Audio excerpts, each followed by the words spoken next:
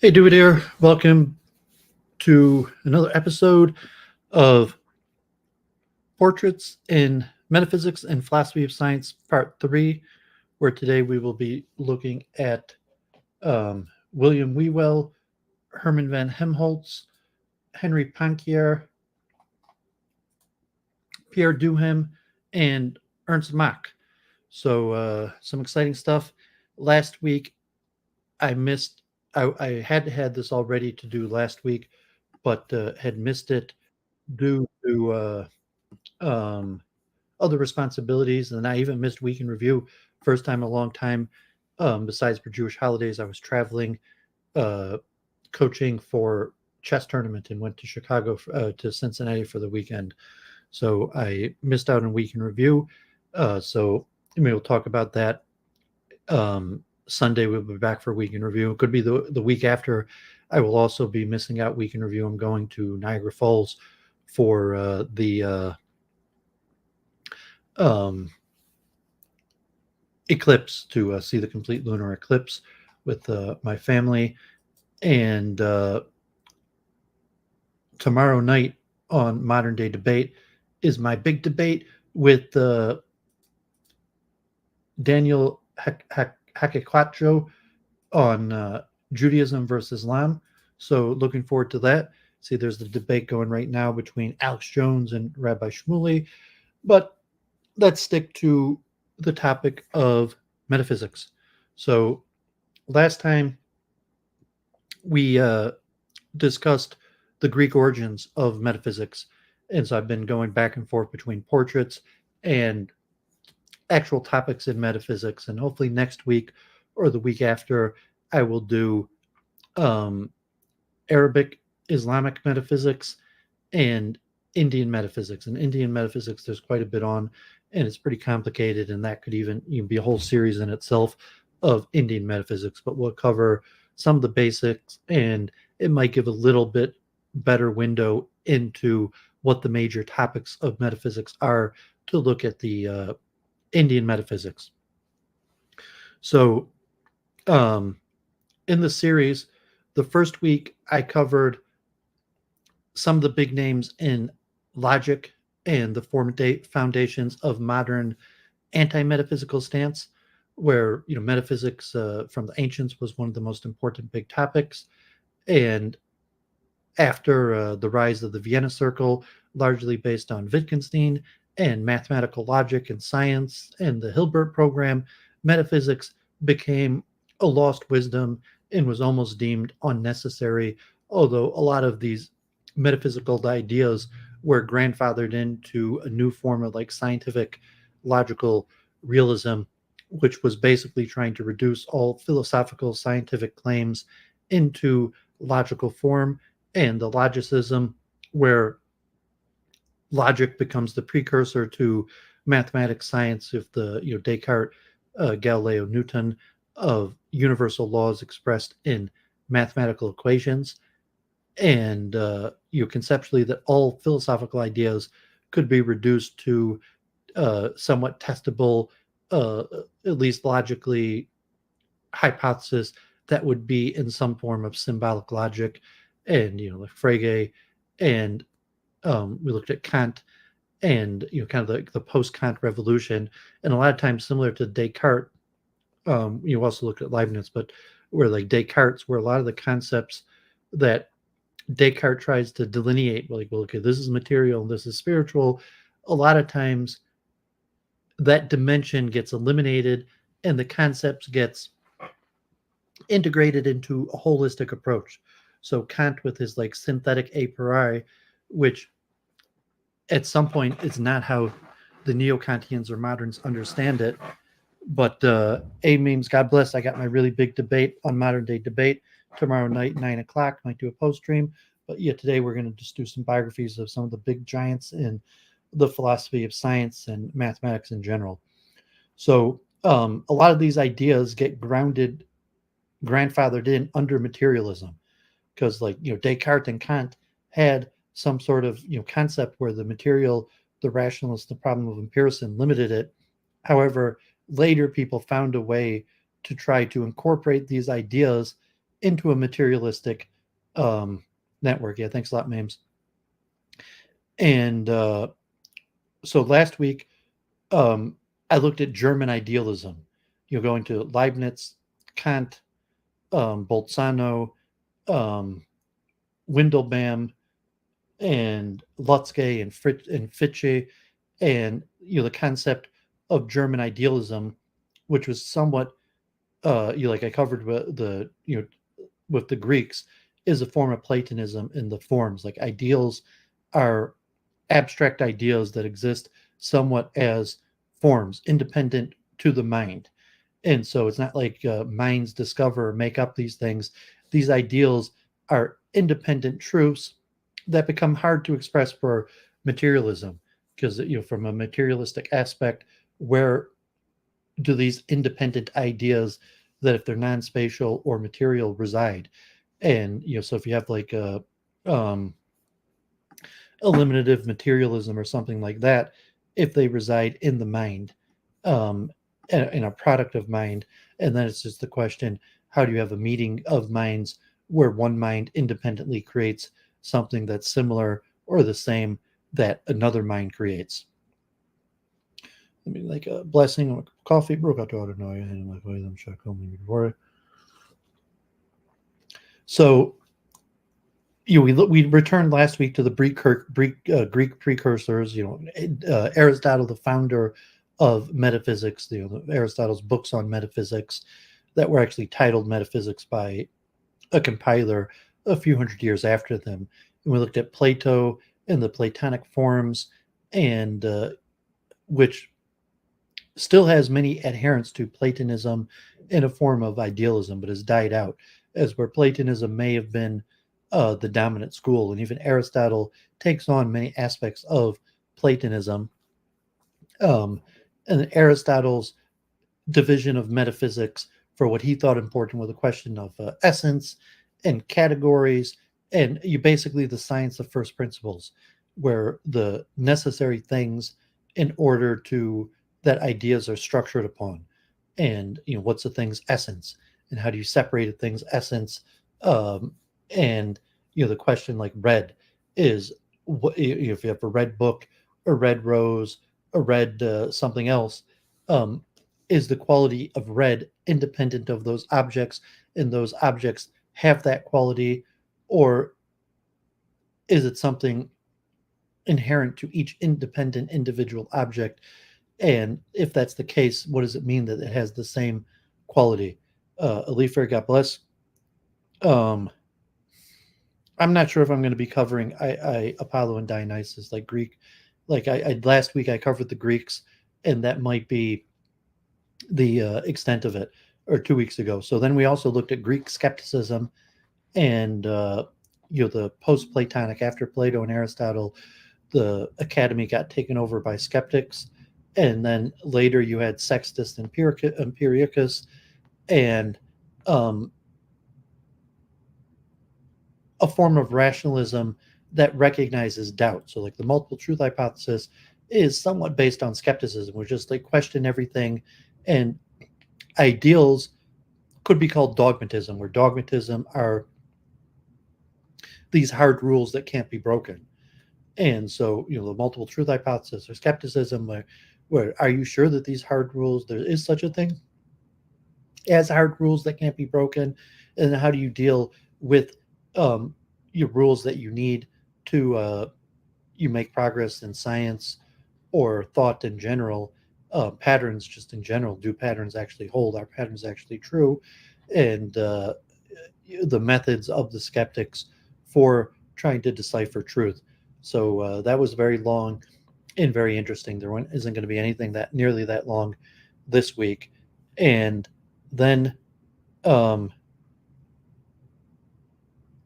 after that, we looked at two long form ideas from the ancient Greeks till today, mainly the innateness battle and Platonism. Both of these were things where there was dispute between Plato and Aristotle.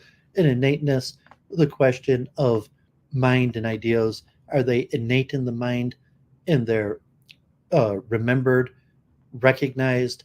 And we'll see a parallel to this in Vedic, Hindu metaphysics the next program. But the Platonic concept, like, or Aristotle leaning towards like a blank slate, not exactly, but later, where you have Locke and Kant, and even modern forms of innateness in a genetic materialistic form like Chomsky and linguistics. But does the mind realize ideals from like a dualistic sense, from some second, like some chamber where truths exist and the mind just accesses them?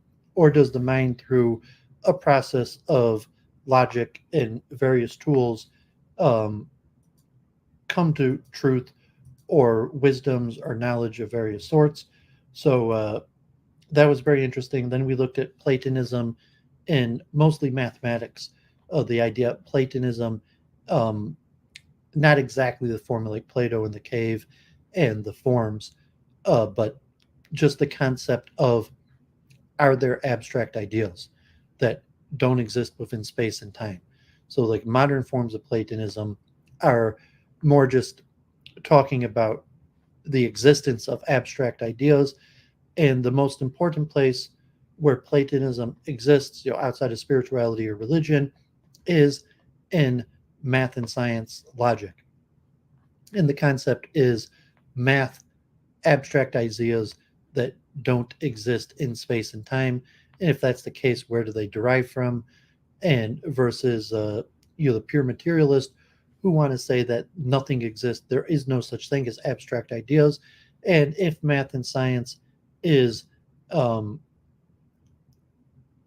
not based on abstract ideas, that it has to be the creation of mind, um, purely based on parallels to material phenomenon.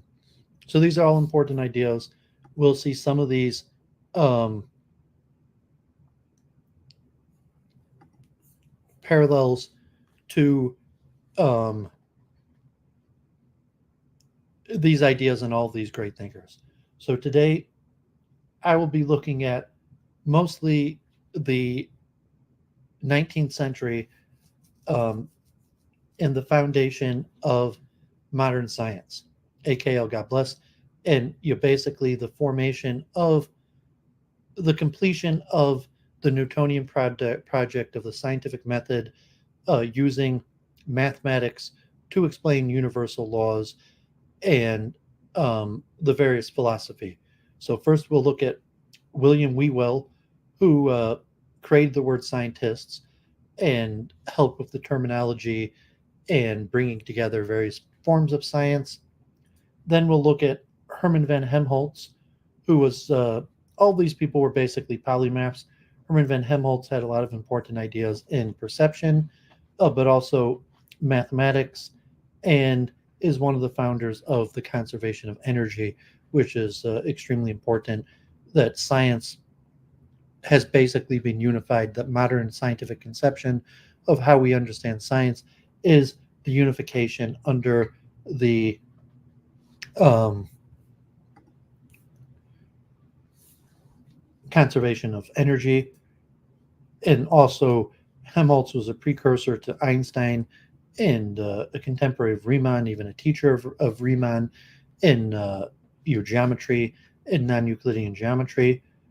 And then we look at Henri Poincare, a famous mathematician and theoretical physicist, who also had a lot of effects in the structure of science, mathematics, geometry, and still some theories till today based on his name.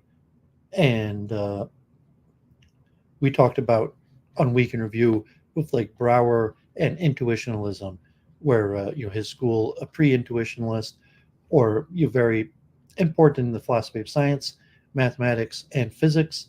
Then we'll look at Pierre Duhum, who had concepts in chemistry, physics, mechanics, electricity, magnetism, thermodynamics.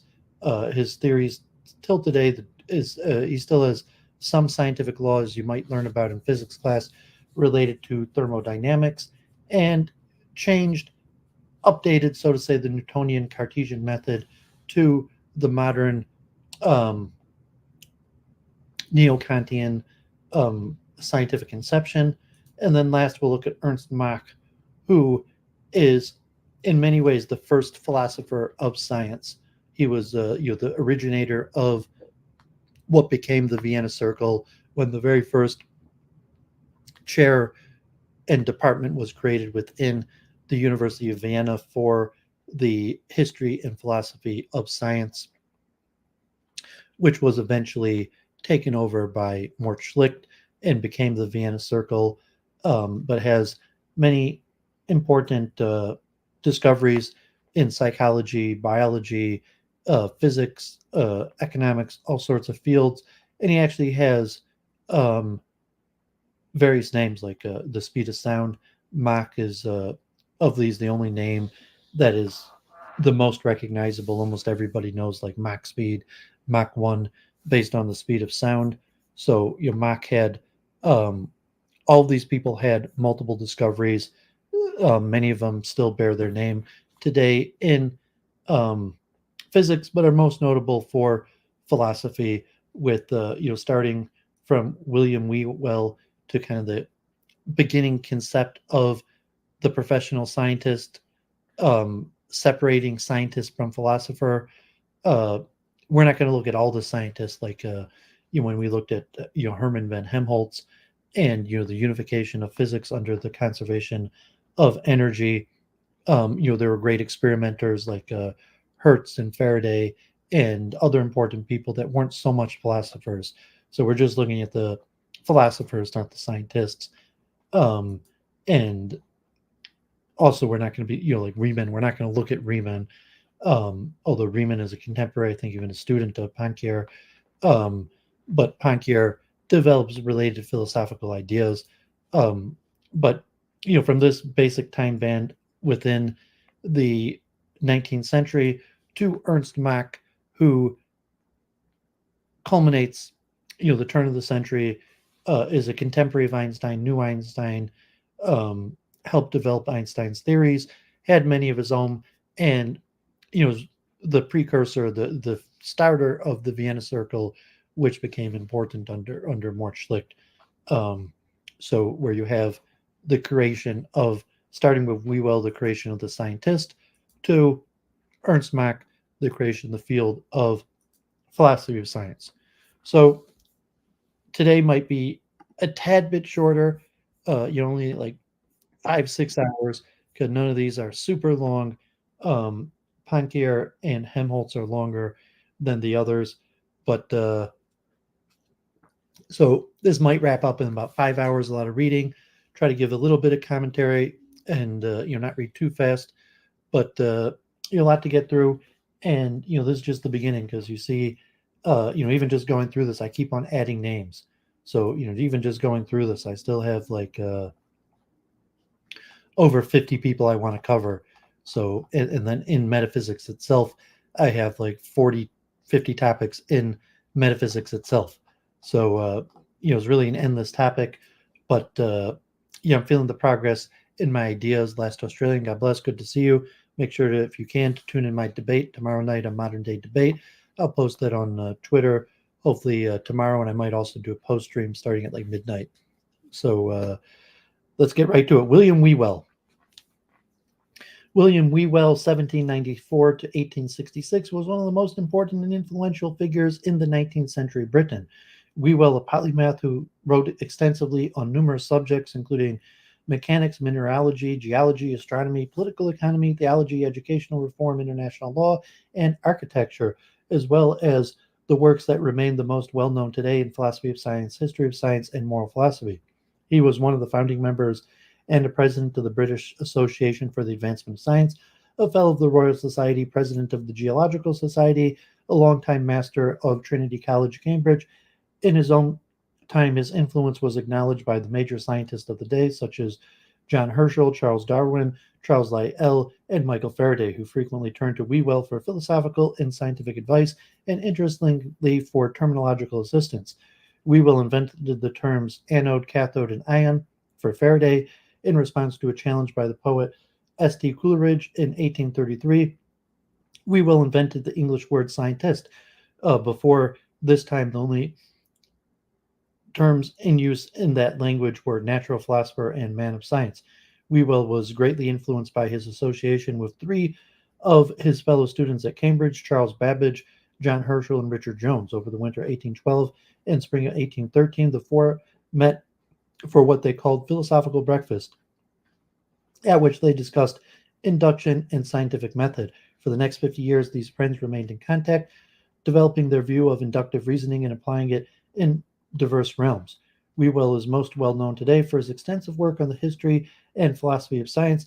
His philosophy of science was attacked by John Stuart Mill in his System of Logic, causing an interesting and fruitful debate between them over the nature of inductive reason in science, moral philosophy, and political economy.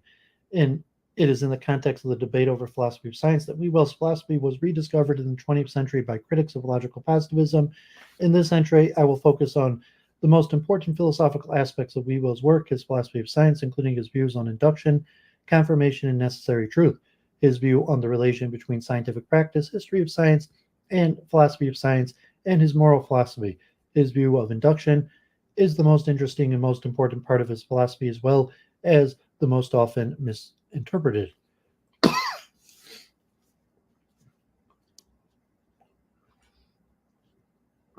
Biography. Whewell was born in 1794, the eldest child of a master carpenter in Lancaster.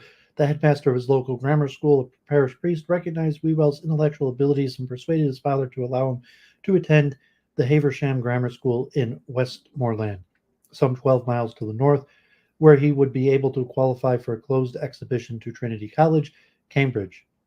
In the 19th century and earlier, these closed exhibitions or scholarships were set aside for children of working class parents to allow for some social mobility. Whewell studied at Haversham Grammar for 2 years and received private coaching in mathematics. Although he did win the exhibition, it did not provide full resources for a boy of his family's means to attend Cambridge, so money had to be raised in a public subscription to supplement the scholarship money.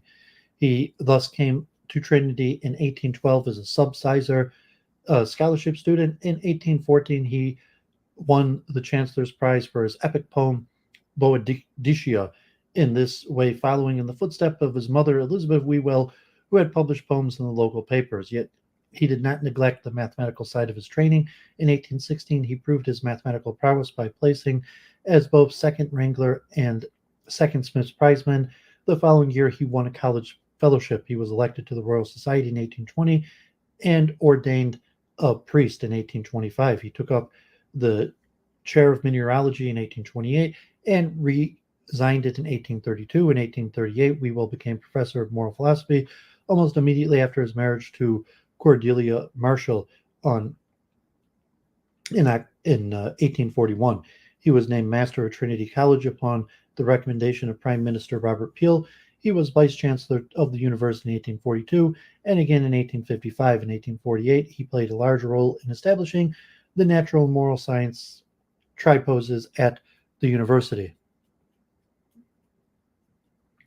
Philosophy of science induction. According to Whewell, all knowledge has both an ideal or subjective dimension as well as an objective dimension. He called this the fundamental antithesis of knowledge. Whewell explained that in every act of knowledge there are two opposite elements which we may call ideas and perceptions. He criticized Kant and the German idealists for their exclusive focus on the ideal or subjective element, and Locke for the sensationalist school for their exclusive focus on the empirical objective element. Like Francis Bacon, Whewell claimed that to be seeking a middle way between pure rationalism and ultra-empiricism. Whewell believed that gaining knowledge requires attention to both ideal and empirical elements, to ideas as well as sensations. These ideas, which he called fundamental ideas, are supplied by the mind itself. They are not, as Mill or Herschel protested, merely received from our observations of the world. Whewell explained that the fundamental ideas are not a consequence of experience, but a result of the particular constitution of activity of the mind, which is independent of all experience in its origin, though constantly combined with experience in its exercise. Consequently, the mind is an active participant in our attempt to gain knowledge of the world, not merely a passive recipient of sense data. Ideas such as space-time, cause, and resemblance provide a structure or form for the multitude of sensations we experience. The ideas provide a structure by expressing the general relations that exist between our sensations. Thus, the idea of space allowed us to apprehend objects as having form, magnitude, and position. Whewell held then that observation is idea-laden. All observation, he noted, involves unconscious inference using the fundamental ideas. Each science has a particular fundamental idea which is needed to organize the facts with which that science is concerned. Thus, space is the fundamental idea of geometry, cause the fundamental idea of mechanics, and substance the fundamental idea of chemistry. Moreover, we will explain that each fundamental idea has certain conceptions included within it. These conceptions are special modifications of the idea applied to particular types of circumstances. For example, the conception of force is a modification of the idea of cause applies to a particular case of motion. Thus far, the discussion of the fundamental ideas may suggest that they are similar to Kant's form of intuition. Indeed, there are some similarities. Because of this, some commentators have argued that Whewell's epistemology is a type of Kantianism. However, this interpretation ignores several crucial differences between the two views. Whewell did not follow Kant in drawing a distinction between precepts or forms of intuition, such as space and time, and the categories or forms of thought in which Kant included the concepts of cause and substance. Moreover, Whewell included as fundamental ideas many ideas which function not as conditions of experience, but as conditions for having knowledge within their respective sciences.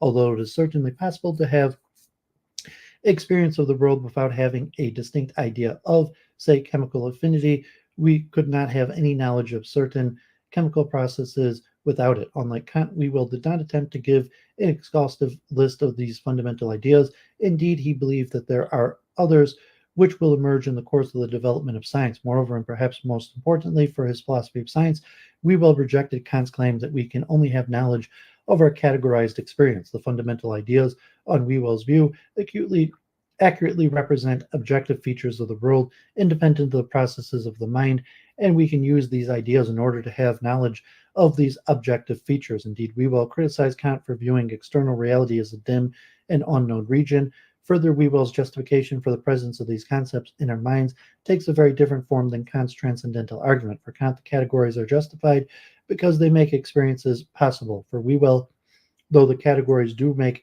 experiences of certain kind possible, the ideas are justified by their origin in the mind of a divine creator. And finally, the type of necessity which Whewell claimed is derived from the ideas is very different from Kant's notion of a synthetic a priori. I return to these last 2 points in the section on necessary truth below.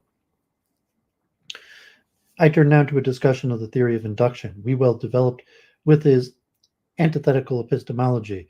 From his earliest thoughts about the scientific method, Whewell was interested in developing an inductive theory. At their philosophical breakfast at Cambridge, Whewell, Babbage, Herschel, and Jones discussed how science had stagnated since the heady days of the scientific revolution in the 17th century. It was time for a new revolution, which they pledged to bring about. The cornerstone of this new revolution was to be the promotion of a Baconian type of induction, and all four men began their careers endorsing an inductive scientific method against the deductive method then being advanced by political economist David Ricardo, logician Richard Whately, and their followers. Although the four friends agreed about the importance of an inductive scientific method, Herschel and Jones would take issue with some aspects of Whewell's version, notably his antithetical epistemology. Whewell's first explicit, lengthy discussion of induction is found in his philosophy of the inductive sciences, founded upon their history, which was originally published in 1840. He called this induction discoverer's induction and explained that it is used to discover both phenomenal and causal laws. Whewell considered himself to be a follower of Bacon and claimed to be renovating Bacon's inductive method. Thus, one volume of the third edition of the philosophy is entitled Novum Organon Renovatum. Whewell followed Bacon in rejecting the standard, overly narrow notion of induction that holds induction to be merely simple enumeration of instances. Rather, Whewell explained that in induction, there is a new element added to the combination of instances by the very act of thought by which they were combined. This act of thought is a process Whewell called colligation. Colligation, according to Whewell, is the mental operation of bringing together a number of empirical facts by superinducing upon them a conception which unites the facts and renders them capable of being expressed by a general law. The conception thus provides the true bond of unity by which the phenomena are held together, by providing a property shared by the known member of class. In the case of causal laws, the colligating property is that of sharing the same cause. Thus, the known points of the Martian orbits were colligated by Kepler using the conception of the elliptical curve. Often, new discoveries are made, Whewell pointed out, not when new facts are discovered, but when the appropriate conception is applied to the facts.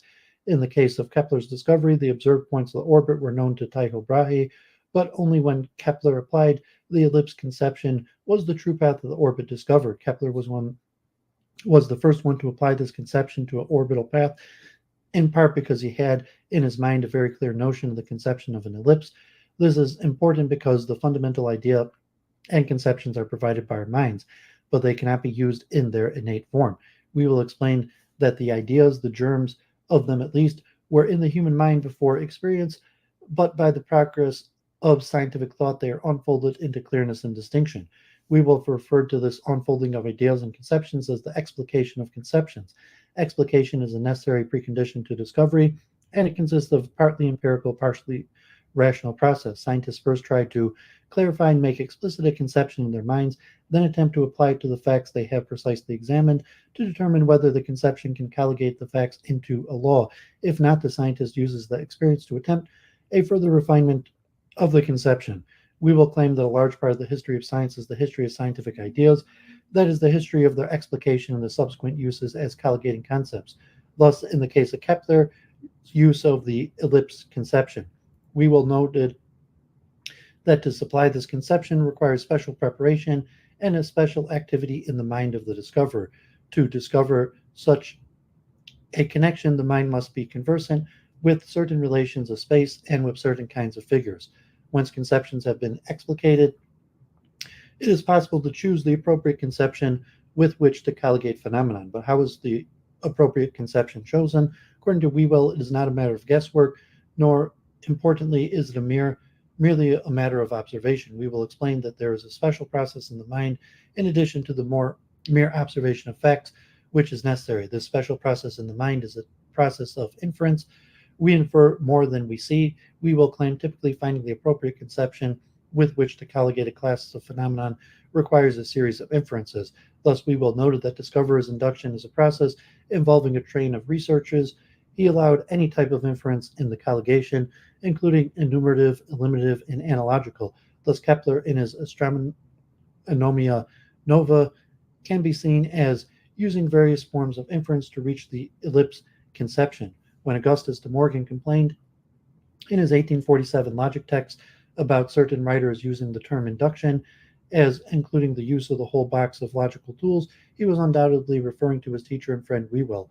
After the known members of a class are colligated with the use of a conception, the second step of Whewell's discoverer's induction occurs, namely the generalization of the shared property over the complete class, including its unknown members. Often, as Whewell admitted, this is trivially simple procedure. Once Kepler applied the conception of ellipse to the observed members of the class of Mars position, he generalized it to all members of the class, including those which were unknown, unobserved, to reach the conclusion that all the points of Mars' orbit lie in an ellipse with the Sun at one focus. He then preferred a further generalization to reach his first law of planetary motion. The orbits of all planets lie on the ellipses with the Sun at one focus. I've mentioned that Whewell thought of himself as renovating Bacon's inductive philosophy. His inductivism does share numerous features with Bacon's method of interpreting nature. For instance, the claims that induction must involve more than merely simple enumeration of instances, that science must proceed by successive steps of generalizations, that inductive science can reach unobservables from Bacon's the forms of Whewell's unobservable entities such as light waves or properties such as elliptical orbits or gravitational forces. Yet surprisingly, the received view of Whewell's methodology in the 20th century tended to describe Whewell as an anti-inductivist in the Popperian mold. That is, it was claimed that Whewell endorsed a conjectures and refutations view of scientific discovery. However, it is clear from the above discussion that his view of discoverer's induction does not resemble the view asserting that hypotheses can be and are typically arrived at by mere guesswork. Indeed, Whewell explicitly rejected the hypothetical deductive claim that hypotheses discovered by non-rational guesswork can be confirmed by consequential testing. For example, in his review of his friend Heschel's preliminary discourse on the study of natural philosophy, Whewell argued against Herschel that verification is not possible when a hypothesis has been formed non-inductively. Nearly 30 years later, in the last edition of the philosophy, Whewell referred to the belief that the discovery of the laws of causes of phenomenon is a loose haphazard sort of guessing, and claimed that this type of view appears to be a misapprehension of the whole nature of science. In other mature works, he noted that discoveries are made not by any capricious conjectures of arbitrary selection, and explained that new hypotheses are probably collected from the facts. In fact, Whewell was criticized by his contemporary David Brewster for not agreeing that discoveries, including Newton's discovery of the universal gravitational law, were typically made by accident. Why has Whewell been misinterpreted by so many modern commentators? One reason has to do with the error of reading certain terms used by Whewell in the 19th century as if they held the same meaning they have in the 20th and 21st century. Thus, since Whewell used the terms conjectures and guesses, some writers believe that he shares Popper's methodology. Whewell made mention, for instance, of the happy guesses made by scientists and claimed that advances of knowledge often follow the previous exercise of some boldness and license in guessing. But Whewell generally used these terms to connote a conclusion that is not yet conclusively confirmed. The Oxford English Dictionary tells us that prior to the 20th century, the term conjecture was used to connote not a hypothesis reached by non-rational means, but rather one which is unverified or which is a conclusion as to what is likely or probable, as opposed to the result of demonstration. The term was used in this way by Bacon, Kepler, Newton, and Dugald Stewart, writers whose work was well known to Whewell. In other places where Whewell used the term conjectures, he suggests that what appears to be the result of guesswork is actually what we might call an educated guess, a conclusion drawn by weak inference. Whewell describes Kepler's discovery, which seems so capricious and fanciful, as actually being regulated by his clear scientific ideals. Finally, Whewell's use of the terminology of guessing sometimes occurs in the context of a distinction he draws between the generation of a number of possible conceptions and the selection of one to superinduced upon the facts. Before the appropriate conception is found, the scientist must be able to call up in his mind a number of possible ones. Whewell noted that this calling up of many possibilities is in some measure a process of conjecture. However, selecting the appropriate conception with which to colligate the data is not conjectural. Thus, Whewell claimed that the selection of the conception is often preluded by guesses. He does not that is claimed that the selection consists in guesswork. When inference is not used to select the appropriate conception, the resulting theory is not an induction, but rather a hasty and imperfect hypothesis. He drew such a distinction between Copernicus's heliocentric theory, which he called an induction, and the heliocentric system proposed by Aristarchus in the 3rd century BCE, to which he referred to as hasty and imperfect hypothesis. Thus, Whewell's philosophy of science cannot be described as a hypothetical deductive view. It is an inductive method, yet it clearly differs from the more narrow inductivism of Mill. Whewell's view of induction has the advantage over Mill's of allowing the inference to unobservable properties and entities, and for this reason is a more accurate view of how science works.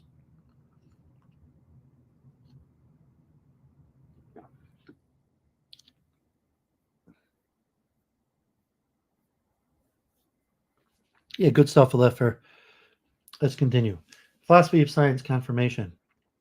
On Whewell's view, once a theory is invented by discoverer's induction, it must pass through a variety of tests before it can be considered confirmed as an empirical truth. These tests are prediction, consilience, and coherence.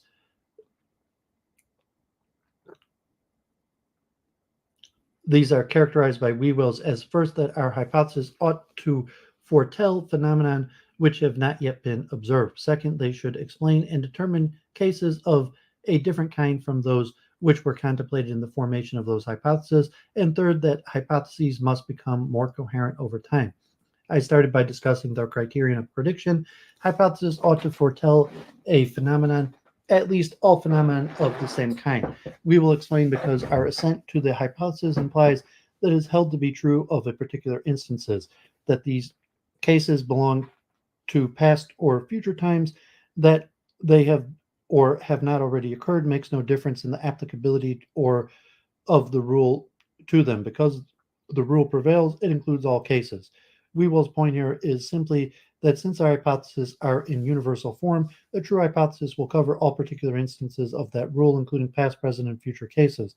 But he also makes the stronger claim that successful predictions of unknown facts provide greater confirmatory value than explanations of already known facts. Thus, he held the historical claim that new evidence is more valuable than old evidence. He believed that to predict unknown facts found afterwards to be true, a confirmation of a theory which is in impressiveness and value goes beyond any explanation of known facts. We will claim that the agreement of the prediction with what occurs, the fact that the prediction turns out to be correct, is nothing strange if the theory be true, but quite unaccountable if it be not. For example, if Newtonian theory were not true, he argued the fact that from the theory we could correctly predict the existence, location, and mass of a new planet, Neptune, would be bewildering and indeed miraculous. An even more valuable confirmation criterion, according to Whewell, is that of consilience. We will explain that the evidence in favor of our induction is of a much higher and more forceful character when it enables us to explain and determine, predict cases of a kind different from those which were contemplated in the formation of our hypothesis. The instances in which this have occurred indeed impress us with a conviction that the truth of our hypothesis is certain. We will call this type of evidence a jumping together or consilience of inductions.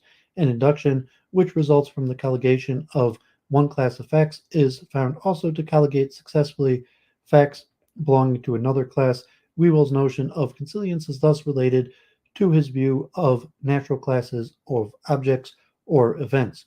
To understand this confirmation criteria, it may be helpful to schematize the jumping together that occurred in the case of Newton's law of universal gravitation, Whewell's exemplary case of consilience. On Whewell's view, Newton used the form of inference Whewell characterized as discoverer's induction in order to reach his universal gravitation law, the inverse squared law of attraction.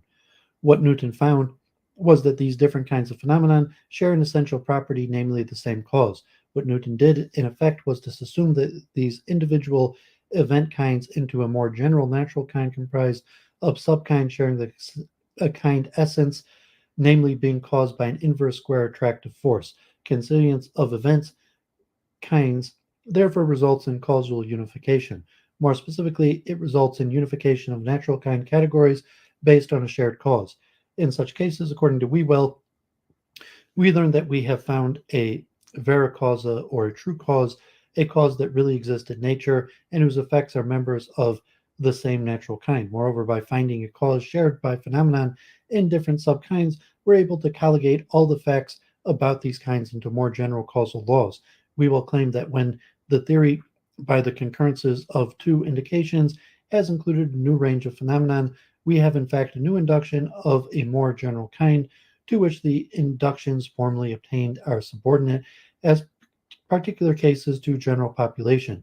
You note that consilience is the means by which we effect the successive generalizations that constitutes the advancements of science. We will discuss the further related test of a theory's truth, namely coherence. In the case of true theories, we will claim the system becomes more coherent as it's further extended. The elements which we require for explaining new class of facts are already contained in our system. In false theories, the contrary is the case. Coherence occurs when we are able to extend our hypothesis to colligate a new class of phenomenon without ad hoc modifications of the hypothesis. Thus, coherence can be seen as a type of consilience that happens over time. Indeed, we will remark that these two criteria, consilience and coherence, are in fact hardly different.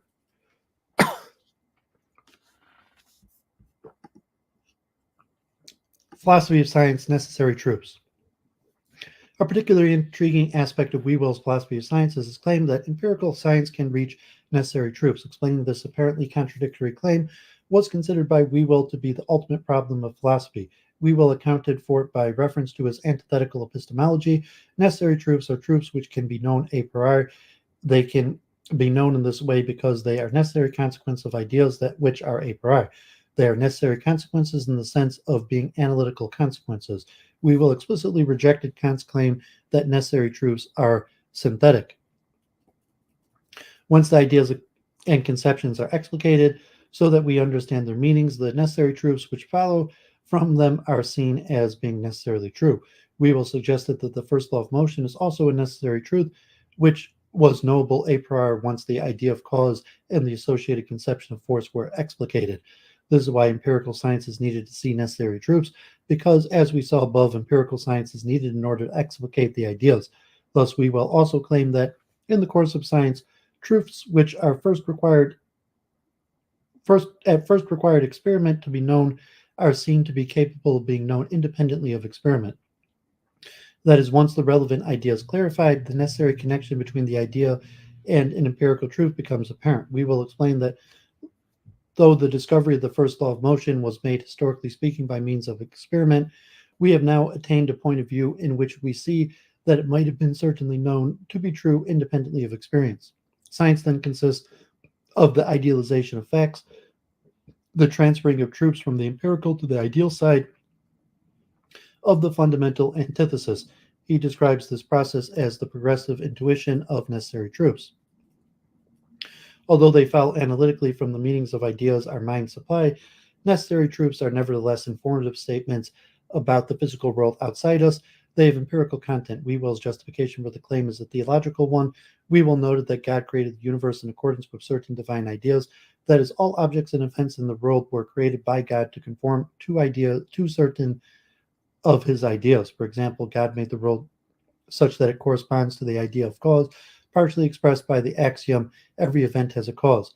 Hence, in the universe, every event conforms to this idea, not only by having a cause, but by being such that it could not occur without a cause. On Whewell's view, we're able to have knowledge of the world because the fundamental ideas which are used to organize our sciences resemble the ideas used by God in his creation of the physical world. The fact that there is no coincidence, God has created our minds such that they contain these same ideas. That is, God has given us our ideas, or rather the germs of the ideas, so that they can and must agree with the world. God intends that we can have knowledge of the physical world, and this is possible only through the use of ideas which resemble those that were used in creating the world. Hence, with our ideas, once they are properly unfolded and explicated, we can colligate correctly the facts of the world and form true theories. And when these ideas are distinct, we can know a priori the axioms which express their meaning. An interesting consequence of this interpretation of Whewell's view of necessity is that every law of nature is a necessary truth, in virtue of following analytically from some idea used by God in creating the world. Whewell drew no distinction between truths which can be idealized and those which cannot. Thus, potentially any empirical truth can be seen to be a necessary truth once the ideas and conceptions are explicated sufficiently. For example, Whewell suggests that experiential truths such as salt is soluble may be necessary truths, even if we don't recognize this necessity, even if it is not yet knowable a priori. Whewell's view thus destroys the line traditionally drawn between laws of nature and the axiomatic propositions of the pure sciences of mathematics. Mathematical truth is granted no special status. In this way, Whewell suggested a view of scientific understanding which is perhaps not surprisingly grounded in his conception of natural theology, since our ideas are shadows of the divine ideas. To see a law as necessary consequence of our ideas is to see it as a consequence of divine ideas exemplified in the world. Understanding involves seeing a law as being not an arbitrary accident on the cosmic scale, but a necessary consequence of the ideas God used in creating the universe. Hence, the more we idealize the facts, the more difficult it will be to deny God's existence. We will come to see more and more truths as the intelligible result of intentional design. This view is related to the claim Whewell had earlier made in his Bridgewater Treatise, 1833, that the more we study the laws of nature, the more convinced we will be of the existence of a divine lawgiver. The relation between scientific practice, history of science, and philosophy of science. An issue of interest to the philosophers of science today is the relationship between knowledge of the actual practice and history of science in developing a philosophy of science. Whewell is interested to examine in relation to this issue because he claimed to be inferring his philosophy of science from his study of the history and practice of science. His large-scale History of the Inductive Sciences, first published in 1837, was a survey of the science from ancient to modern times. He insisted upon completing this work before writing his philosophy of the inductive sciences, founded upon their history. Moreover, Whewell sent proof sheets of the history to as many scientist friends to ensure their accuracy of his accounts. Besides knowing about the history of science, Whewell had first-hand knowledge of scientific practice. He was actively involved in science in several important ways. In 1825, he traveled to Berlin and Vienna to study mineralogy and crystallography with Mohs and other acknowledged masters of the field. He published numerous papers in the field as well as a monograph, and is still credited with making important contributions and giving a mathematical foundation to crystallography. He also made a contribution to the field of tidal research, pushing for a large-scale worldwide project of tidal observation. He won a Royal Society gold medal for this accomplishment. Whewell acted as a terminological consultant for Faraday and other scientists who wrote to him asking for new words. Whewell only provided terminology when he believed he was fully knowledgeable about the science involved. In his section on the language of science and the philosophy, Whewell makes this position clear. Another interesting aspect of his intercourse with scientists becomes clear in reading his correspondence with them, namely that Whewell constantly pushes Faraday, Forbes, Lubbock, and others to perform certain experiments, make specific observations, and to try to connect their findings in ways of interest to Whewell. In all these ways, Whewell indicated that he had a deep understanding of the activity of science. So, how is this knowledge of science and its history important for his works on the philosophy of science? Some commentators have claimed that Whewell developed an a priori philosophy of science and then shaped his history to conform to his own view. It is true that he started out from his undergraduate days with the project of reforming the inductive philosophy of Bacon. Indeed, this early inductivism led him to the view that learning about scientific method must be inductive, that is requires the study of the history of science. Yet it is clear that he believes his study of the history of science and his own work in sciences were needed in order to flesh out the details of his inductive position. Thus, as in his epistemology, both a priori and empirical elements combined in the development of his scientific methodology. Ultimately, Whewell criticized Mill's view of induction developed in the system of logic, not because Mill had not inferred it from the study of the history of science, but rather on the grounds that Mill had not been able to find a large number of appropriate examples illustrating the use of his methods of experimental inquiry.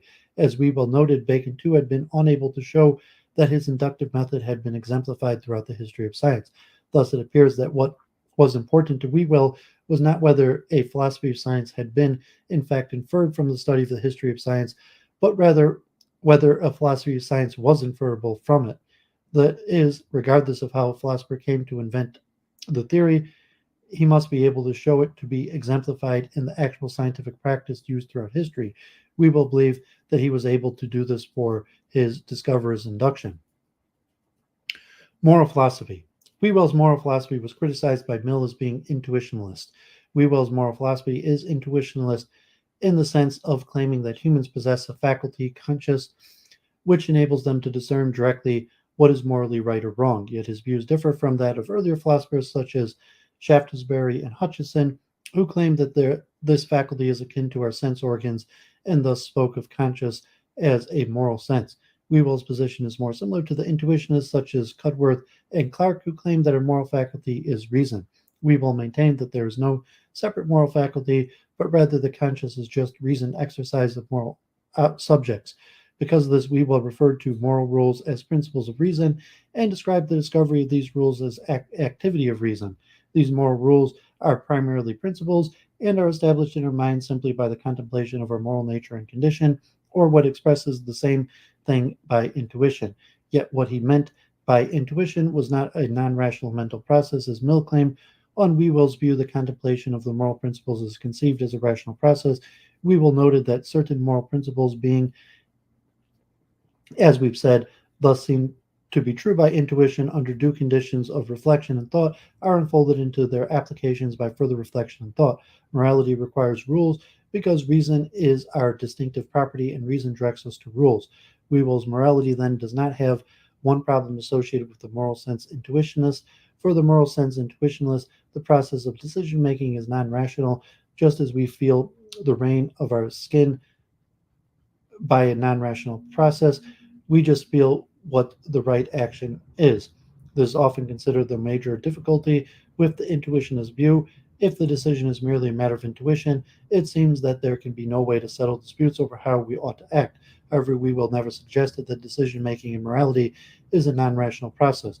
On the contrary, he believed that reasons lead to common dimensions about the right way to act, although our desires, affections may get in the way. He explains, so far as men decide comfortably to reason, they decide alike.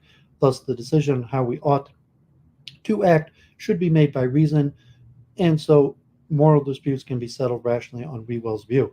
Mill also criticized Whewell's claim that moral rules are necessary truths, which are self evident. Mill took this to mean that there can be no progress in morality. What is self evident must always remain so, and thus to the further conclusion that Whewell believed that the current rules of science society to be necessary truths. Such a view would tend to support the status quo, as Mill rightly complained. Thus, he rather unfairly accused Whewell of justifying evil practices such as cruelty to animals, forced marriages, and even slavery. But Mill was wrong to attribute such a view to Whewell. Whewell did claim that moral rules are necessary truths and invested them with the epistemological status of self-evident axioms. However, as noted above, Whewell's view of necessary truths is a progressive one. This is as much the case in morality as in science. The realm of morality, like the realm of physical science, is structured by certain fundamental ideals. In this case, benevolence, justice, truth, purity, and order. These moral ideals are conditions of our moral experience. They enable us to perceive actions as being in accordance with the demands of morality. Like the ideas of physical science, the ideas of morality must be explicated before the moral rules can be derived from them. There is a progressive intuition of necessary truth in order in morality as well as in science. Hence, it does not follow that because the moral truths are axiomatic and self-evident that we currently know them. Indeed, Whewell claimed that to test self-evidence by the causal opinion of individual men is a self-contradiction. Nevertheless, Whewell did believe that we can look to the dictates of positive law of the most morally advanced societies as a starting point in our explication of the moral ideas. Although he surely had a biased view of what societies were morally advanced, he was not therefore suggesting that the laws of those societies are the standard of morality. Just as we examine the phenomenon of the physical world in order to explicate our scientific conceptions, we can examine the facts of the positive law and the history of moral philosophy in order to explicate our moral conceptions. Only when these conceptions are explicated can we see what axioms or necessary truths of morality truly follow from them. Mill was therefore wrong to interpret Whewell's moral philosophy as a justification of the status quo or as a constituting a vicious circle. Rather, Whewell's view shares some features of Rawls' later use of the notion of reflective equilibrium. Okay, so there we have William Whewell, the coiner of the term scientist, important figure in British, somewhat trying to combine empiricism with rationalism, idealism. So let's continue. So Whewell's pretty important, and of note, the concept of necessary truth, induction. Induction will be very important. He's somewhat misunderstood and misinterpreted, and as said, is more of historical note. So let's next look at Hermann von Hemholtz. Helmholtz is unquestionably one of the most important people in all of the history of science, specifically for the conservation of energy, which basically pulls together as the unifying principle of all sciences these days, and also concepts of non-Euclidean geometry and perception. And actually, Helmholtz is for active inference, and Carl Friston's free energy principle. Helmholtz also had concepts of the least action principle and perception that led to Carl Friston's free energy principle. So even like Carl Friston, active inference is somewhat directly based on Hermann von Hemholtz. So extremely important. This one's a little bit longer, so just a handful of people watching, but if you're there in the chat or you hope this is useful to you, it's definitely extremely useful for my research. Hermann von Hemholtz. Hermann von Hemholtz, 1821 to 1894, participated in two of the most significant developments in physics and in the philosophy of science in the 19th century. The proof that Euclidean geometry does not describe the only possible visualizable and physical space, and the shift from physics based on actions between particles at a distance to the field theory. Helmholtz achieved a staggering number of scientific results, including the formulation of energy conservation, the vortex equation for fluid dynamics, the notion of free energy in thermodynamics, and the invention of the ophthalmoscope. His constant interest in the epistemology of science guarantees his enduring significance for philosophy.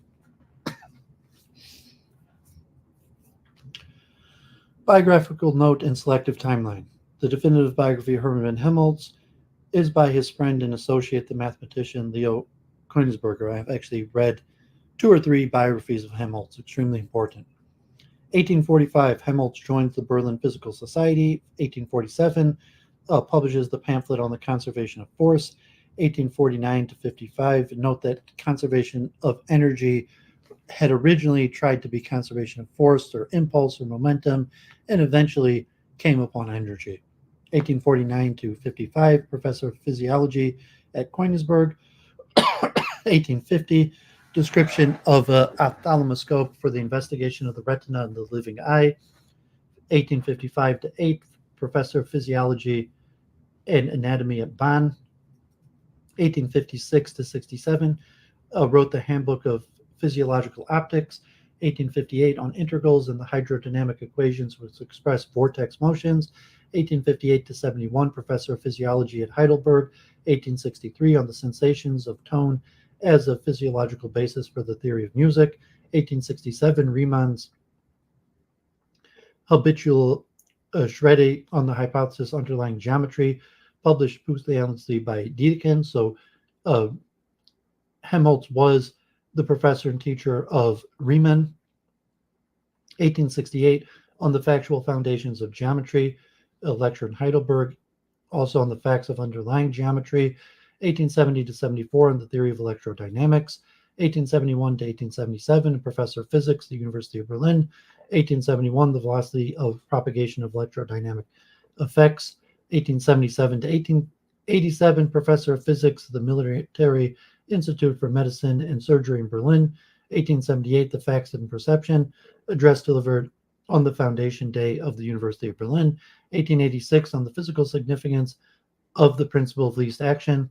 1887 to 94, founding president of the Physikalische Technische Reichenstalt in Berlin. 1893, consequences of Maxwell's theory concerning the motions of the pure ether.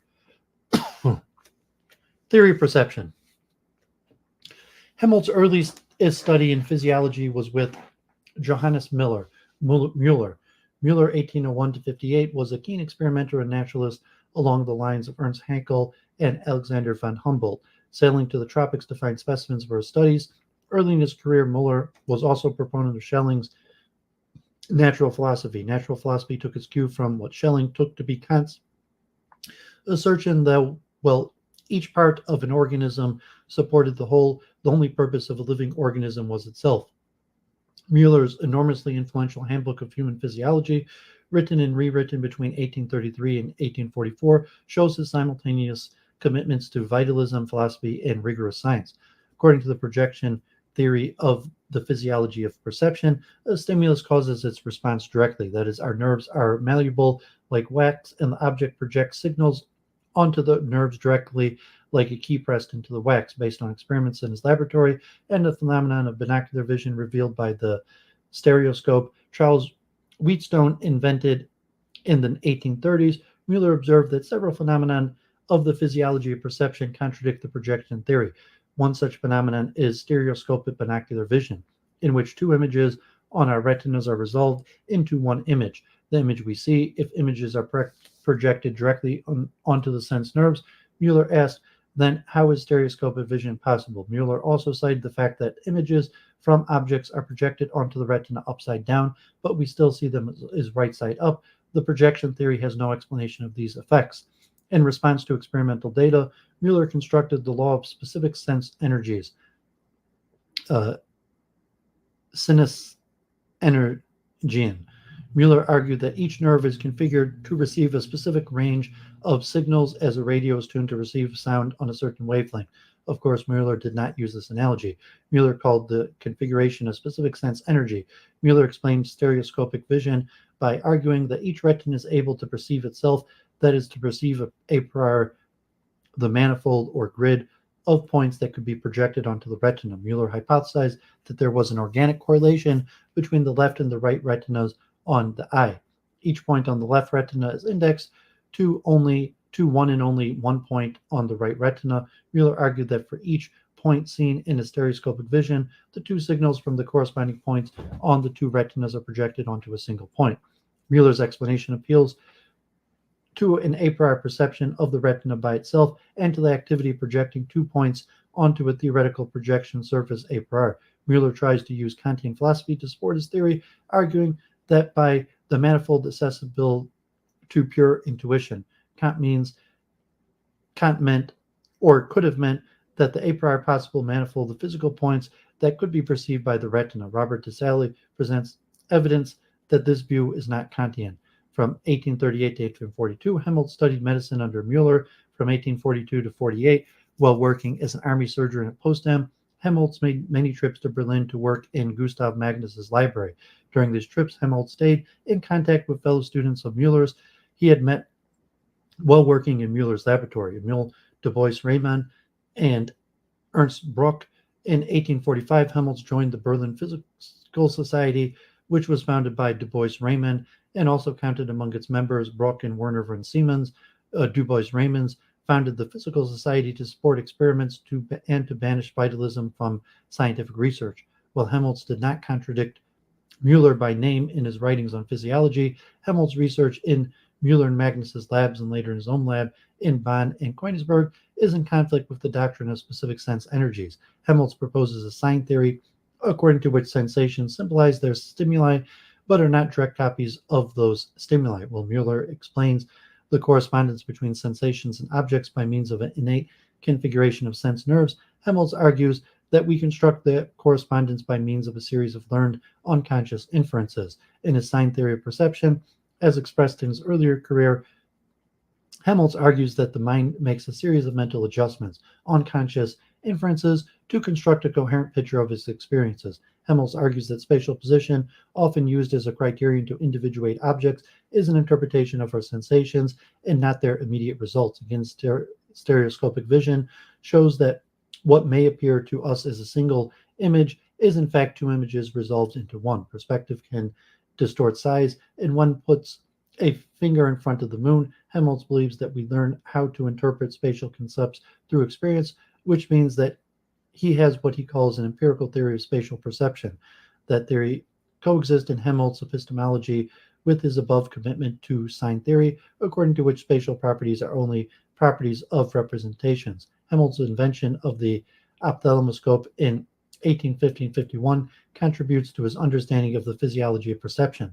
Philosophically, Helmholtz's epistemology commits him to the view that representations arise in a physical process, but are signs and not copies of their objects. Helmholtz was inspired by the theories of Hermann Lutz in his explanation of these phenomena. For Lutz, Helmholtz observed to the sensations from spatially distinct nerve endings correspond various determinate local Zeichen, literally place signs, whose spatial meaning is learned. My various sensations of my finger are originally unrelated, but I can relate them to each other by means of the concept my finger, which serves as a mental localization that contains the data of all the sensations. The space of perception is a general localization that relates all possible sensations to each other. The usefulness of Lutz's theory is that all psychological sensations are mapped directly onto the mental concepts, and even space becomes a tool for constructing an interpretation of sense data akin to language. According to Helmholtz's explanations of physiology of perception, the qualities of sensations belong only to our nervous system, and we acquire our knowledge of spatial ordering through perceiving an unchanging sequence of sense impressions of the same object. It is easy to see that by moving our fingers over an object, we can learn the sequences in which impressions of it present themselves, and that these sequences are unchanging, regardless which finger we use. It is thus that our knowledge of the spatial arrangement of objects is attained.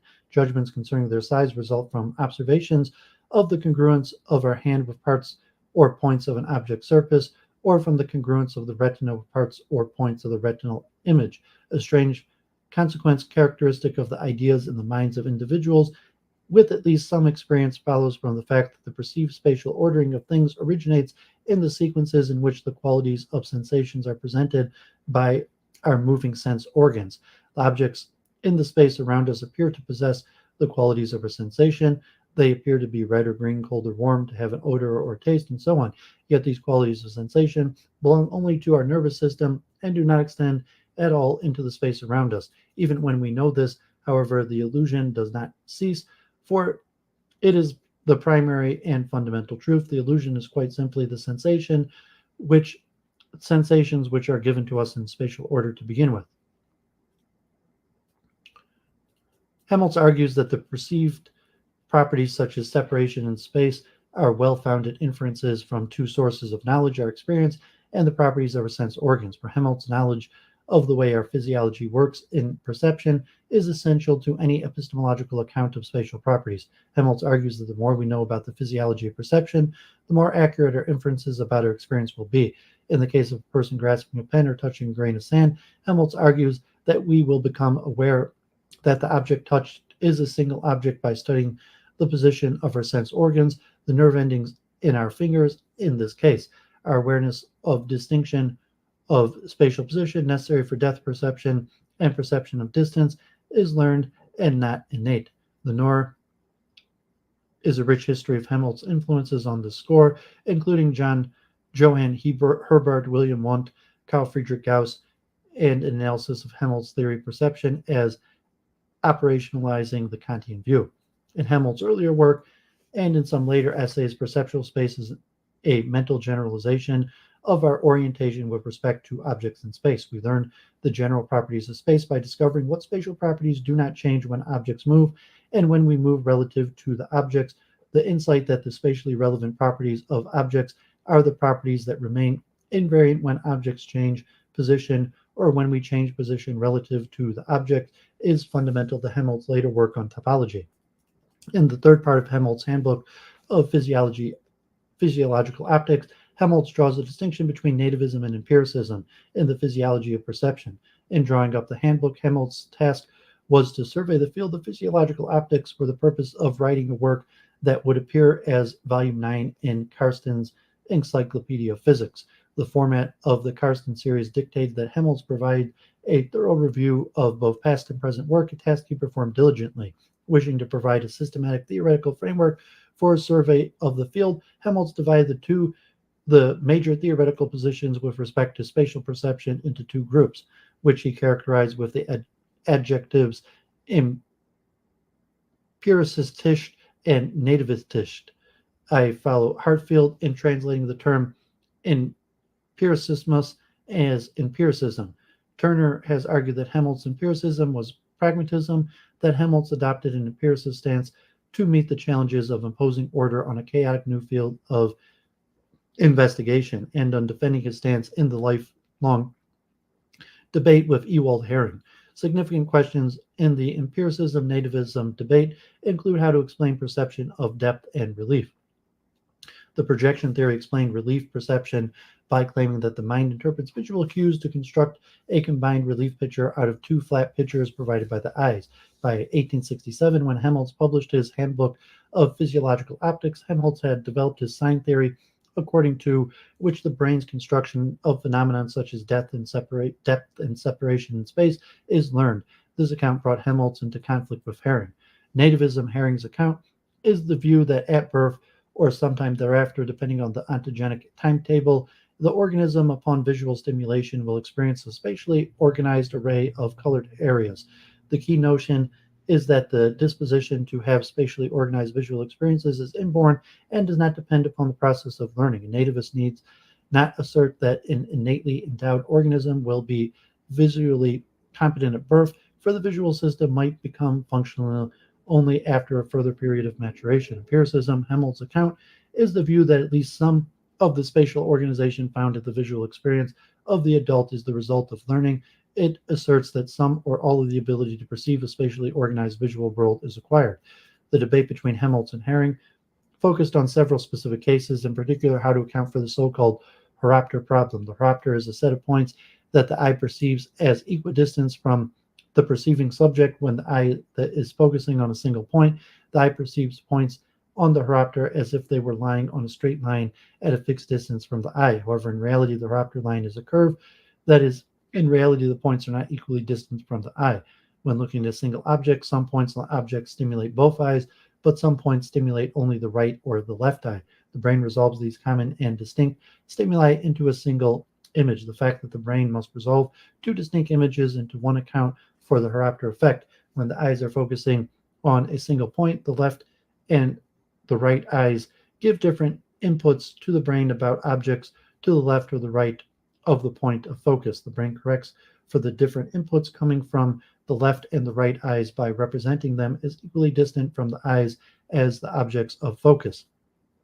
Herring and Helmholtz disagree not about the empirical results or the concept of the horopter itself, but about how to explain the brain's resolution of two images into one. Helmholtz argues that the brain adjusts the retinal images by a process of unconscious inferences. Helmholtz contends that a child's brain learns to respond to stimuli as the child develops, and that the brain unconsciously adjusts itself to produce a coherent experience, for instance, to resolve retinal disparities. Herring argues that the ability to experience objects as a single spatially ordered image is a disposition inborn in human children and not acquired. While children may not have been born with the ability to resolve two images into one, Herring claims that the ability develops when a child grows to maturity and it is not learned. Herring argues that depth perception and stereoscopic vision are inherent physical abilities like running or even breathing that can be honed but are not learned wholesale from experience. In fact, to Herring, the adjustments the brain and eyes make to different inputs are automatic and involuntary, like a heartbeat. Helmholtz contends that depth perception and stereoscopic vision require reciprocal adjustment to objects and thus are skills that must be learned through experience, like shaving in front of a mirror. When shaving in front of a mirror, one must learn to distinguish right from left in the mirror and to turn the right or left side of one's face to the mirror correctly, even though the apparent motion in the mirror is the opposite of the felt motion of one's body. Helmholtz argues that the ability to shave in front of a mirror cannot be innate because it requires learned adjustments to properties of one's environment, that reflections in a mirror are inverted, for instance. Patton argues that Helmholtz-Herring debate revealed deep fissures in the 19th century accounts of scientific explanation, as well as the conception of how physiology, psychology, physics, and philosophy are related. Herring was a pioneer in Lamarckian explanations, arguing for an earlier vision of the biogenetic law.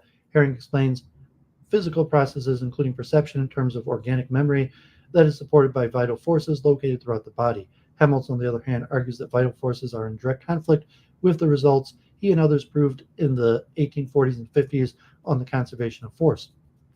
Otis and Turner argue that the most significant difference between Herring and Helmholtz is not in their distinct explanations of the empirical evidence, rather the difference in the epistemological consequences of the higher order commitments. If Helmholtz is right, then our access to objective properties is not direct but constructed. In his early sign theory, Helmholtz argues that perceptions of objects are not impressions like the imprint of a key on wax, but are symbols or signs of their objects, as a name is a symbol for a person. For Helmholtz, the degree of resemblance between perception and object may be as remote as the degree of resemblance between a written name and the physical person to whom the name refers. Herring objects strenuously to these epistemological consequences of Helmholtz sign theory and argues that we have direct access to real objects in perception. There is significant debate over the question of how far Helmholtz theory was influenced by Kantianism. David Galati, Nicholas Pastore, and David Leary have argued that Helmholtz was a Kantian in his approach. As Michael Heidelberg has observed recently, the neo-Kantian Alois Ryle refers to Kant as a man of the physiologists, and Ryle refers to Helmholtz's Kantian understanding of sensory perception, although Heidelberger himself may not read Helmholtz as a Kantian. Gary Hatfield and Edwin Boring have argued that Helmholtz empiricism outweighs his Kantianism. Boring's classic history of psychology inaugurated the contemporary reading of Helmholtz as an empiricist or empiricist. Hatfield argues that while Helmholtz maintains some Kantian doctrines for his time, his mature view departs from Kantianism, and the newer concurs. In a 1918 article, the Marburg neo-Kantian Ernst Cassirer supports this mixed reading of Helmholtz. According to Cassirer, although Helmholtz's view was linked deliberately to Kant, and Helmholtz was very influential In The Origins of Neo-Kantianism, Helmholtz made the a priori dependent on the results of natural science a significant departure from Kantianism. One area of the debate centers on the influence of Johann Gottlieb Fichte on Helmholtz's work. Heidelberger and de Kock emphasized the influence of Fichtean idealist philosophy on Helmholtz, noting, for instance, that Fichte's distinction between the I and the not I is employed in Helmholtz's analysis of perceptual experiences and in the distinction between subjectivity and objectivity. Hatfield responds that Helmholtz rejected Fichtean idealism and was influenced more profoundly by empirical physiologists of perception, including Müller and Wundt, but also Johann Georg Steinbuch and Caspar Theobald Tortuol. Hatfield argues that Helmholtz's view in 1867 is better understood as a form of modest realism, a kind of structural realism avant lettres, and that in 1878 he consolidated this position in a way that renders it metaphysical. Swanson has argued that the predictive processing paradigm in contemporary cognitive and computational neuroscience has its root in Kant and Helmholtz. Predictive processing means perception, involves the use of a unified body of acquired knowledge, a multi-level generative model to predict the incoming sensory barrage. As Swanson notes, the current predictive processing paradigm emerged from early work on the generative models, and this work explicitly identifies itself as being directly inspired by Hermann von Hemholtz. For example, the seminal article on the use of generative models in machine perception, titled The Helmholtz Machine, states that following Helmholtz, we view the human perceptual system as a statistical inference engine whose function is to infer the probable cause of sensory input. Tratz defends a reading that Helmholtz is a relationalist about perceptual properties, drawing on a related argument from Elias that transcendental idealism is a form of relationalism. Helmholtz's relationalism should be of interest to readers of Kant, for according to one of the main strands of interpretation, Kant's transcendental idealism treats all properties that appear in perception as relational properties. Moreover, relationalism, particularly color relationalism, is alive in contemporary philosophy of perception. Despite this, the history of relationalism is rarely thematized, so Helmholtz's view provides some historical context of interest to present work in the philosophy of perception. Patton adds that while the relationist reading of Helmholtz is certainly defensible, it is not the end of the story, restricting ourselves to an argument according to which Helmholtz only is defending contemporary relationalism would risk losing some of the force and complexity of Helmholtz's view. For Helmholtz, habit and inference, and even deliberate interference can change the relational properties involved and thus change my perceptual experience. For Helmholtz, Fechner, and Weber, perceptual experience of complex phenomena like music and colored objects is not reducible to the ground-level sensory response to physical stimuli.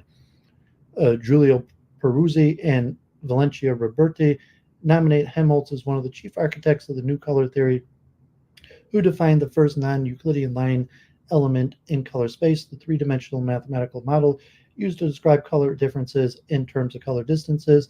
Heider, Turner, and Kramer trace Helmholtz's engagement with the work of James Clerk Maxwell and Hermann Grassmann on color. Okay, so that was pretty long, very important, especially for theory of mind, consciousness, Helmholtz on perception. So, last Australian, if you're the only one in the chat, yep, God bless, let's keep it going. Helmholtz is extremely important in multiple fields of perception. I will return at later points. Metaphysics has almost two dividing lines between philosophy of mind, consciousness, and the hard sciences and mathematics. And Helmholtz, some of the others of especially the 19th century, were polymaths that crossed the gamut of research into all fields, Helmholtz especially. Okay, the geometry of physical space and topology. Even when he was writing about physiology, Helmholtz's vocation as a mathematical physicist was apparent. Helmholtz used mathematical reasoning to support his arguments for the sign theory rather than exclusively philosophical empirical evidence. Throughout his career, Helmholtz's work is marked by two preoccupations: concrete examples and mathematical reasoning. Helmholtz's early work in the physiology of perception gave him concrete examples of how humans perceive spatial relations between objects. These examples would prove useful to illustrate the relationship between metric geometry and the spatial relations between objects of perception. Later, Helmholtz used his experience with the concrete science of human perception to pose a problem for the Riemannian approach to geometry. Helmholtz's work on geometry was made public from 1868, the year he gave a lecture on the actual foundations of geometry in Heidelberg, and published on the facts underlying geometry. The latter astonished the academic public, who had considered Helmholtz primarily an experimental scientist and physiologist. However, Helmholtz had initially wanted to be a physicist and had always been alive to the mathematical consequences of his work in physiology. Riemann's work revolutionized mathematics and physics and philosophy by extension, and Helmholtz was perhaps the first to recognize the extent of the revolution. Indeed, Helmholtz claimed that he had come to results similar to Riemann, though perhaps slightly later, although the publication of Riemann's Habituales Rede on the hypothesis underlying geometry meant that Helmholtz's own results would not be seen as original. Helmholtz says that his own essay that he is content that so distinguished a mathematician as Riemann should have considered these questions as worthy of his attention. With his 1868 essay, Helmholtz saw himself as contributing to the Riemannian approach to the foundations of geometry. Helmholtz's title on the facts underlying geometry is a deliberate echo of Riemann's on the hypothesis underlying geometry. The difference in the titles, facts versus hypothesis, underscores the facts that while Helmholtz's approach is very similar to Riemann's, there is at least one significant difference. On the hypothesis underlying geometry, Riemann focuses on how to determine the overall topological properties of space. Topological properties are those spatial properties of figures that are invariant under transformation, that is, that stay the same when the figures move. Riemann proves that a space of n dimensions, that is, a space determined by n continuously and independently varying magnitudes, has constant curvature, but only under the hypothesis that all spatial figures can be moved or rotated anywhere in space without changing their form, the so-called axiom of free mobility. For the case of astronomy, Riemann observes, a room blessings, good to see you as always. For the case of astronomy, Riemann observes, if one assumes that bodies exist independently of place, then the measure of curvature is constant overall. And then it follows from astronomical measurements that the measure of curvature cannot be distinguished from null. However, if bodies are not independent of place, then one cannot deduce indefinitely small mass relationships from the relationship between large masses. In that case, because any given points in 3 dimensions, the measure of curvature can have any random value provided that the entire curvature of any measurable part of space is not distinguishable from null. The assumption that bodies exist independently of place is valid if and only if the properties of bodies remains invariant when moved. That is, if a body changes place, that is a movement, and if the body continues to have the same properties in any different place, then its properties are invariant under transformation. Riemann goes on to say that without this assumption, the units of comparison that are the basis of astronomical and other measurements, rays of light as the shortest path between 2 points, rigid bodies like meter sticks as the basis of distant measurements, no longer have the invariant properties on which one can base valid measurements. And on the facts underlying geometry, Helmholtz investigates a related but distinct question. He agrees with Riemann that geometry is not possible unless we can compare figures to each other and measure them, and that measurement is not possible unless at least the sum properties of the figures we are measuring do not change when the figures move. Helmholtz asks, what are the most general axioms of geometry that must hold for such motions preserving the spatial properties of figures to be possible? Helmholtz presents the idea of rigid motions to account for these invariant properties. Rigid motions are those motions that preserve a set of properties of the objects. For instance, when a sphere rotates around its central vertical axis, the motion preserves the sphere's symmetries about the x and y axis, and thus these symmetries are invariant under that particular transformation rotation. A given object may have a group of properties that remain invariant under transformation and a group that change. That is, when an object moves in a certain way, they may stretch or lose symmetry about an axis, and the publication of Helmholtz's work sophistly argued that rigid motions form groups and describe the set of rigid motions in the mathematical term of group theory. While Riemann tries to describe the general properties of space, Helmholtz asks what the most general geometrical axioms are that can account for our empirical measurement of objects. These will be the axioms that preserve observed rigid motions given an underlying system of geometry. Helmholtz investigates the question of which systems of geometry, Euclidean, Lobachevskian, and Riemannian, are possible under which assumptions. Here Helmholtz makes an initial mistake and argues that only Euclidean geometry can account for our actual physical measurements. In April 1869, Eugenio Beltrami pointed out in a letter to Helmholtz that Lobachevsky geometry could be adequate to the task under the assumption that we live in a pseudosphere. Helmholtz concedes the point immediately. In 1870, on the origin and the significance of the axioms of geometry, Helmholtz investigates in a much closer detail the question of whether non-Euclidean geometries can be visualized. This essay, perhaps even more than on the facts underlying geometry, was widely influential. Mort Schlick and Hans Reichenbach engaged with Helmholtz's view in the 1870 essay. A related article, The Origin and Meaning of Geometrical Axioms, was published in Mind in 1878, and Russell responds to it in his doctoral dissertation. In Space, Number, and Geometry from Helmholtz to Cassirer, Francesca Biologia analyzes Helmholtz's theory of geometry and of measurement, including the origin of the work of Kant, Riemann, and Gauss, and the reception, development, and extension of Helmholtz's work through the engagement of Felix Klein Erlanger program, Sophus Lee's theory of groups, the conventionalism of Henri Poincare, and the neo-Kantian reception of Alois Rail, Hermann Cohn, Ernst Cassirer, and Bruno Bruch. Biagali deals with the question of how Helmholtz and neo-Kantians, especially Ernst Cassirer, could claim the space is transcendental without also arguing for the universality of Euclidean geometry. Matthias Neuber argues that while Helmholtz's theory of space has significant impacts on Schlick's earlier critical realist point of view, Schlick ends up radically transforming Helmholtz's account. Marco Giovanelli argues that the mathematical core of the development of special relativity is found in the Riemannian tradition, and especially the work of Christoffel, Lipschitz, Ricke, and later Levi-Civita. Giovanelli argues that the claim of the Helmholtzian tradition as the sole progenitor of special relativity are exaggerated, and that the real development was a collision of traditions in the sense well known from John Norton's paper on the Kleinian and Riemannian traditions in general relativity.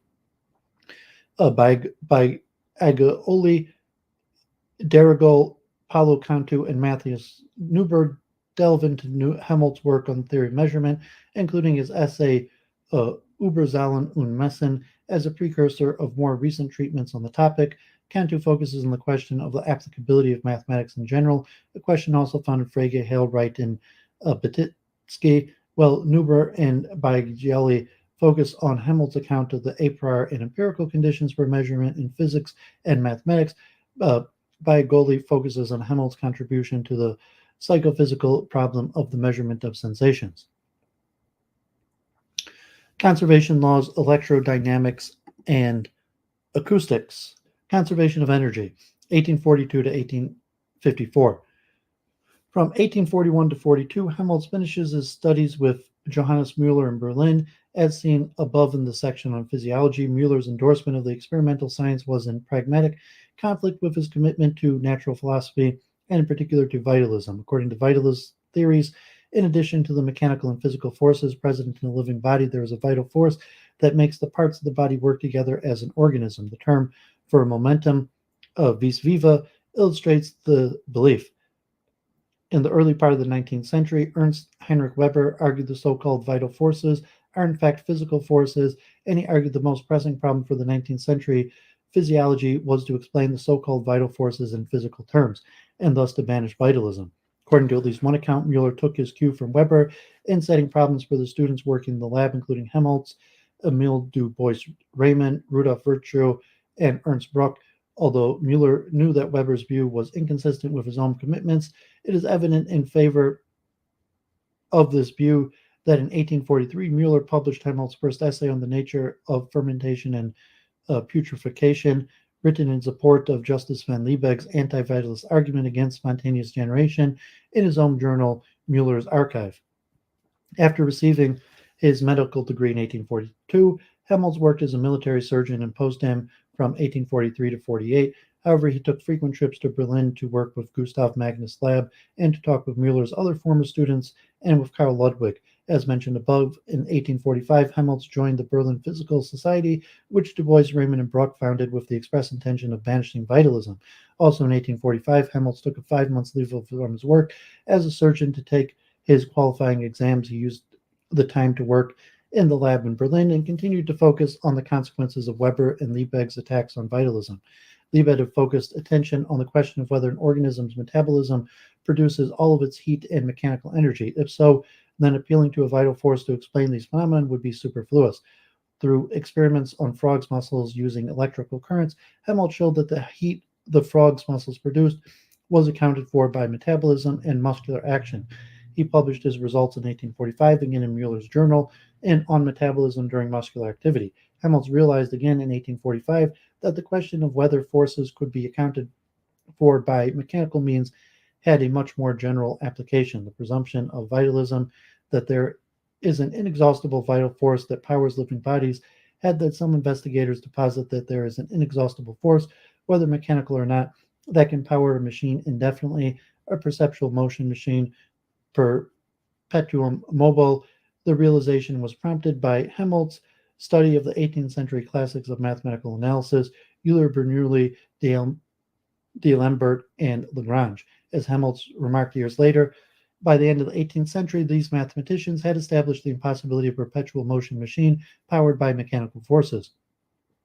For all purely mechanical, that is to say, for moving forces, all our machinery and apparatus generate no force, but simply yield to the power communicated to them by natural forces, falling water, moving wind, or by the muscles of men and animals. After this law had been established by the great mathematicians of the last century, a perpetual motion, which should make use of only pure mechanical forces, could only be sought after by bewildered and ill-instructed people. But what about the non-mechanical forces, heat, light, electricity, and magnetism? When Helmholtz started to look into the question of the character of non-mechanical forces, instead of looking for perpetual motion, he asked, if perpetual motion is impossible, what is the relationship between natural forces that must hold? On the 23rd of July in 1847, Helmholtz gave an address to conservation of force at the Physical Society. Force, Kraft, as Helmholtz uses it, is equivalent to the modern term energy. Helmholtz's address was very well received by the society, but Helmholtz was forced to publish it as a pamphlet after Poggendorf rejected it in his annual as too speculative. Helmholtz summarizes his conclusion in the essay as follows. The deduction of the propositions contained in the memoir may be based on either of two maxims, either on the maxim that it is not possible by any combination whatever of natural bodies to derive an unlimited amount of mechanical force, or on the assumption that all actions in nature can ultimately be referred to attractive or repulsive forces, the intensity of which depends solely on the distances between the points at which the forces are exerted. That both these propositions are identical is shown at the commencement of the memoir itself. Helmholtz argues that proof that all natural actions can be accounted for by universal action at a distance is equivalent to a refutation of perpetual motion. In 1842-3, Robert Mayer and James Joule had formulated principles of the conservation of energy. Their work asserted that the conservation of mv squared, the mass of a particle times the square of its velocity. Further, Joule and Mayer argued that the heat and mechanical work are interchangeable. Helmholtz called on Joule's work, though he claimed to be unaware of Mayer's, to achieve the three results. As Bevilacqua sums it up, Helmholtz concluded that the principle of conservation of force implies that the maximum quantity of work available from a system is a determined finite quantity if the acting force do not depend on time and velocity. If they do depend, or if the forces act in directions other than joining the active material points, the force can be gained or lost ad infinitum, and under non-central forces, a system of bodies at rest could be set in motion by the effect of its own internal forces. Kenneth Caneva argues that Helmholtz's principle is a creative refashioning of the tradition of rational mechanics, especially the principle of vis viva and its conservation. Bevilacqua argues that the main innovation of Helmholtz's work was to unite two fields and to anticipate the integration of potential energy into mechanics. In the tradition of analytical mechanics, the stress had been on the conservation of vis viva. In the tradition of mechanical engineering, on the conservation of work. Helmholtz, by contrast, stressed the equivalence of the two. It was the introduction of the term Spancroft that brought the real shift in meaning. With tension forces, we are very far from the concept of work and very close to that of potential energy. While Helmholtz's work was published in a pamphlet form in Germany, it was picked up quickly by English scientists and published in English translation almost immediately. Helmholtz's work became known quickly in English scientific and philosophical circles, which contributed to his lasting influence in both fields. Helmholtz acknowledged in his essay that earlier scientists, including Joule, Newton, Bernoulli, and Rumford, had arrived at various forms of the principle of energy conservation. In his History of Mechanics, Ernst Mach argues that some form of Helmholtz principle was known to almost all eminent investigators in history. In his 9-mark study of energy conservation, Thomas Kuhn presents the work of Jules Mayer and others from the 1830s, which argues that the heat and work can be substituted for each other quantitatively, which is a significant component of Helmholtz's principle. Kuhn argues that the discovery of the principle of energy conservation is a case in which several scientists lay the experimental and conceptual framework for a principle together. Kuhn does insist that Helmholtz formulated the principle. Robert Purrington observes, following Kuhn, that there is a widely held intuitive view that the total quantity of force or motion might be somehow constant, but it did not necessarily imply an ability to distinguish in the vector nature of force or momentum from the scalar energy. In his philosophical introduction to the essay, Helmholtz himself argues that his task in this essay is not to find a new experimental evidence or a completely new principle, but rather to explain the unknown cases of the phenomenon from their visible actions according to the laws of causality. The problem of the sciences is, in fact, the first place to seek the laws by which the particular processes of nature may be referred to and deduced from general rules. These rules, for example, the laws of the reflection and refraction of light, the laws of Mariotte and Gay-Lussac regarding the volumes of gases, are evidently nothing more than general ideas by which the various phenomena which belong to them are connected together. The finding out of these in the office of the experimental portion of our science. The theoretical portion seeks, on the contrary, to evolve the unknown causes of the processes from the visible actions which they present. It seeks to comprehend these processes according to the laws of causality. For the philosophical implications of Helmholtz's work on the conservation of energy, Bellecoul investigates two matters: Helmholtz's synthesis of the earlier work into the single principle and its methodological distinction evident in the above citation between theoretical and experimental physics. Heider investigates Helmholtz's argument in the essay that force functions must be definable with regard only to relative positions of the mass point comprising the physical system. Marshalling the Kantian antecedents of the argument, Heider maintains that Helmholtz's response to criticisms on the conservation of force by Clausius in 1854 influenced Helmholtz's later work on geometry.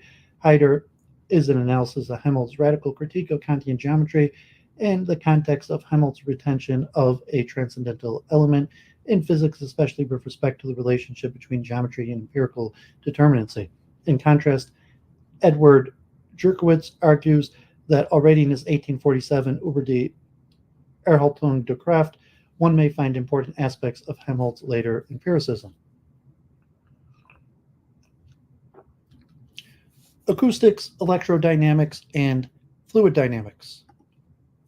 In 1857, Helmholtz published on the integrals of the hydrodynamic equation which express vortex motion. In Krell's journal, Koenigsberg observes that this essay was a work of genius that proved him to be a mathematician of the first rank. Helmholtz knew of Euler and Lagrange's previous mathematical formulas describing fluid motion. Euler's equation treated fluids as continua or fields, whereas Lagrange's formulation treats them as discrete particles. Helmholtz took up Euler's equation, which gives the equation of the flows of fluids in which friction does not alter the fluid's motion significantly. The inviscid fluids, Lagrange had remarked that Euler's equation did not work for viscous fluids, in which the fluid's friction alters its movement, because Euler's equation work only on the assumption of a general conservation law, and viscous forces are not conservative. Helmholtz, who had formulated conservation law 10 years previously on the conservation of force, entered the field at this point. Helmholtz's own work had concentrated on applying the notion of potential to fluid movement. But viscous forces do not have potentials. Helmholtz decided to disregard the viscous forces themselves, but also to redefine the problem without appealing to potentials. He defined the vorticity of a fluid in a small region as its average rotation or circulation in the region. The rotation at each point on the boundary of the region divided into the area of the region, which is described mathematically as the curl of the velocity of the fluid. In technical terms, Helmholtz evaluated this as the curl of Euler's equation, the vorticity of a fluid at a single point in a vector quantity. Helmholtz introduced two further idealizations. A vortex line is the tangent to the vorticity vector of a point in the fluid. If you draw vortex lines on the boundary of a region of the fluid and then make the region around each line indefinitely small, the lines will converge to a vortex filaments now called vortices. Helmholtz was able to prove three theorems in fluid dynamics using these notions. In their modern expressions, they are fluid particles originally free of vorticity. Rotation remain free of vorticity. Fluid particles on a vortex line remain on a vortex line so that vortex lines move with the fluid. The strength of the vorticity is proportional to the length of the vortex line. These laws are still used today in fluid dynamics, though they are modified slightly from the Helmholtz original version. They are cited above in the contemporary modified form. Helmholtz's work on the fluid dynamics is significant philosophically because Helmholtz equations requires ideal fluids, that is, fluids that are free from viscosity and perfect continua. Helmholtz equations are a paradigm case of mathematical idealizations in physics. For a discussion of Helmholtz's work in this context, including his discussion with Gustav Kirchhoff and the notion very significant in contemporary fluid dynamics of Helmholtz, Kelvin instability. In 1863, professor of physiology at Bonn, Helmholtz published his pioneering work on sound waves, acoustics, and musical theory, and on the sensations of tones as a physiological basis for the theory of music. One of the most significant discoveries in On the Sensations of Tone is the precise mathematical description of sound vibrations in an open cylindrical tube. Helmholtz begins on the sensation of tone with a description of noise as we experience it in ordinary life. We perceive that generally noise is accompanied by a rapid alteration of different kinds of sensations of sound. Think, for example, of the rattling of a carriage over granite paving stones, the splashing or seething of a waterfall, or of the waves of the sea, the rustling of the leaves in the wood. To analyze the rapid alternations of these noises into their component vibrations, Helmholtz constructed the Helmholtzian resonator. Helmholtz began by removing the bottom of an empty uncorked wine bottle, stretching a membrane over the bottom, and fastening the membrane with a band. Then he suspended a single thread with a bit of wax at the end from the band so that it hung halfway down the membrane. If the thread is agitated, the bit of wax hits the membrane as a drumstick hits a drum. Based on experimental evidence and mathematical reasoning, Helmholtz argued that there will be a single tone, the primal tone, that is the tone at which the membrane vibrates at the highest frequency based on the thickness and size of the membrane. By performing experiments, Helmholtz was able to distinguish the prime tones of various membranes.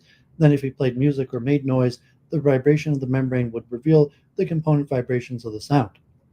Then Helmholtz had the idea of constructing a more sophisticated resonators made of spheres or cylinders of glass or metal. The resonators narrow to a small hollow point at one end and have a circular opening at the other. Helmholtz placed a small piece of hot wax at the small end, let it cool, and then inserted it into his ear or the ear of a subject. The prime tone of such a resonator is determined by its own composition and the sympathetic vibrations of the ear.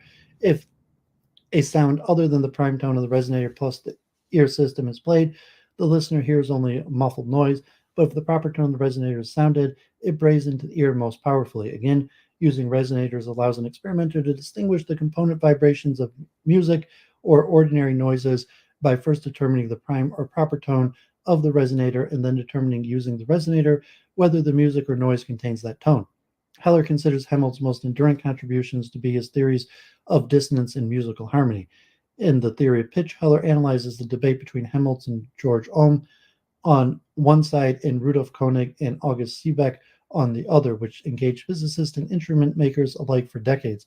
Heller's work provided an appreciation of the strengths and weaknesses of Helmholtz's work from the perspective of modern physics and acoustical theory. Deutsch provides a complementary perspective of Helmholtz's place in the history of physiology and psychology of music perception. Huey detailed histories of research in psychophysics and in acoustics in the 19th century Germany, which illuminates not only the social and cultural context, but also the debates over scientific advances and experimental results.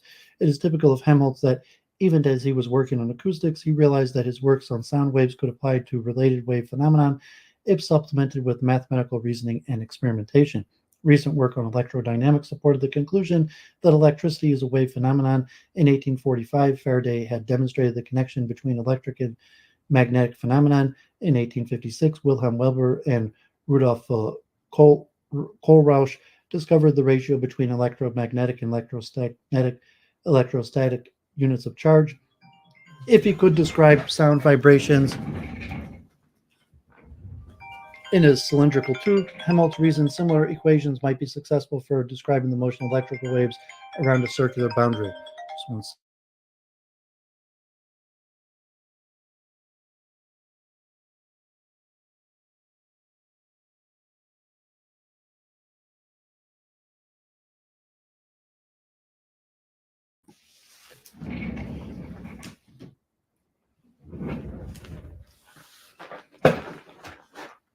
In 1861, Helmholtz gave a lecture, A Universal Method for the Transformation of Problems of Electric Distribution, to the Society of Natural History and Medicine at Heidelberg. Helmholtz was unaware that in letters to Louisville, William Thomson, Lord Kelvin had achieved the same results that he had, but he was told of this immediately afterwards. Helmholtz, who had met Kelvin in 1855 and been corresponding with him since 1856, acknowledged Kelvin's priority in the transactions of the Heidelberg Society in 1862 and wrote to Kelvin to ask whether he would be willing to publish his results about the distribution of electricity at a circular edge. Kelvin responded with his own results. Between 1861 and 1864, James Clerk Maxwell postulated that light was an electromagnetic wave in the ether. In 1864, Helmholtz traveled to England. During this trip, Helmholtz met with Kelvin, John Tyndall, George Stokes, James Joule, Michael Faraday, Thomas Huxley, Thomas Graham, Max Muller, and Maxwell. He visited Graham's, Maxwell, and Kelvin's laboratory, and by the end of the 1860s, Helmholtz was well informed on the experimental and theoretical basis of the new electrodynamic theory in England. Eliza Bukovic explores the analogies that Maxwell and Helmholtz draw between hydrodynamics and electrodynamics, arguing that their methods gave insight into debates about the representational explanatory power of mathematical models. Susan Starrett provides a critical history on the concept of physically similar systems, including the use of the concept in Helmholtz's theoretical hydrodynamics. In 1870, Helmholtz published the first part of On the Theory of Electrodynamics, Equations of Motion and of Electricity in Conductors at Rest, in Krell's Journal. In the essay, Helmholtz supports Maxwell's work, but criticized Wilhelm Weber's electrodynamic equation, charging that Weber's equation posits an infinite kinetic energy, which contradicts Helmholtz's conservation laws of 1847. Weber and Helmholtz disputed the question throughout the 1870s. Over the next several years, Helmholtz published two more parts in On the Theory of Electrodynamics, in which he responded to Weber and continued to support Maxwell's assertion that light is an electromagnetic wave in the ether. The debate between Helmholtz and Weber did not reach a conclusion until the end of the 1880s, when the explanation of electromagnetic force in terms of the action at a distance between particles in the ether gave way to the field theory. And thermodynamics, the least action principle, and free energies, 1881 to 1887. In 1880, Helmholtz became the director of the Institute of Physics in Berlin. Between 1881 and 84, Helmholtz attacked the question of how to integrate energy conservation and Maupertuis' principle of least action to describe thermodynamic and chemical processes. Over the 19th century, the application of least action principle dominated the approach of analytical dynamics to physical problems. Lagrangian mechanics seeks to determine the trajectory of a system of particles over time by solving Lagrangian equations for the system.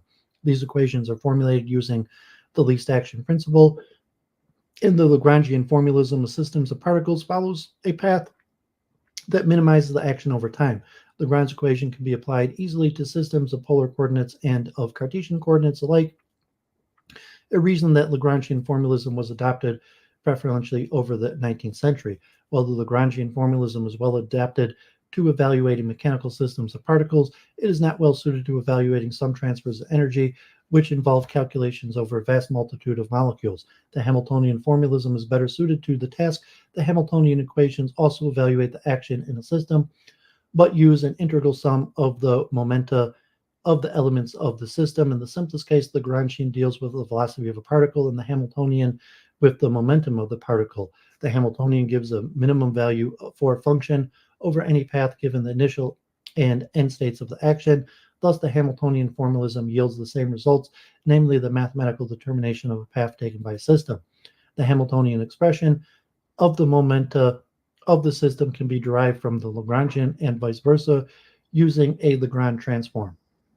In fact, the Hamiltonian just is the Lagrange transform of the Lagrangian for any given system. The formalisms are equivalent, but there are some situations, including evaluating heat transfer, in which the Hamiltonian is preferred. In 1882, Helmholtz gave an address, The Thermodynamics of Chemical Processes, at the Berlin Academy. Up until Helmholtz's address, chemical reactions had been explained by chemical forces or affinities between chemical substance measured quantitatively by the heat developed during a chemical reaction. Gustav Coriolis had clarified the notion of work as the product of force over distance in 1821, and this notion was in common use by the late 19th century. In his address, Helmholtz proved that affinity was not given by the heat evolved in a chemical reaction, but rather by the maximum work produced when the reaction was carried out reversibly. However, while kinetic and mechanical energy can be converted into heat in every case, only in restricted cases can heat be converted into kinetic and mechanical energy. Hence, the equations describing chemical processes involving heat could not always be reversed. These are the conditions under which the Lagrange transform could not be applied, and thus the Hamiltonian could not be determined for that system. In particular, the equations for a system containing heat as a variable contain entropy as a variable quantity. Entropy is an inconvenient variable, difficult to control for and hold constant as one can hold temperature, pressure, or volume constant. The Lagrange transform allows a researcher to convert equations containing entropy into equations expressed only in terms of temperature, pressure, and volume. The Lagrange transform could be applied correctly only under certain conditions which must be specified. Helmholtz proposed the notion of a free energy to account for cases involving heat and entropy. The Helmholtz free energy is defined where E is energy, T is temperature, and S is entropy. The free energy equation yields a quantity F that is independent of heat and entropy. Many equations involving free energy and not temperature and entropy are fully reversible, so the Helmholtz work allowed for the application of the Hamiltonian to many chemical processes. Hence, while Helmholtz was neither or the sole nor the most important contributor to theoretical chemistry, his thermodynamic theory of 1882-3 was the pioneering work on which much of the new theoretical chemistry rested. The Berlin School of Physics, 1878 to 1894. By the end of the 1870s, an experimental basis of electrodynamics had been established, but mathematics lagged behind. In memoirs of his training, Arnold Sommerfeld recalls that until the 1880s, the laws of electromagnetic phenomenon were constructed using unwieldy extensions of Coulomb's, Boyd's savants, and Weber's generalizations of Newton's law.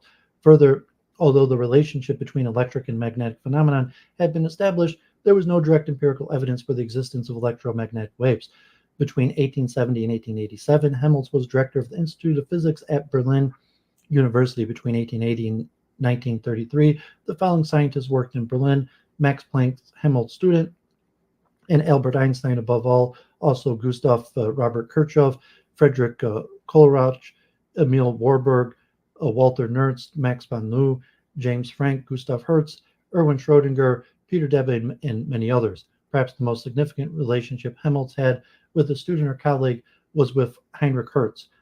Beginning in 1878, Hertz did research as a graduate student in Helmholtz and Kirchhoff's laboratory. In 1879, Helmholtz set a prize problem for the Prussian Academy of Science to establish experimentally any relation between electrodynamic forces and dielectric polarization of insulars. While Hertz was very interested in the problem, he put it aside in 1879 to pursue other work. In 1880, Hertz graduated and took a position as Helmholtz's assistant. From 1886 on in his own laboratory in Karlsruhe, Hertz performed his now famous experiments, which Hertz himself acknowledges were prompted by Helmholtz's prize question, demonstrating the existence of radio waves, which are a kind of electromagnetic wave. Hertz discussed his progress and results immediately and in great detail with Helmholtz. Hertz's experiments and their consequences finally laid to rest the dispute between Helmholtz and Wilhelm Weber.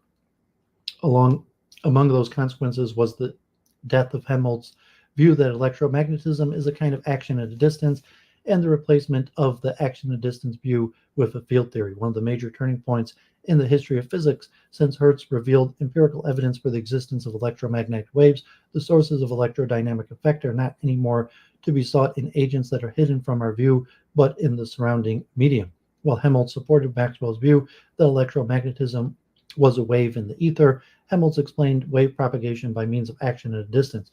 Hertz demonstrated that electromagnetic waves were perturbations in a medium which at the time was thought to be the ether and which later was reconceived as a field. More importantly, Hertz explained the propagation of electromagnetic waves directly from the interactions themselves based on his empirical data and thus did not need to appeal to action at a distance. Although Hertz's results were in conflict with his own theory, Helmholtz supported Hertz's career with unflagged enthusiasm until Hertz's death at the age of 37. Recent scholarship by Jed Buchwald emphasizes the influence of Helmholtz's method and theory on Hertz's discovery. In 1888, Helmholtz assumed the founding directorship of the Physical Technical Reichenstock, an institute for the study of physics and industrial technology in Berlin, founded in part by Helmholtz's lifelong associate Werner von Siemens. Helmholtz retained the post until the end of his life. Epistemology. In 1921, 100 years after Helmholtz was born, Paul Hertz and Mort Schlicht brought out an edition of Helmholtz's epistemological writings. This edition made available on the origin and significance of the axioms of geometry, on the facts underlying geometry, numbering and measuring from an epistemological viewpoint, and the facts and perception. Schlicht's part in the selection of work having to do with geometry and empirical measurement is significant. Schlicht, a close associate of Einstein, saw the relevance of Helmholtz's work had for Einstein's theory. For discussion of the influence of Helmholtz on the early career of Einstein, see Kahan. Schlicht and Paul Hertz assess the relevance of Helmholtz's work as follows. Helmholtz's classical works on physics. One may, for example, recall the energy principle or his work on vortex motions. Stand at one end of lines of development. His work seemed for science at its present stage to be something completed and left behind. There is only one field, but a very important one, to which this does not apply. It does not hold for Helmholtz's epistemological studies. In his notes on the origin and significance of the axioms of geometry, Schlicht sees the chief epistemological result of Helmholtz's work in the replacement of Kantian necessary a priori with a judgment that Euclidean space is not an inescapable form of our faculty of intuition, but a product of experience. For a thorough discussion of the anti-Kantian implications of on the origin and significance of the axioms of geometry, de Salle also mentions that in 1972, Jurgen Ehlers, Felix Pirani, and Alfred Schild derived the metric of general relativistic spacetime from the assumptions about falling bodies and light rays. Ehlers, Pirani, and Schild note that their method has some similarity to Helmholtz's derivation of the metrics of space and constant curvature. Despite Schlicht's conviction that Helmholtz's view is antithetical to Kantianism, Helmholtz's notion that the a priori in space consists of the manifold of possible orientations in space has inspired new readings of Kant's a priori. This influence comes partly from the mediation of Hans Reichenbach, whose reading of Helmholtz was significantly different from Schlicht. Reichenbach and Schlicht both pointed out the relationship between the views of Helmholtz and those of Poincare, though Schlicht realized that Helmholtz is not a conventionalist and Reichenbach may not have done. In the Mechanics of Meanings, David Hyder traces discussions of Helmholtz's theory regarding sensation spaces and the relation to the philosophy of space and perception by Boltzmann, Poincare, Carnap, Russell, and Whewell. De Kock is an analysis of the problem of externality in Helmholtz's theory of perception. Gioli analyzed the Helmholtz debate with Albrecht Krauss over the status of geometrical axioms. More generally, Biagioli's work illuminates Helmholtz's relationship to Poincare and to Holder. Dergel also places Helmholtz's work in context, including with respect to related work by Grassmann, Fechner, and Wundt. Dergel focuses on Helmholtz's theory of number and the measure in physics and mathematics. In Hermann von Hemholtz's mechanism, Gregor Schliemann sees Helmholtz's work in the sciences as characteristic of a shift from the early modern to the modern tradition, as emblematic of the relativization of claims to validity of scientific knowledge, the loss of certainty characteristics of the modern attitude towards science. The influence of Hertz was indirectly Helmholtz on Wittgenstein is argued by many. Brian McGinnis, Wittgenstein's biographer, and Peter Hacker in Insight and Illusion, and perhaps the first to have so argued. Gerd Grasshoff traces the development, arguing that Hertz and Boltzmann were the first to develop a picture theory, according to which physical and linguistic theories give us pictures of the world. Hertz and Boltzmann's picture theories go well beyond Helmholtz's view. Helmholtz argues that the constraints of using a picture to construct scientific explanations are given by physical experience and natural science, and Hertz and Boltzmann argue that these constraints are determined mathematically. However, according to this interpretation, the historical roots of the picture theory can be found in Helmholtz's substitution of the sign theory for nativistic explanations. According to Helmholtz's sign theory, our physical perceptions are images or symbols that do not resemble their objects directly. Michael Heidelberger and Jean Leroux argue as well for the influence of Helmholtz's sign theory on Hertz's picture theory. In his earlier writing, Helmholtz defends a broadly Kantian methodology against the far-reaching idealism And on the relation of natural science to science in general, Helmholtz opposes Kant to Hegel. Helmholtz argues that for Kant, the principle of discovery a priori was a rule applicable to the method of pure thought and nothing further. It could contain no real positive knowledge. For Hegel, on the other hand, not only the physical phenomenon, but even the actual world were the result of an act of thought on the part of the creative mind. As a result, according to Helmholtz, Hegel attempted to unify the human and natural sciences, the Geist with, and the natural Wissenschaften. The question of the independence of the methods of the human sciences, predominantly including history, from the physical science became the theme of heated debates over the 19th century. Wilhelm Dilthey defended the independence of the methods of the human sciences, while Wilhelm Windelband argued that only the natural physical sciences are nomothetic or law-governed and thus genuinely scientific. In an essay on the relation of the natural sciences to science in general, Helmholtz observed that it is true that the human sciences became increasingly scientific over the first half of the 19th century. As a result, the opposition between them and the physical sciences has become less and less marked. Helmholtz argues that nonetheless, there is a profound difference in that, in short, there is no denying that while the moral sciences deal directly with the nearest and dearest interests to the human mind and with the institutions it has brought into being, the natural sciences are concerned with dead, indifferent matter, obviously indispensable for the sake of its practical utility, but apparently without any immediate bearing on the cultivation of the intellect. Helmholtz then addressed the old question of the dispute of the faculties. Is it better to separate the study of the natural sciences from the others? He concludes that the logical induction characteristic of the natural sciences must always be supplemented with the aesthetic induction of the human sciences, which draws conclusions about human character and behavior. Helmholtz concludes that the best outcome for human knowledge is to encourage the strength of the aesthetic and logical induction, to maintain the presence of both in the same academy while keeping their foundation and method strictly separate. The Hegelian program of methodological and conceptual unification must give way to a separation between the Geisten Wissenschaften and the natural Wissenschaften.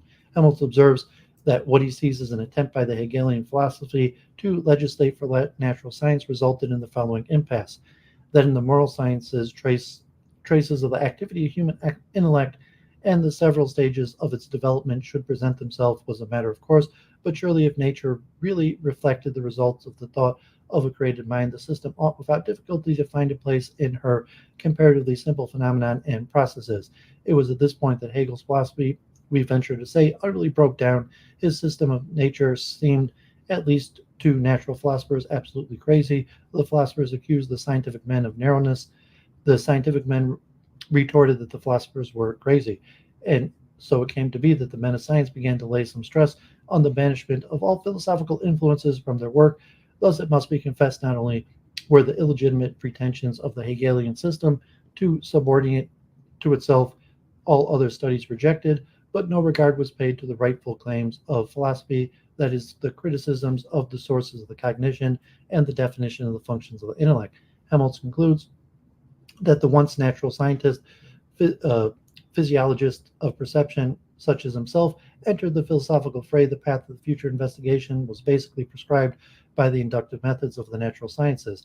Helmholtz's work in epistemology epitomizes the return to the same methods of the natural sciences in the mid-19th century. Okay, so there you have one of the most important people we're going to cover, Hermann von Hemholtz. We'll be looking at that again more in the future. So hope that was insightful.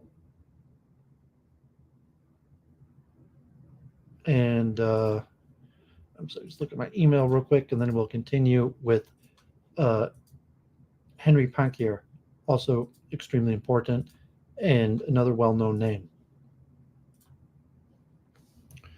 Okay, so next we're going to go to Henri Poincare. So hardly anybody watching, but important stuff, at least from my own research.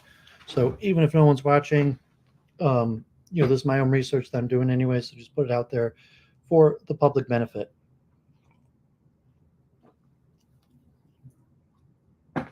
Henri Poincare. Henri Poincare was a mathematician, theoretical physicist, and a philosopher of the science, famous for discoveries in several fields and referred to as the last polymath, one who could make significant contributions in multiple areas of mathematics and the physical sciences. This survey will focus on Poincare's philosophy. Poincare's philosophy is primarily that of a scientist, originating in his own daily practice of science and scientific debates of his time. As such, it is strongly influenced by the reflections of Ernst Mach, James Maxwell, and Hermann von Hemholtz. However, his thinking is also strongly influenced by the philosophical doctrines of his time, those of Emile Boutroux, who was his brother-in-law, but also of Jules Laqueur and William James, and is imbued with the neo-Kantianism that was very much in vogue. Nevertheless, one must not assume that Poincare's Kantian vocabulary is exactly that of the German philosopher, given that Poincare often radically changes the meaning of Kant's terms. In 1880, he collaborated with Emile Boutroux on the edition of Leibniz's Monology, providing an article comparing the physics of Descartes and Leibniz. It was not until the 1890s, however, that he became a central actor in French philosophical scene, notably through his continuous involvement in the Review of Metaphysics and Morals, in which he published some 20 articles, and his participation in the organization of a large number of events, the celebration of the centenary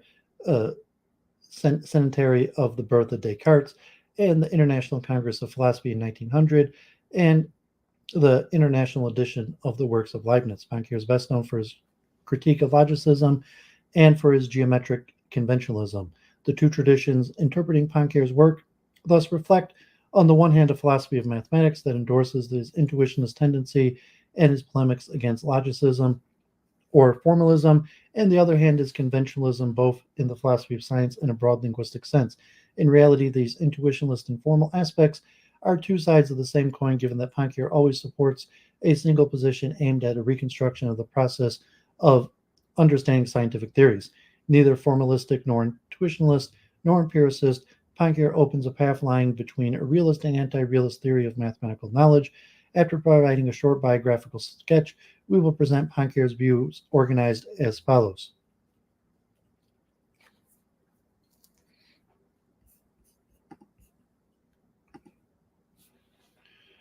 Jules Henri Poincare was born on April 29, 1854, in Nancy, in the Lorraine region of France. His father was a professor of hygiene at the School of Medicine at the University of Nancy. His cousin Raymond was to become the president of the Republic of France during the period of 1913 to 20, and his younger sister Elaine married the philosopher Emile Boutroux. Henry was a precocious student who rose immediately to the top of his class, excelling in both science and letters. At the age 13, his teacher told his mother that Henry will become a mathematician. I would say a great mathematician. During the Franco-Prussian War in 1870, the Germans occupied Danzig, and the Poincare family was obliged to billet the secretary of the civil commissary in Nancy, with whom Henry would have a round of conversations each night after dinner in order to improve his German. In 1871, Poincare passed his exams and letters with a grade good, and science with a grade fair. He received a 0 in mathematics for answering a different question from the one that was asked, apparently having misunderstood the question. He then took the preparatory class in mathematics and was first in his class, also first in academic competition and first in the national competition in elementary mathematics. In Paris, he entered the École Polytechnique in 1873, and after graduating in 1875, second in his class, having apparently lost points for his inability to draw, entered the École des Mines. An extensive correspondence with his mother has been preserved from his period of study in Paris. After brief service as a mine inspector, he submitted a dissertation on the partial differential equations and was then hired to teach the course on differential and integral calculus at the University of Caen.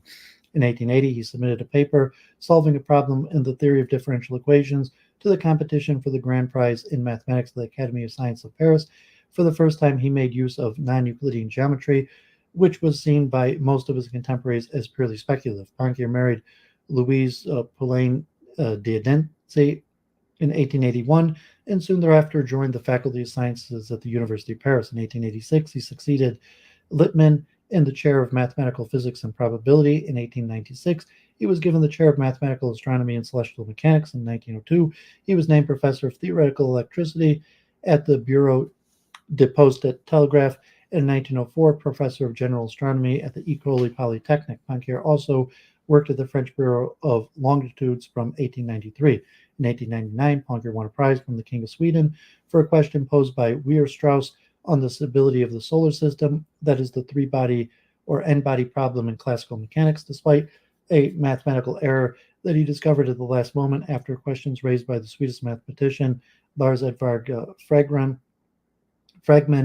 and frantically corrected. The work was important for its use of topology and as a founding document in chaos theory. For Poincare showed that in general the stability of such systems cannot be demonstrated.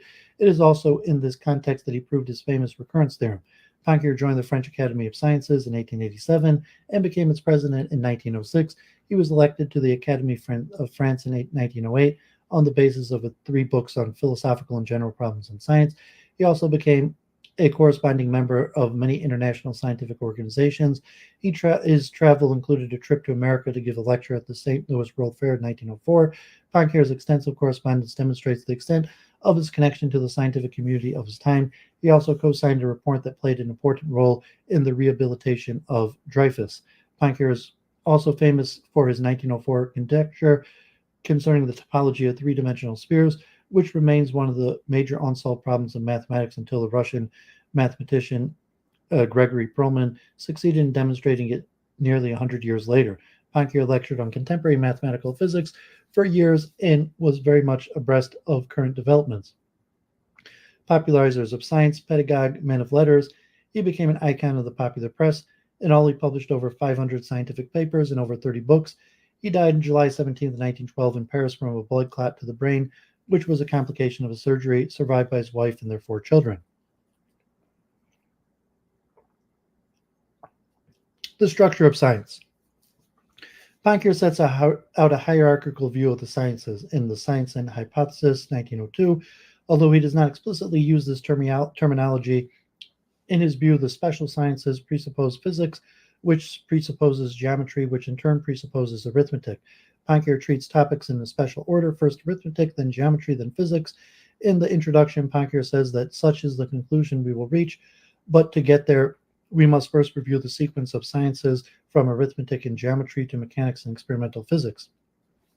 The hierarchy interpretation has recently come under criticism in an important pair of articles. We believe that clarifying what is meant by hierarchy will resolve this debate. What is the relationship between arithmetic, geometry, and the rest of the sciences? Michael Friedman originated the claim that Poincare presents the sciences in a hierarchy, and in doing so makes clear that what he means by hierarchy is that each lower level must first be in place in order to be able to proceed to the next level. But the point perhaps can be made even more clearly if we consider Newton's theory of universal gravitation. For Newton's Principia had already shown clearly how we can empirically discover the law of universal gravitation on the presupposition that is of the Newtonian laws of motion and Euclidean geometry. Without these presuppositions, however, we certainly would not have been able to discover the law of gravitation. And the same example also shows clearly how each level in the hierarchy of sciences presupposes all the preceding levels. We would have no laws of motion if we did not presuppose spatial geometry, no geometry if we did not presuppose the theory of mathematical magnitude, and of course no mathematics if we did not presuppose arithmetic. Note that Friedman mentions that the theory of mathematical magnitude as well. There is a step between arithmetic and geometry, namely the theory of mathematical magnitude, which is precisely the topic of Chapter 2 of Science and Hypothesis. The theory of mathematical magnitude presupposes the possibility of indefinite repetition, and therefore something like mathematical induction, which Poincare presents as central to arithmetic in Chapter 1 of Science and Hypothesis. There is direct evidence that Poincare thought that mathematics must be in place before we can do any empirical science. For example, in the opening of Chapter 12 of Science and Hypothesis, he remarks that the purpose of mathematical theories is not to reveal the true nature of things. Such a claim would be unreasonable. Their only goal is to coordinate the physical laws that experiment reveals to us, but that we could not even state without the help of mathematics. Donlat, by contrast, seems to have something much stronger in mind with the idea of the hierarchy, which is perhaps why she calls the thesis the dependency hierarchy interpretation. She seems to take the interpretation to be a thesis of reductionism, that geometry reduces to arithmetic, or at least the inductive reasoning used in arithmetic is all that we need in geometry. Commentators have suggested that the intuition that the grounds The use of induction in arithmetic also underlines the conception of a continuum, that the consistency of geometrical axioms must be proved through arithmetical induction, and that arithmetic induction licenses the supposition of certain operations from a group. Dunlop is absolutely correct in saying that Poincare's view, that is not Poincare's view, rather he says that we need arithmetic and further things in order to work in geometry. All that we take Poincare to be saying here is that we still need to add, subtract, multiply, and divide when we're doing geometry, but we will be doing more than what we do in arithmetic. The reason that we need a theory of magnitude before we can do geometry is because we measure things. The reason we need geometry in classical mechanics is because we are doing things like tracking the elliptical orbits of the planets.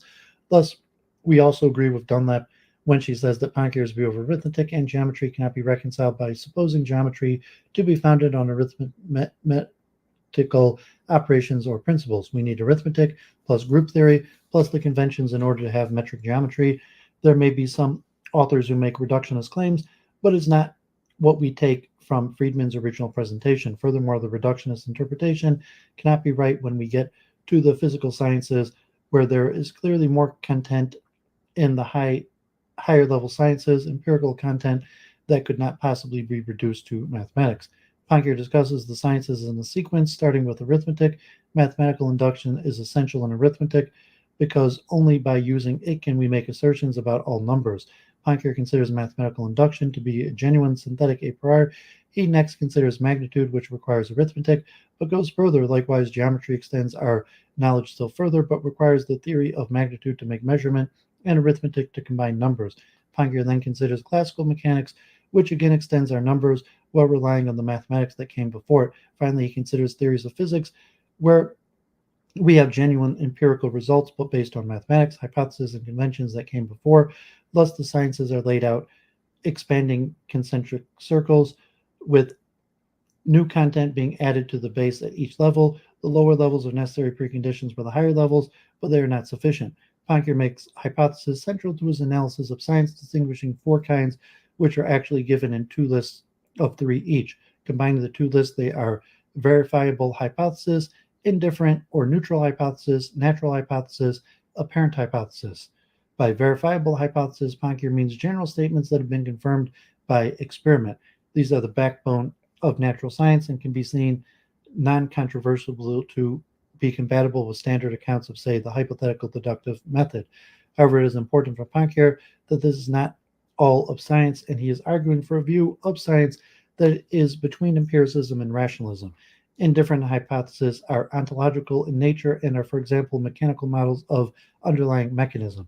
As Poincare emphasizes, these can frequently be exchanged without sacrificing empirical accuracy. Take, for example, the propagation of heat, where through the effects of the averages and thanks to the medium symmetry, all the differences even out, and we need to inquire how each molecule radiates. Such hypotheses are mere tools, useful for thought, but unverifiable and useless as such. Natural hypotheses are necessary conditions for science, but are experimentally inaccessible. It is difficult not to suppose that the influence of very distinct bodies is altogether negligible, that small motions obey a linear law, and the effect is a continuous function of its cause. I would say the same of the conditions imposed by symmetry. All these hypotheses form, so to speak, the foundation common to all the theories of mathematical physics. Finally, apparent hypotheses are definitions or conventions rather than actual claims about the world.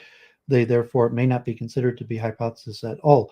Although they are, however, often mistaken for hypotheses, Poincare argues that metric geometry is the hypothesis most prone to such confusion.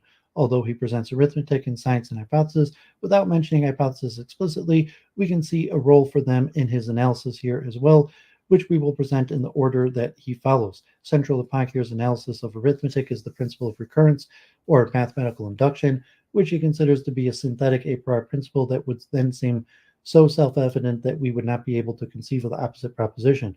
The principle of mathematical induction is necessary to prove general statements about numbers and is thus the necessary tool in mathematics. Therefore, the principle of mathematical induction is similar to natural hypothesis, or at least plays a similar role to that of natural hypothesis. Mathematical structure, which is presupposed and more fundamental than any particular system of natural numbers.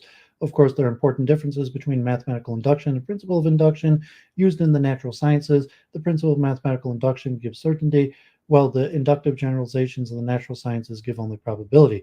The principle of mathematical induction is based on the affirmation of the power of mind that knows itself capable of conceiving the indefinite repetition of a particular action as soon as this action is possible, so that there can be no uncertainty. It can be argued that Poincare is justified in including his analysis of arithmetic in science and hypothesis, that is, in his analysis of empirical science, given that there is a striking similarity between the role played by the principle of mathematical induction and the principle of induction in natural science, which is as difficult to justify as it is to get along without it. Poincare argues that metric geometry is neither a priori nor empirical, but rather conventional. It is important to note, however, that these conventions are guided by experience according to Poincare, rather than being totally arbitrary, as some later writers take conventions to be. This connotation of the word convention has led to many misrepresentations of Poincare's view. The existence of consistent alternative geometry shows that the geometry of space cannot be determined a priori. The fact that we experience material bodies and their relations rather than space leads Poincare to argue that the geometry of space cannot be determined empirically either.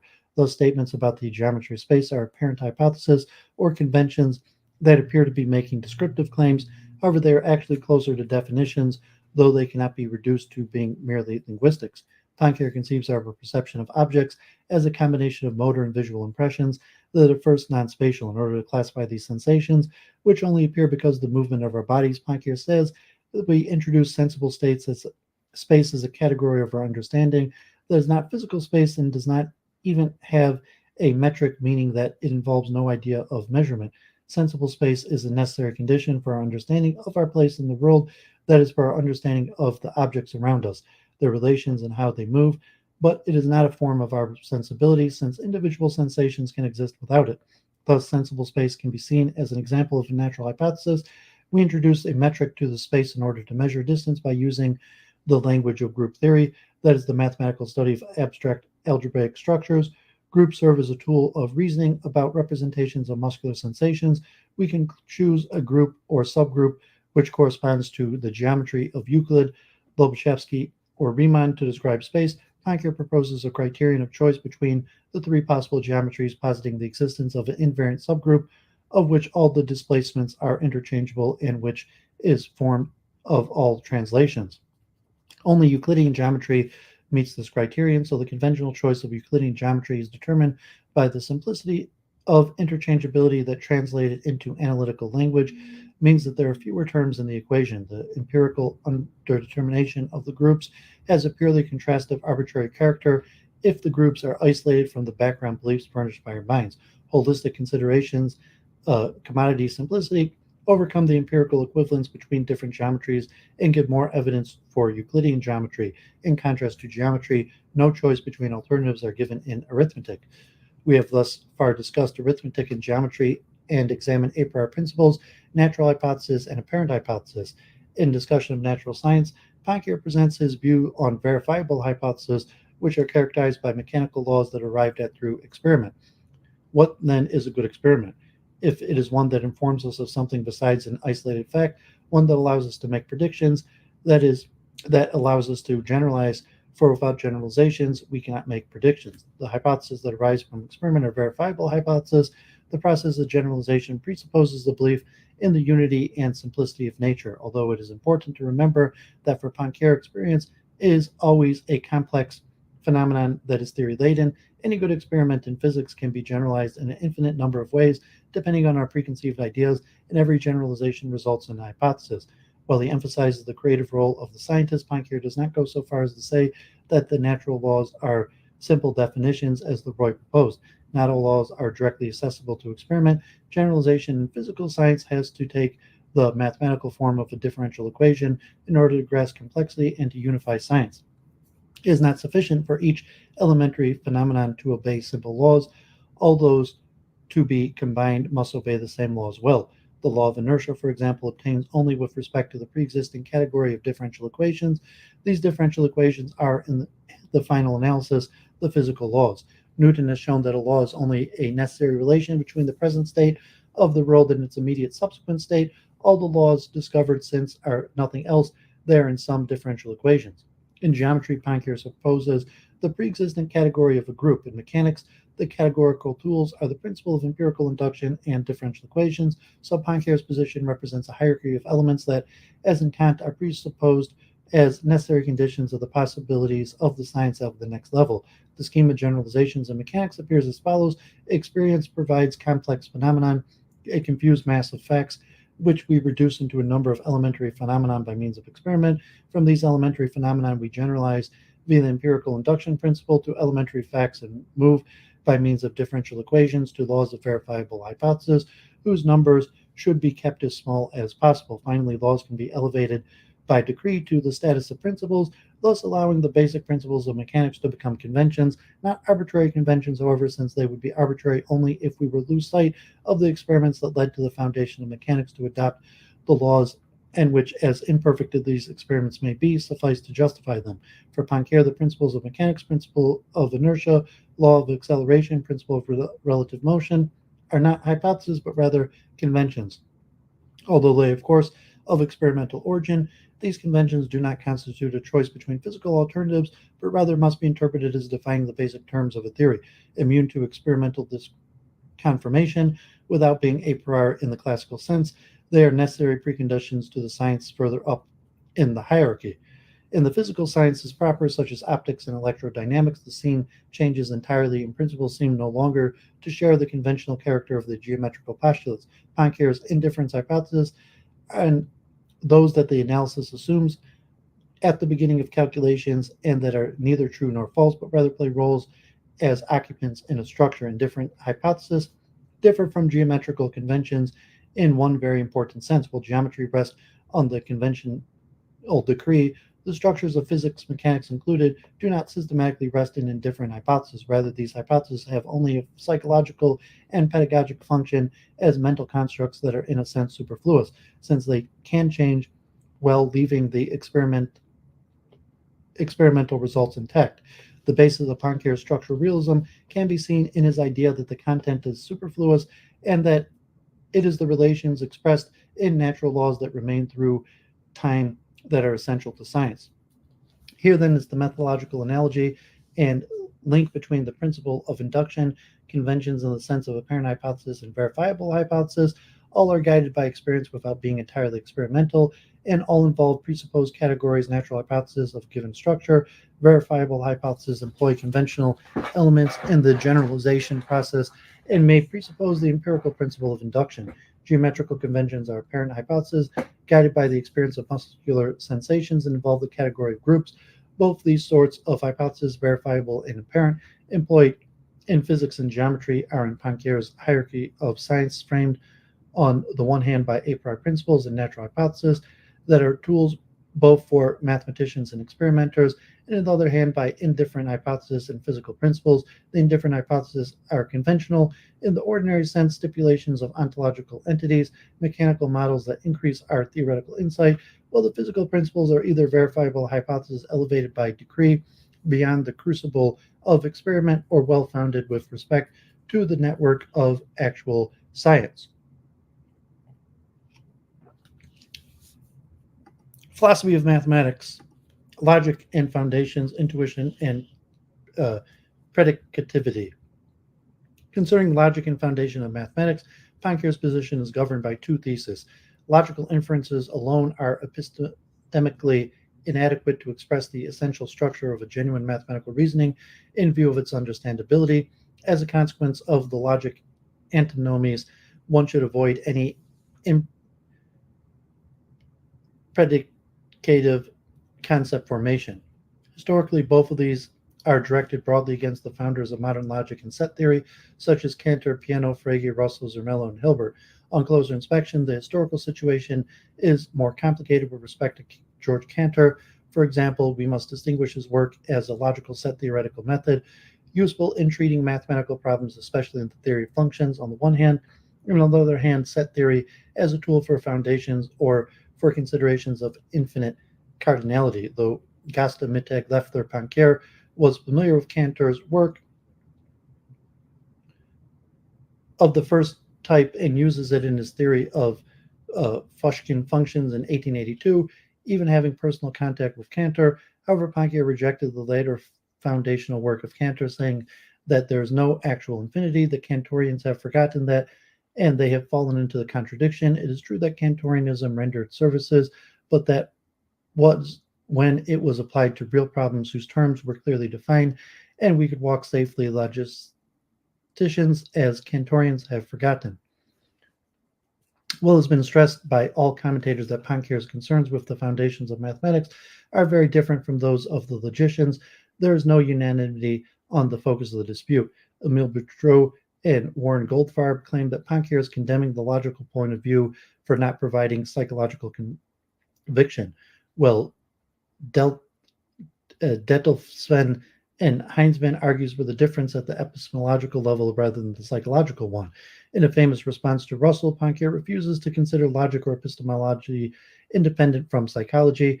It would be false, however, to believe that he thus conflates logic and psychology. Indeed, Poincare does not use the term psychology in the modern sense, but rather in all situations where he wants to emphasize the dimension of understanding, in particular in historical elements, which he contrasts with the mere correct logical exposition of the result.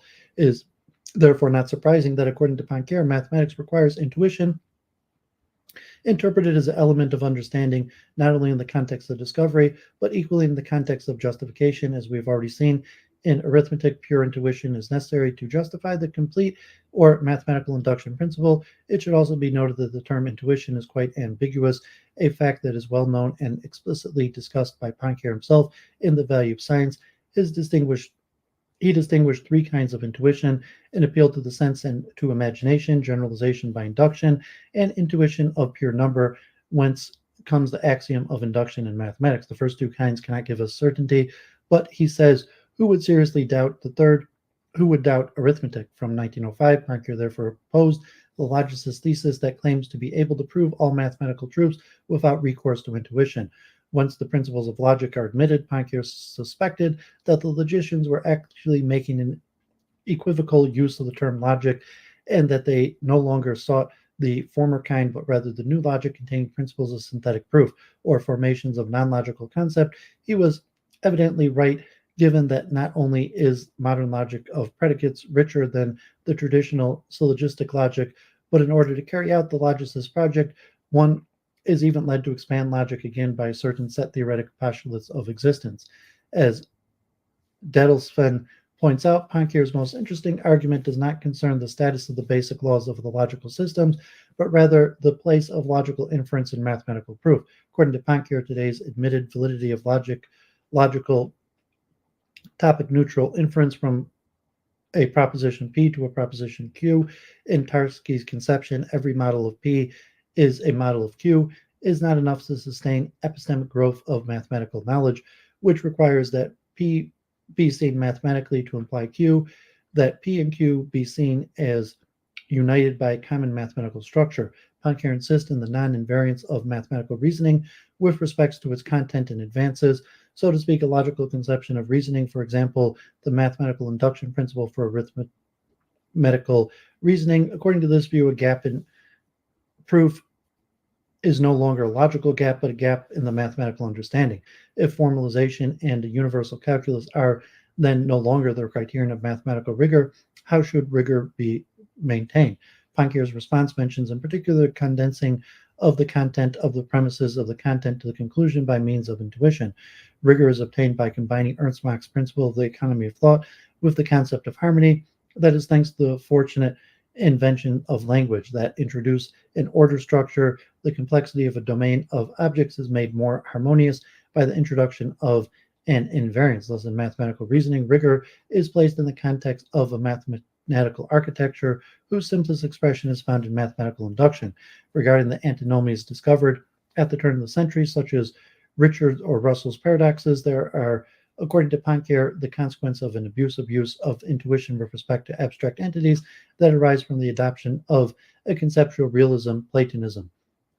In a definition of the form, the existence of the set Y is intuitively postulated without any restriction for the predicate. For an anti-Platonist like Poincare was from 1906 on, intuition is not a mode of representing an object, but rather concerns our capacity to follow a rule. We shall see quite clearly in Poincare's discussion of mathematical induction. We know that Poincare hoped to avoid this known antimonies by limiting himself to predictive definitions. It was Russell who introduced the terms predicative and non-predicative to highlight the differences between two kinds of propositional functions, those that determine and those that do not determine a class.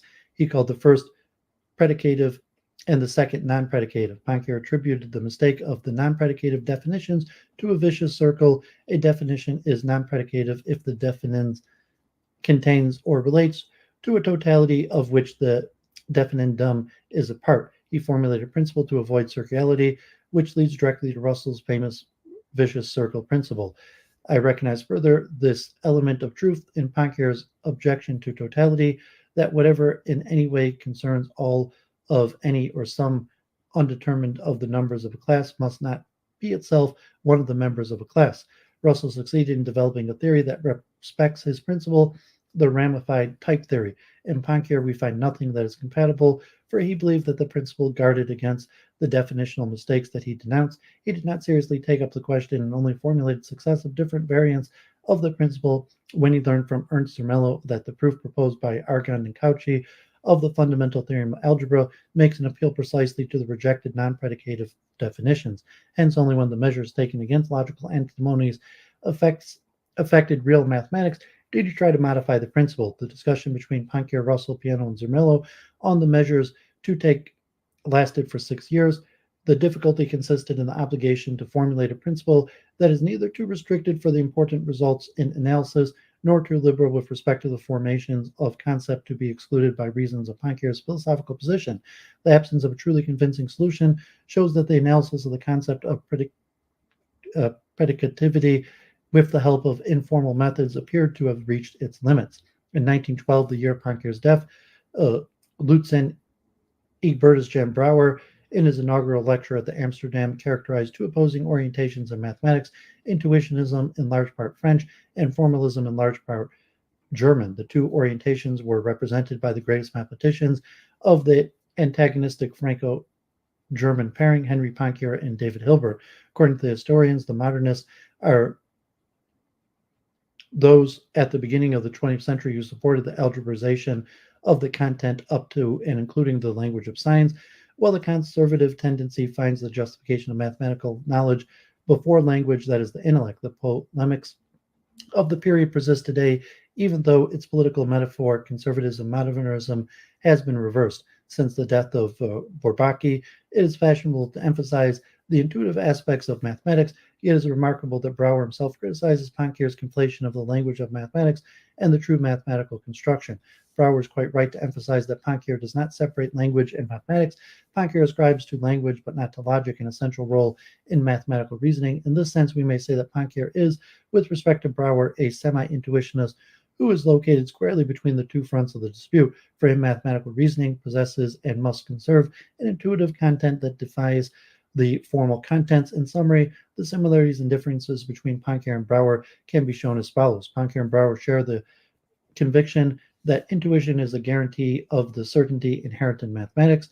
They share the conviction that complete induction is the mathematical reasoning par excellence. In contrast with Poincare, Brouwer considers intuition as the unique basis of mathematical construction. Their positions differ with respect to the relation that binds intuition and language. The involvement of paradoxes is attributed by Brouwer to the application of logical laws to a linguistic structure that can never be transformed into proper mathematics. According to Brouwer, formalism is useless. According to Poincare, the Platonistic philosophy that accompanies it must be corrected. Poincare rejects an actual infinity. Brouwer accepts it, provided that it can be confined to an intuitive construction.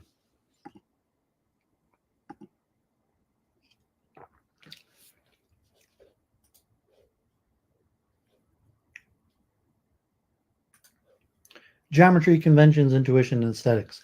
Poincare was strongly influenced by and attuned to the French philosophical scene, which refers to the Kantian tradition to show the limits of methodological positivism. Members of the so-called Critique de la Science movement, which include members of the Boutros Circle, advocate a mixture of positivism and neo-Kantianism. They criticize both Kant's determinism and Kant's static view of the mind structure. According to Poincare, mathematics requires intuition not only in the context of discovery, but also in the context of justification, especially in arithmetic and logic. So it's not surprising that Poincare was discussed in German philosophical circles in a Kantian tradition, for example, by Ernst Cassirer, Ilse Rosenthal Schneider, who is a disciple of Alois Real and Mort Schlicht. Thus, Poincare was taken to be one of the neo-Kantian precursors of logical positivism. However, unlike Kant, the arithmetical pure intuition Poincare introduces is intellectual in character, and Poincare does not in the least solve the problem of the unity of spontaneity and receptivity by the introduction of pure sensibility. Rather, he changes the terms of the Kantian contrast, emphasizing the balance between exactness, that which is common to many minds and is transmissible by discourse, and subjective acquaintance, which is intransmissible sensation. He expresses this difficult balance in a formula well known due to its popularization by Einstein. What they, mathematics, have gained in rigor, they've lost in objectivity. It is by distancing themselves from reality that they've required this perfect purity. Because of his concern for the application of mathematics, Poincare does not confine himself to the perfect purity of mathematics. The existence of relatively consistent non-Euclidean geometries leads him to the view that the geometric propositions cannot be determined by a priori intuitions, and that it is necessary to study the structural relations between Euclidean and non-Euclidean geometry. Poincare establishes the famous dictionary translating concepts and propositions of Lubitschewski's geometry into Euclidean geometry in order to create a model to show the relative consistency of the Lubitschewski's geometry. Concerning pure and applied geometry, Poincare holds the modernist sounding view that we have no pre-axiomatic understanding of geometric primitives, that rigor demands that we eliminate appeals to intuition in geometry, and that metric geometry is neither true nor false, not only because we cannot verify which one is true, but also because we cannot empirically determine the metric geometry of space in principle. When we speak of space, all we can talk about is the relations of physical bodies. Because of the relativity and passivity of space, they will not depend on the absolute position and orientation of the system. In other words, the state of the bodies and their mutual distances at a given instant will depend only on the state of these same bodies and their mutual distances and the initial instant, but will in no way depend on the initial absolute position and initial absolute orientation of the system. For brevity's sake, this is what I call the law of relativity. Such a statement is independent of any interpretation of the experiments. It is the law true.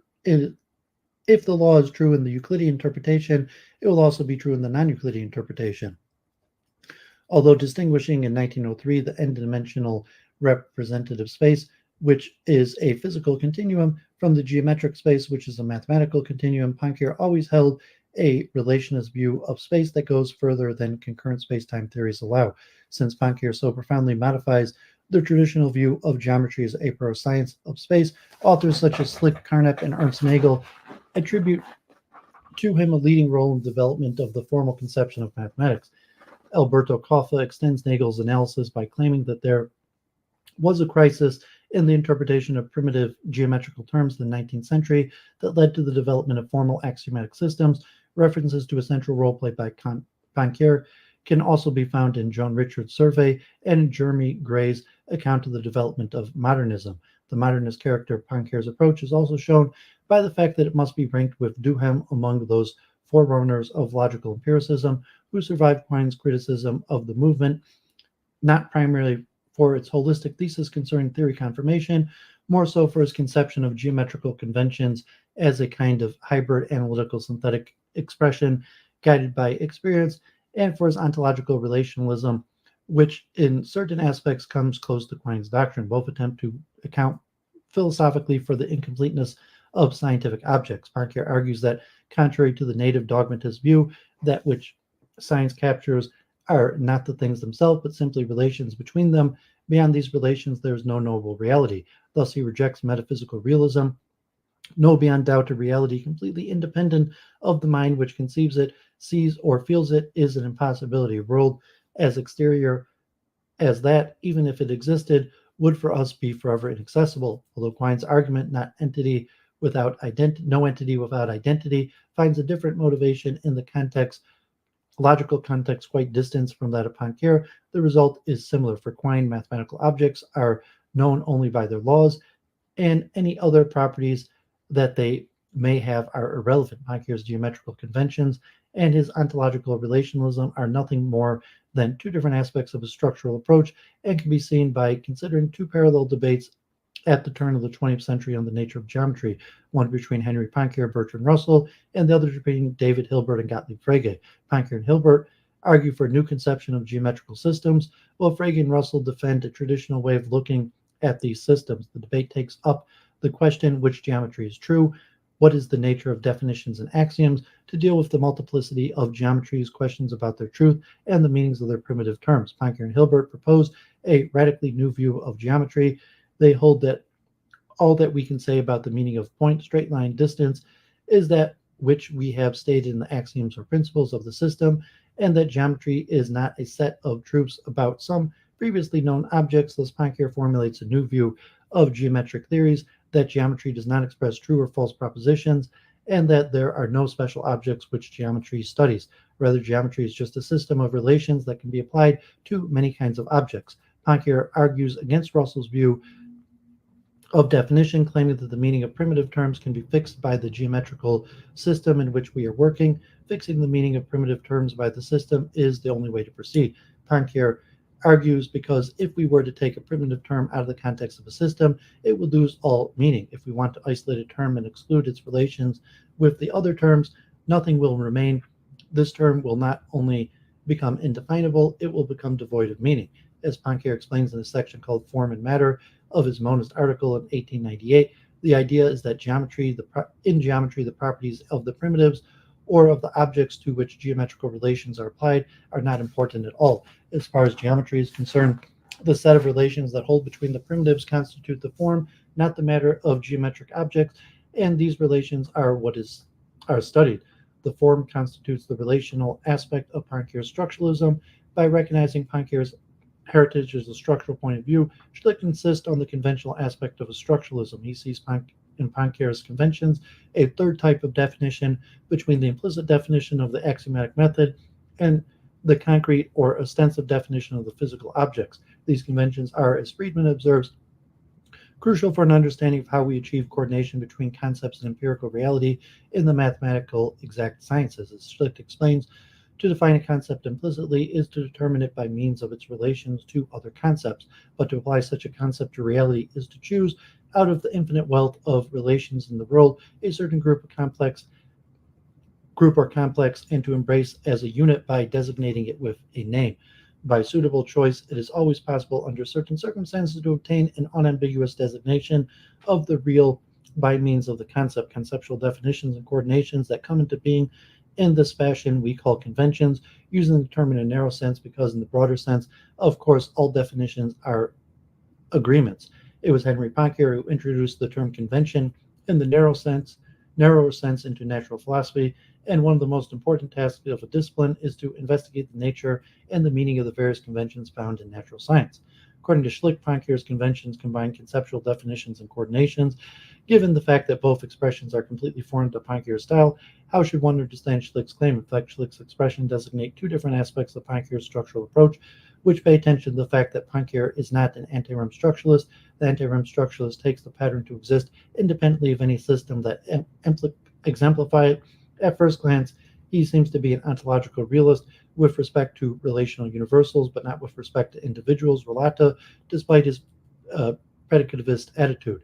As Elie Zahar emphasizes, such a position is not naturally compatible with classical semantics logic because this latter seems unable to interpret relations except through the relata one cannot confirm without determining the reference of both A and B in order to ascertain whether the set belongs to the referent of R. An answer to this difficulty can be found in examining 4 steps of Poincare's psychophysiological reconstruction of the genesis of geometry. In his early articles, Poincare argues that geometry concerns only the relations expressed in the axioms and some inherent features of the primitives. What we call geometry is nothing but the study of formal properties of a certain continuous group, so we may say space is a group. The first step of Poincare's construction of geometrical space via groups proceeds from the observable fact that a set of impressions can be modified in two distinct ways.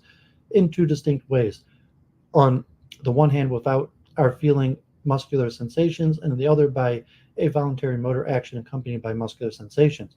So as in Carnap's Aufbau, the starting point here is the definition guided by experience of a two-placed relation, an external change and an internal change. In the second step, he introduces a classification of external changes, some of which can be brought back to a starting point by an internal change, changes of position, while others changes of state cannot. One presupposes by convention, or better by decision, that the internal compensation for an external change is exact and not approximate. In the third step, Poincare defines the equivalence class of change is of position through an identity condition with respect to the compensation by internal changes and calls it a displacement. Two internal changes have to be considered identical if and only if they have induced the same muscular sensations. This means that two internal changes are equivalent if and only if they possess a common character. And if the two are equivalent relations, then each equivalence class has a change is of position is a displacement, so we can recognize that the two displacements are identical. The fourth step in Poincare's main result is that each set of displacement classes, external and internal, forms a group in a mathematical sense. The general concept of a group is a form of our understanding that preexists in our mind or in an anti-REM structure, which the specific displacement structure transformation group exemplifies. Thus, the genesis of geometry is based on an epistemological process founded on previous classifications carried out in relationship between the structure as a norm of invariance and conventionally adapted systems as instantiations or exemplifications of these norms.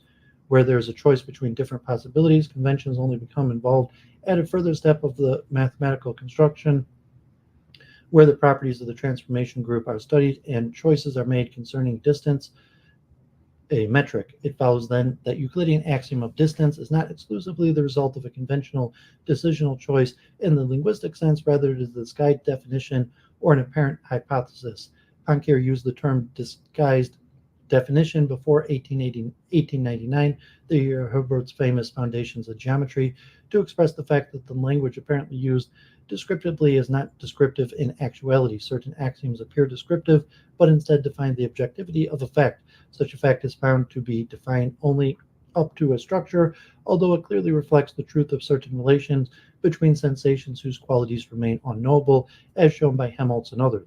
Poincare often quoted structuralist credo that in mathematics an entity exists means that its definition does not imply contradiction, must be seen in a non-Hilbertian light. Poincare's geometric propositions, conventions, which are neither true nor false, are not propositional schemata that can be satisfied by a model for reasons concerning, in particular, the involvement of a vicious circle with respect to the principle of complete induction. Poincare rejects the idea of ensuring mathematical reliability with a Hilbert-style consistency proof.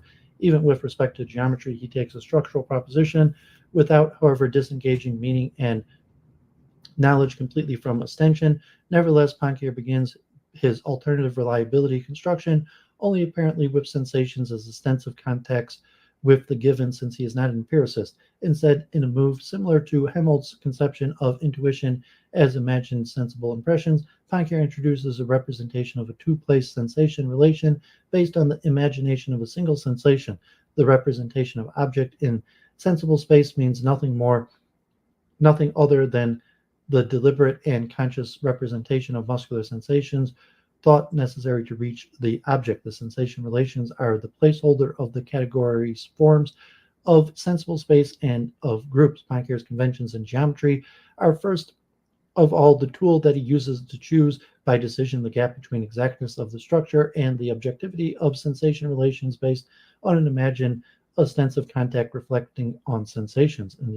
If the interpretation is right, then Poincare's concept of structure is not the new Hilbertian one that derives from axiomization of Euclidean geometry, but rather constitutes a development of the traditional algebraic concept of structure and concerns continuous groups on the one hand and the type of iteration and complex induction on the other hand. His epistemological stance has a strong affinity with Schlick's general theory of knowledge, given on the one hand that pure quality is impenetrable, and on the other hand that knowledge is public, no discourse, no objectivity. How is it possible that although we cannot be sure that our experience is the same, we can subjectively know the same thing? The answer is found in the thesis that science is a system of relations. Contrary to in re structuralists, Poincare's structures are not ontologically but rather epistemically dependent on their instances. The faculty capable of creating the general concept of a group or of indefinite iteration is the expression of a form of our understanding prior to all experience. He defends a kind of constructive epistemological Platonism or anti-nominalism in which intuition is a cognitive faculty used to grasp from series of imagined sensations or concrete iterations of the general structure. This is a solution that explains Follina's characterization of Poincare, which at first sight seems inconsistent as an anti-Rem structuralist and as an anti-realist within respect to mathematical objects. The structure is not itself a position in a metastructure, but a psychophysiological procedure in the way in which we know of its existence in our mind. Poincare uses it as a metamathematical instrument, which serves not to represent things to ourselves, but to reason under the psychophysiological genesis of real actions with imagined sensation. The genesis of geometry is based on an epistemological process founded on previous classifications carried out as a relationship between the structure as a norm of invariance and conventionally adapted systems as instantiations and exemplifications of these norms. The exemplifications of the structure by a large variety of systems, imagined sensations, mathematical and physical facts, objects, have some characters in common in an aesthetic operation, not a logical one. The general group structure is given by intuition rather than an explicit identity criterion, and the determination of its formal properties expressed by means of subgroups is the result of mastery occasioned by concrete systems, samples. The mathematician creates structural harmony, as does an artist. In art, the structure can be implicit, while in mathematics it is normally explicit, even if it is qualitative. The number of these exemplifications of their applications is the aesthetic element uniting both mathematical and artistic structures. There's, for example, nearly no mathematical theory where the notion of group does not intervene by giving the same name to different things. Poincare's geometric or algebraic conventions from a conceptual construction that is irreducible to a combination of clearly distinguished parts of structural elements and aesthetic exemplifications. In this sense, the result of the psychophysiological genesis of geometry is a whole system understood as a pragmatic procedure. The insight that geometry is the result of a genesis where the description and the construction of objects are two aspects of the same procedure leads to an alternative interpretation of Quine's thesis of the incompleteness of mathematical objects and that the ideas to which they belong. The freedom that we have to choose a geometric distance between a function is due neither to general skepticism nor to purely verbal accommodation with respect to a set theoretical development of the foundations of mathematics that itself possesses ontological commitment, but rather to ontological peculiarity of a new sort. Structures, groups are not patterns whose positions are given entities. The genesis of geometrical metric structure is as the advent of relations linked to the concrete in an aesthetic analysis of the general idea, rather than either the creation of the concrete material from the general idea, a group, or as the creation of the category, a group from the concrete. What Poincare calls objective reality, common to many thinking beings, is exactly the harmony expressed by mathematical laws. To move along this predefined track of a reconciliation of aesthetic sensitivity and cognition leads directly to Nelson Goodman. As Philippe Nabonand has remarked, Poincare's early presentation of geometrical space is, as a whole, in fact, circular. In his 1898 paper, Poincare put forward a mathematical explanation of the three dimensions of space. He observed that Euclidean group selected after many conventions can be seen as acting on space of 3, 4, 5 dimensions. The choice of three-dimensional space is justified by considerations of commodity. Unfortunately, Poincare's argument is viciously circular because the choice of the Euclidean group was grounded on Lee's classification of transformation groups. Nevertheless, Poincare noted his mistake and introduced in 1905 representative space, a physical continuum to which experience proves that it's more convenient to attribute three dimensions and which may imply the matching three-dimensionality of geometric space, which is mathematical continuum for convenience. In order to justify his utilization of Lee's classification, the consequences that geometry is not independent of any further mathematical space, the structure of which must be presupposed as a primitive notion, contrary to the pragmatically suggested group notion existing in our mind. Okay, so Ramada Damming, good to see you. God bless. Yes, a lot of complications here with Poincare. deep into the philosophy and history of mathematics. So very tedious. If anyone's tuning in, I hope this is useful to them. So it's very tedious, but a lot of important material that we'll come back to more in the future. Philosophy of physics. Concerning the epistemological status of mechanics, Poincare positions himself as the discussions of geometry is holding a position between empiricism and a priorism. The principle of mechanics certainly have, according to Poincare, an empirical origin, but they nonetheless surpass the bounds of the strict empiricist, since the experience that leads us to an experimental result rests on the repetition of a phenomenon and therefore requires physical or empirical induction. Generalizations are either a hypothesis, a law, or a confirmable thesis obtained by the fact that each result of empirical physics can be generalized in different ways. Indeed, we are obligated to simplify the experimental data, and the criterion of simplicity is relative to the analytical apparatus we employ. So consequently, simplicity may be only apparent. Such analysis of experimental data may even force us to adjust the experiment. Reflecting on the generalization process shows that it presupposes a belief in the unity and simplicity of nature. However, this is only the most general kind of presupposition that is required. The hypothesis of the law of inertia, for example, cannot be obtained except with respect to the pre-existing category of the differential equation, which thus replaces the physical induction that leads to a simple experimental fact.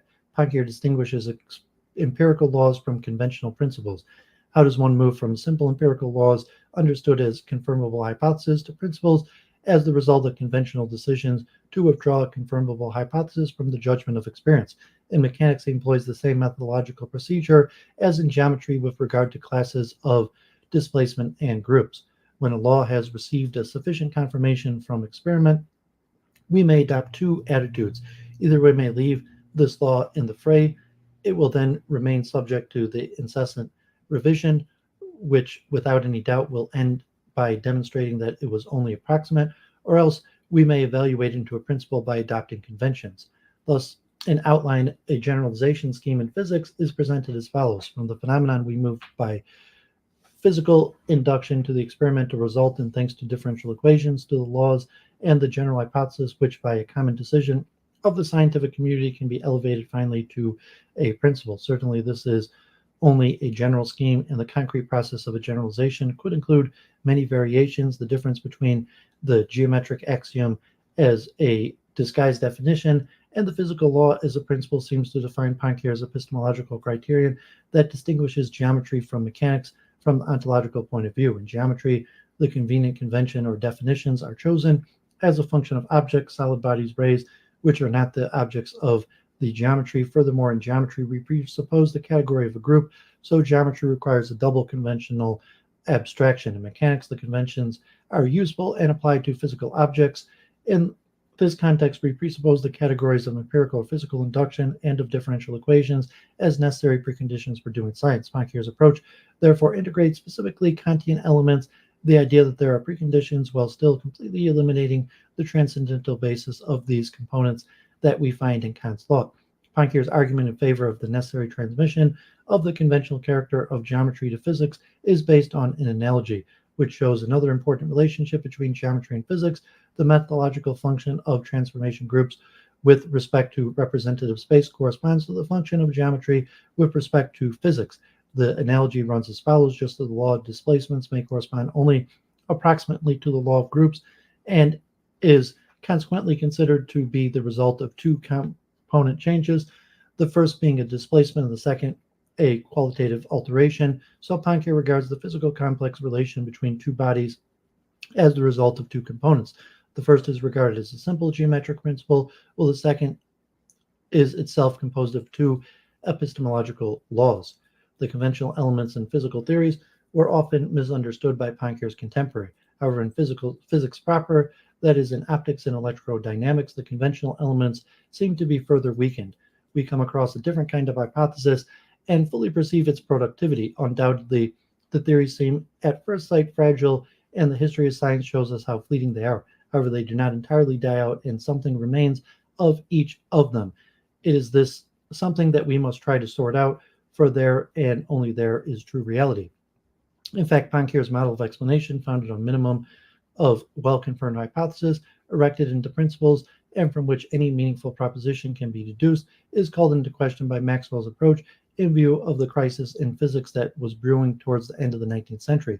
Poincare's general proposition will not work without posing problems with respect to concrete principles. We will briefly mention the most interesting case, that is, of the application of the principle of relativity to electrodynamics, which is one of the most discussed subjects by historians, not least because Poincare and Einstein did not cite each other on relativity, despite the fact that Einstein read Poincare's Science and Hypothesis before 1905, and Poincare wrote Einstein a recommendation letter sometime after their only meeting at the first Solvay Congress in 1911.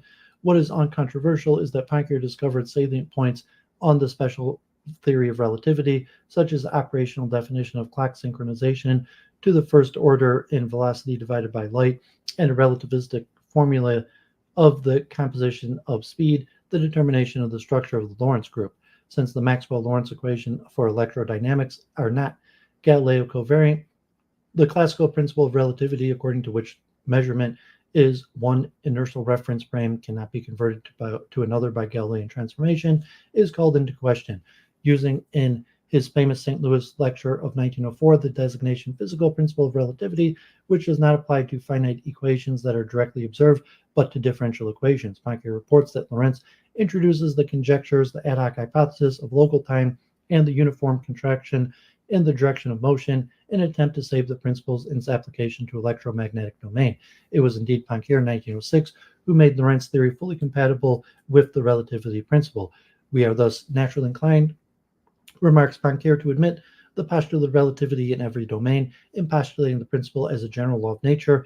Its extended form finds its origin in the Galilean principle and its motivation in its compatibility with a theory explaining why no experiment is able to inform us of the Earth's motion relative to the ether. So the principle is an element of a work in progress containing several conjectures, and there is the possibility that it will lose its soundness.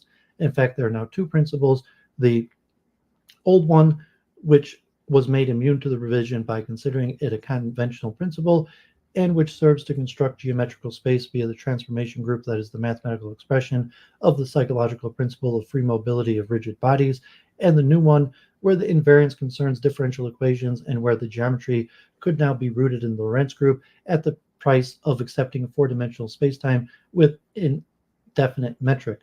So it seems that Poincare's old conventional construction of space, where he prefers Euclidean geometry on the basis of considerations of simplicity and commodity, must be subsumed in a new convention of spacetime. Indeed, Poincare never abandons Galilean spacetime, but it is not clear if before 1912 the principle of special relativity with Lorentz covariance instead of with Galilean covariance was confirmed well enough to be inassailable by experimenting to make the principle with Galilean covariance unfruitful. The situation is what Larry Sklar has called transient underdetermination.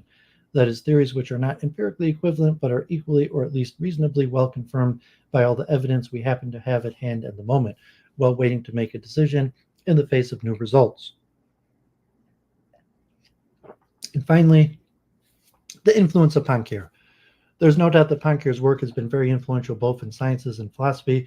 It is already widely discussed at the time it was first presented, not only in France but in Germany, and his geometric conventionalism has also greatly influenced the logical empiricists who were linked to Poincare's followers. Louis Rougier, one of the organizers of the 1935 Paris Congress on Scientific Philosophy.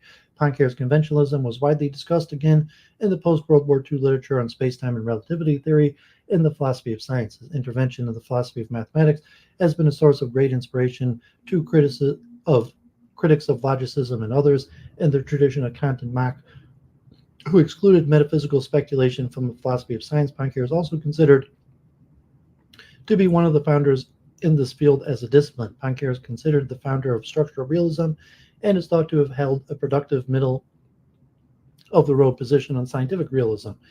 His discussion of scientific creativity has spawned a literature of its own and become a standard account of how scientific creativity works.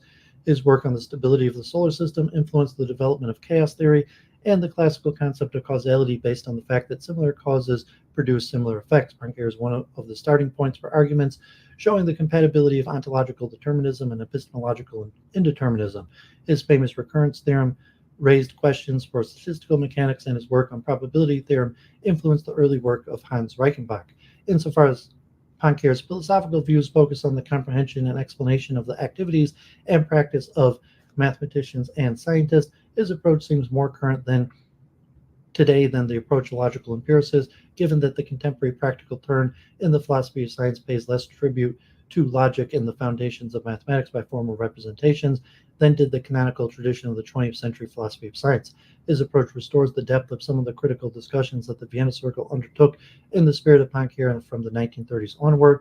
Though they are missing from the standard histories in the philosophy of science, the Swiss philosopher Ferdinand Gonset, the French philosopher Jean Chevalier and Albert Latham, and the Italian epistemologist Federico Enriquez, and finally Jean Piaget, all have in common a focus on mathematical practice that rejects the logical empiricist's strict distinction of analytical and synthetic propositions. Poincare is often invoked in the philosophy of mathematics because of his discussions on the paradoxes and his diagnosis, which became the vicious principle according to Poincare's pragmatic and anti-Platonist standpoint. Mathematical definitions and proof procedures should be limited to predicative ones. Hermann Whewell was the first to propose a predictive continuum, while the Lorentz and especially Kreisel and Pfefferman each tried to find predictively definable sets following Poincare's rough sketch. Hintinka argues that logicians and mathematicians did not know how to implement Poincare's insight because they did not pay enough attention to the quantifier dependence and independence and proposes a solution with if logic. Poincare's critical remarks about the logicist project and about a new logic in general have been evaluated many times and continue to be discussed in the literature and to inspire those with sympathy towards intuitionist or Kantian points of view. Although the influence on Wittgenstein's work are notoriously difficult to interpret, they are clearly evident similarities to Poincare's fundamental views. Mortschlick is mainly responsible for bringing an interpretation of Poincare's conventionalism to the logical empiricist. In particular, he advocated Poincare's conventionalism, or at least what he thought of as Poincare's conventionalism, in letters to Hans Reichenbach in regards to Reichenbach's 1920 book, The Theory of Relativity and A Prior Knowledge. Later, however, Schlick criticized generalized conventionalism in his reprinted and widely read article in 1935, Our Natural Laws Conventions. Reichenbach took up geometric conventionalism in his philosophy of space and time in 1928 and kind of generalized conventions, taking them to be the adoption of the formal language of science. Poincare was largely cited and discussed in the heyday of logical empiricism, though the meaning of his conventionalism was often distorted. For example, when Popper criticized Poincare's conventions as analytical judgments, Einstein's interpretation of Poincare in his important article Geometry and Experience is emblematic of the fate of his geometric conventionalism in the philosophical literature. Einstein says that although current physics, the general theory of relativity, is not in accord with Poincare's view, he is correct subspecies aeterni that is in principle in ideal physics. Thus, the specified geometric conventionalism that Poincare advocated was opposed, but a generalized form of the conventionalism was frequently embraced. Although Poincare's ideals are not the central focus of the discussion of space-time theories that blossomed in the 1960s and 70s, his views are always in the background. Adolf Grünbaum defended geometric conventionalism, albeit with his own unique arguments rather than Poincare's, and critics of Grünbaum's and of conventionalism generally could not help but direct some of their attention to Poincare, who was rightly seen as the preeminent precursor to all further work on geometric conventionalism. Some of the literature does directly engage with Poincare, notably Toretti. In 1989, John Whewell published a paper defending structural realism as the best of both worlds in the debate over scientific realism, drawing his inspiration from Poincare.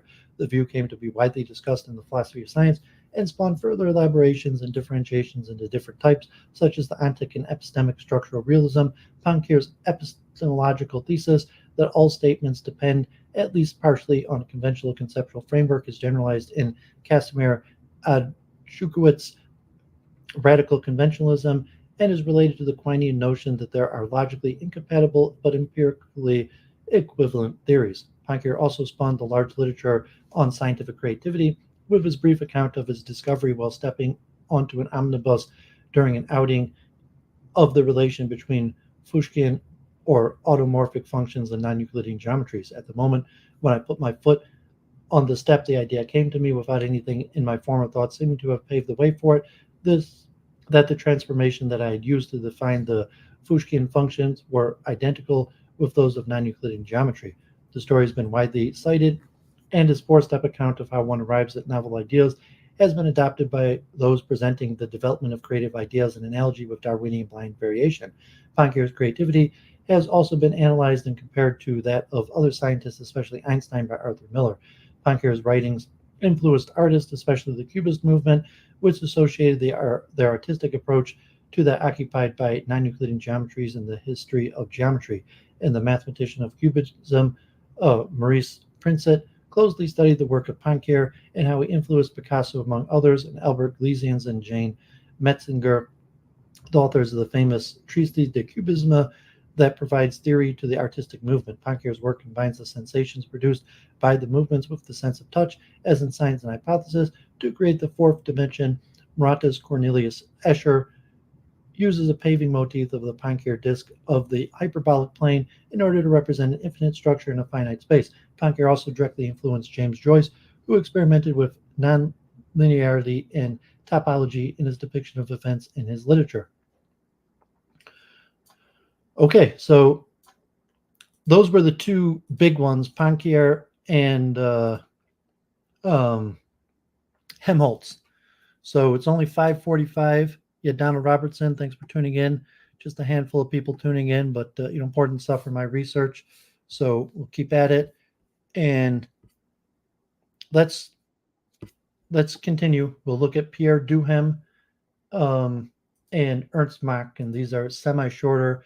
I might actually do the one on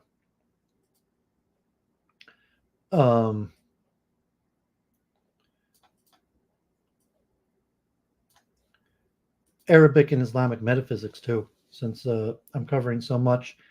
We'll see. So let's keep at it. Pierre Duhum. Pierre Duhum, 1861 to 1916, was a French physicist and historian and philosopher of science.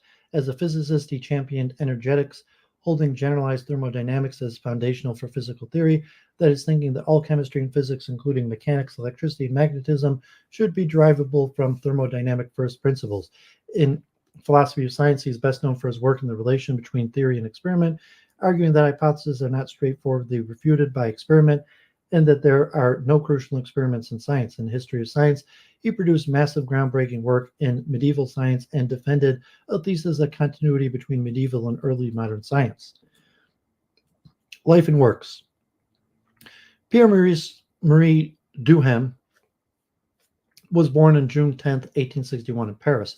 The Duhems made sure that Pierre was well educated. Starting at the age of 7, he was given private lessons with a small group of students on grammar, arithmetic, Latin, and catechism. Pierre continued his education at a Catholic school, the College Stanislaus in Paris in 1872, and for the next 10 years. The mature Duhem recalled his college days as most formative, and particularly singled out his science teacher as an important influence.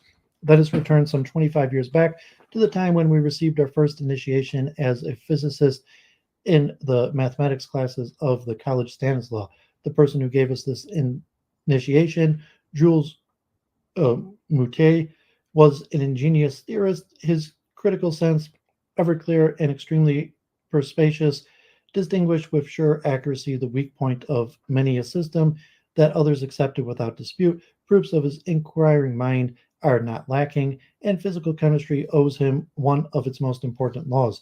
It was this teacher who planted in us our admiration for physical theory and the desire to contribute to its progress. Being a disciple of Moutet, it was as a convinced partisan of mechanism that we approached the courses in physics pursued at the École Normale.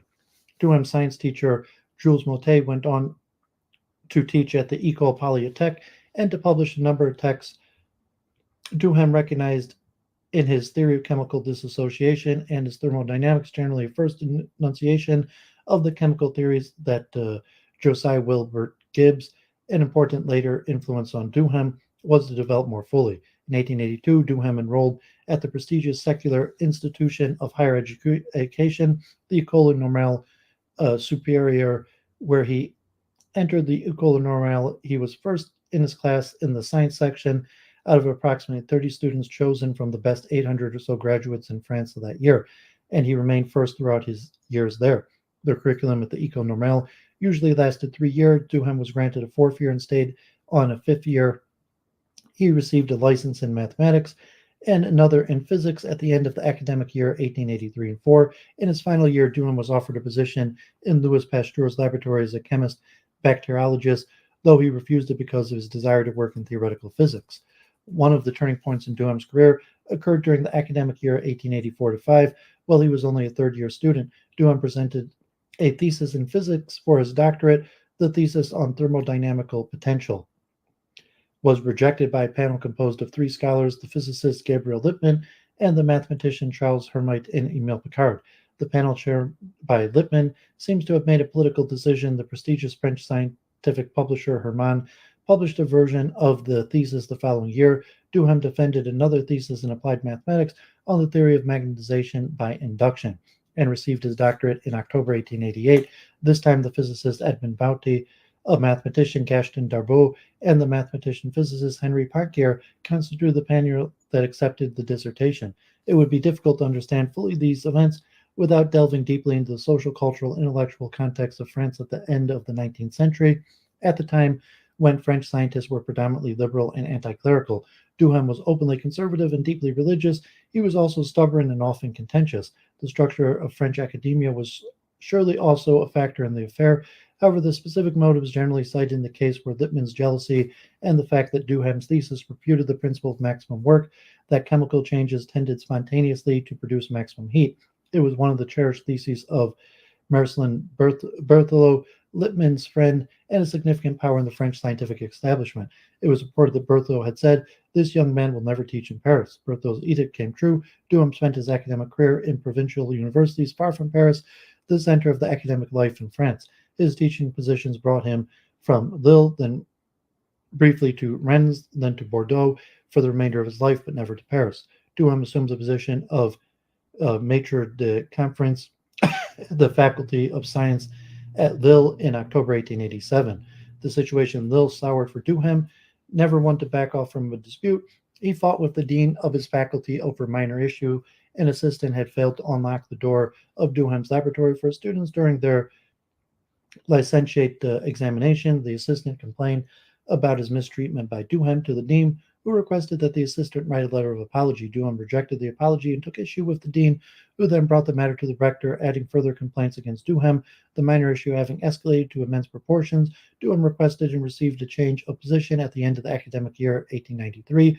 During these formative years, Duhem worked very hard on his science. He published 6 books, a 2-volume work on hydrodynamics, elasticity, and acoustics, his lectures on electricity and magnetism in 3 volumes, and an introduction to physical chemistry. Duhem was one of the first to appreciate the works of Gibbs, writing the earliest critical examination of Gibbs on the equilibrium of heterogeneous substances in 1887, and later promoting the French translation of Gibbs' works. In October 1893, Duhem left Lille for Rennes. He lasted only 1 year, leaving for Bordeaux in October 1894. He was hoping for a position in Paris. The prodigious quantity and quality of his publications in many fields of science, the philosophy of science, and the history of science were not able to change his situation. Very late in life, he was approached about the newly created chair in the history of science at the College of France, but he refused to be a candidate for it. The proud and stubborn Duhem told his daughter, "I'm a theoretical physicist. Either I will teach theoretical physicists at Paris, or else I will not get there." Duhem's curriculum vitae, written in 1913 on the occasion of his nomination as a non-resident member of the Academy of Sciences, lists over 350 items, about 50 of which were books. From the mid-1880s to 1900, Duhem's primary interests were scientific, ranging from thermodynamics and physics, but publishing on elasticity and energetics as late as 1911. In the 1890s, while still at Lille, he began writing essays on questions of methodology that would lead to the publication of the most influential books in the philosophy of science, translated into English, in the aim and structure of physical theory and to save the phenomenon. It was also the mid-1890s that Duhem published his first essay in the history of science, starting on the path that would lead him in 1904 to the new understanding of the history of science. And his thesis, The Continuity Between Medieval and Early Modern Science. This path would culminate in such important historical works. Duhem made a number of enduring contributions to thermodynamics and physical chemistry. Among these are the Duhem-Margolis and Gibbs-Duhem equations, which deal with reversible processes in thermodynamics as quasi-static limiting processes and give a general proof that of the Gibbs phase rule. These results were obtained in the context of the program of generalized thermodynamics called energetics. Indeed, Duhem's entire scientific program was driven by the conviction that the generalized thermodynamics should be foundational for physical theory, thinking that all of chemistry and physics, including mechanics, electricity, and magnetism, should be derivable from thermodynamic first principles. Duhem started the concept of the thermodynamic potential, the topic of his failed thesis, deploying in it a manner similar to that of potentials in mechanics, so as to represent all physical and chemical changes. The program finds its mature statement in 1911. It was well received by the late 19th century energeticists such as Wilhelm Ostwald and George Helm. So important was energetics for Duhem that his work in the history and philosophy of science has been viewed as an attempt to defend its aims and methods. More recently, Niall Martin and others have argued for the importance of religious motives in Duhem's work, and it has become clear in the course of Duhem's writing that he expected the endpoint of science to harmonize with the teachings of the Catholic Church. Whatever was Duhem's initial motivation, his historical and philosophical work took on a life of its own. One cannot read Duhem's numerous historical and philosophical tomes and think that his labor was only in the service of energetics, and that the sole goal of his works was but a defense of its methods and historical position. No doubt energetics might be a thread running through Duhem's various works, and no doubt those works harmonize with the method of energetics as he conceives it, but energetics cannot be the whole story. Philosophy of science. Duhem's early methodological views reflected the late 19th century positivism. Physical theory was no more than an aid to memory, summarizing the classical facts by providing a symbolic representation of them. The facts of physical theory are different from common senses and metaphysics, especially from the mechanical theories fashionable at the time. Duhem's position was immediately attacked by a Catholic engineer, Eugene Poincare, on the grounds that separating physics from metaphysics implied that physics was the only real knowledge, another positivistic thesis, and thus conceded too much to skepticism. Poincare raised an important point for turn-of-the-century Catholics because the Church was officially committed to Neo-Thomist with its generally rationalist apologetics. In his reply, Duhem adopted a quasi-Thomist position. Metaphysics is a real form of knowledge, more excellent than physics, but separated from it. It has different objects and is governed by different methods. This immediate response fitted reasonably well into the framework of Neo-Thomist, though it did not go as far as to reunite the disparate forms of knowledge into a hierarchical system of science, including cosmology and metaphysics. Duhem's mature position was somewhat different, containing three key ideas elaborated upon various occasions: the underdetermination of theory by fact, often referred to as the Duhem thesis, the rejection of metaphysics and models in physics, and natural classifications as an endpoint of physical theory. Against Newtonian method, the Duhem thesis. Duhem's work was important for members of the Vienna Circle, including Otto North and Philipp Frank, as it had been for Ernst Mach. Despite Duhem's conservative beliefs, his work was also taken up by participants of the Viennese political scene, such as Friedrich Adler, who translated his physical theory into German in 1908. The Duhem thesis surfaced fully in Anglo-American philosophy in the 1950s through the work of Quine and Quine's two dogmas of empiricism. The second dogma is reductionism, the belief that each meaningful statement is equivalent to some construct upon the terms which refer to immediate experience. Quine argues that reductionism is an ill-founded dogma. He asserts that although reductionism has ceased to figure in some empiricist thought, there remains a more subtle form of reductionism that each statement taken in isolation can admit confirmation or disconfirmation. Although the dogma Quine suggested that our statements about the external world face the tribunal of sense experience, not individually, but also as corporate body. And in the footnote on the reprinted article in his collection essays from a logical point of view, says that the doctrine was well argued by Pierre Duhum. Quine proceeds to detail an empiricism without the dogmas in which knowledge is to be likened to a field or of force where conflict with experience at the periphery occasions adjustments in the interior of the field, and any statement can be held true, come what may be, if we make drastic enough adjustments elsewhere in the system. Because of Quine's reference to Duhem, the thesis formed from the two sub-theses that since empirical statements are interconnected, they cannot be singly disconfirmed, and if we wish to hold a particular statement true, we can always adjust another statement, has become known as the Duhem-Quine thesis. The antecedent of a sub-thesis is often referred to holism. Quine attributes only sub-thesis to Duhem.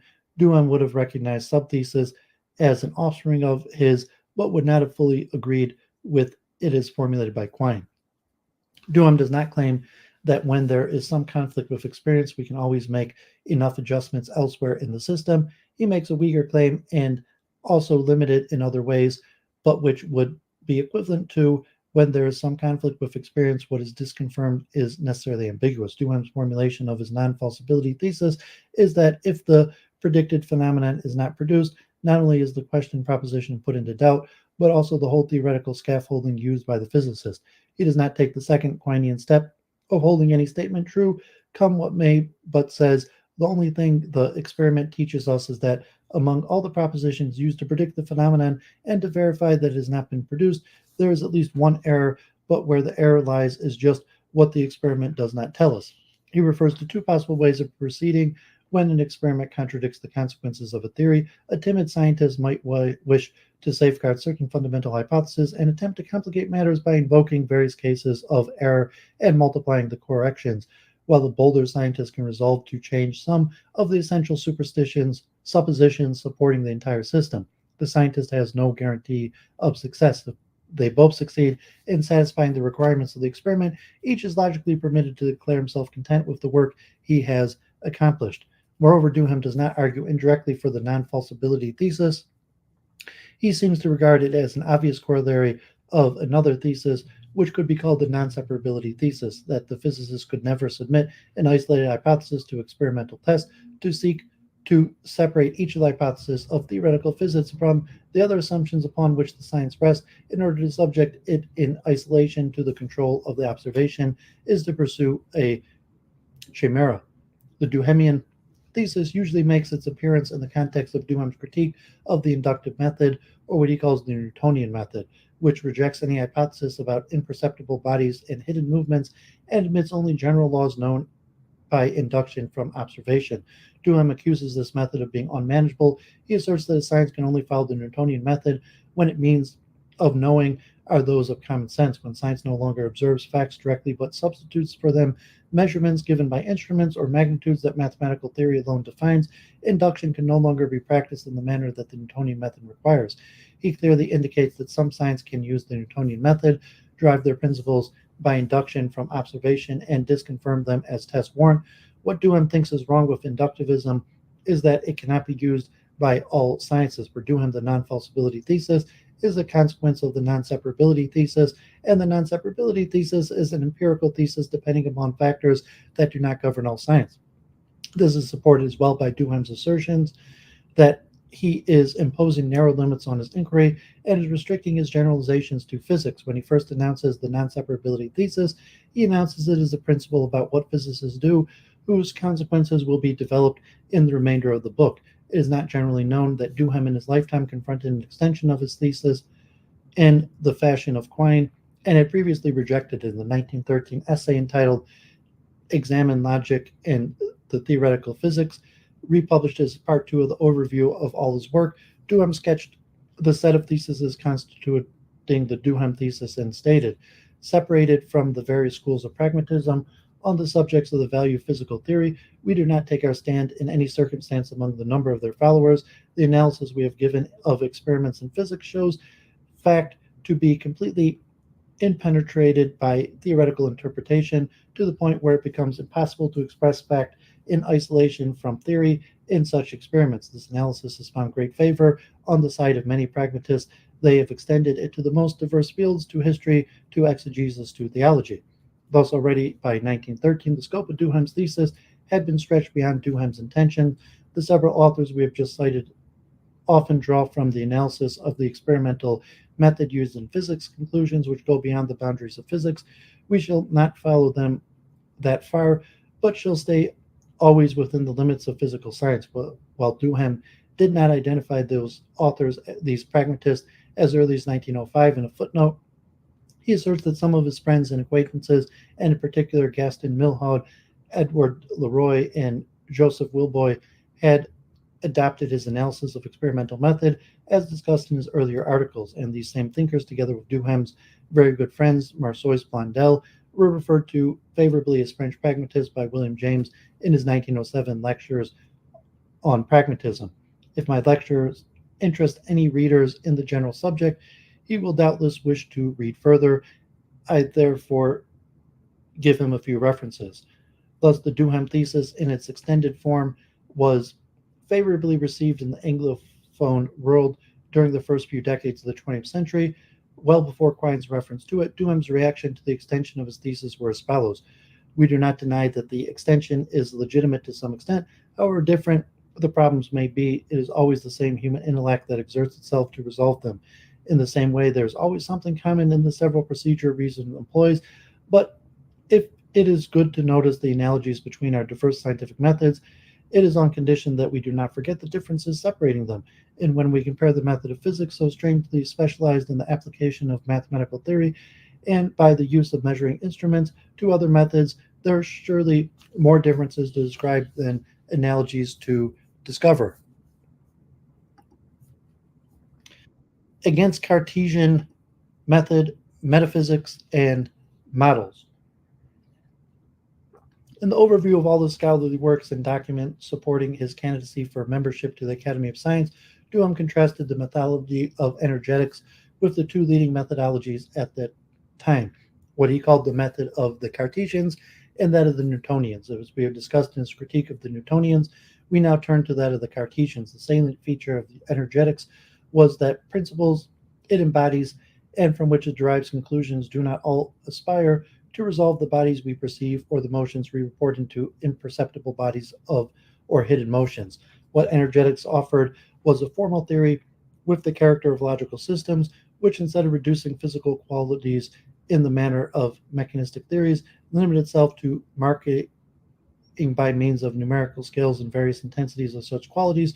Duhem's critique of mechanistic theories or the method of Cartesian atomists was that they are not autonomous. The physicist who wished is to follow them can no longer use the methods proper to physics exclusively.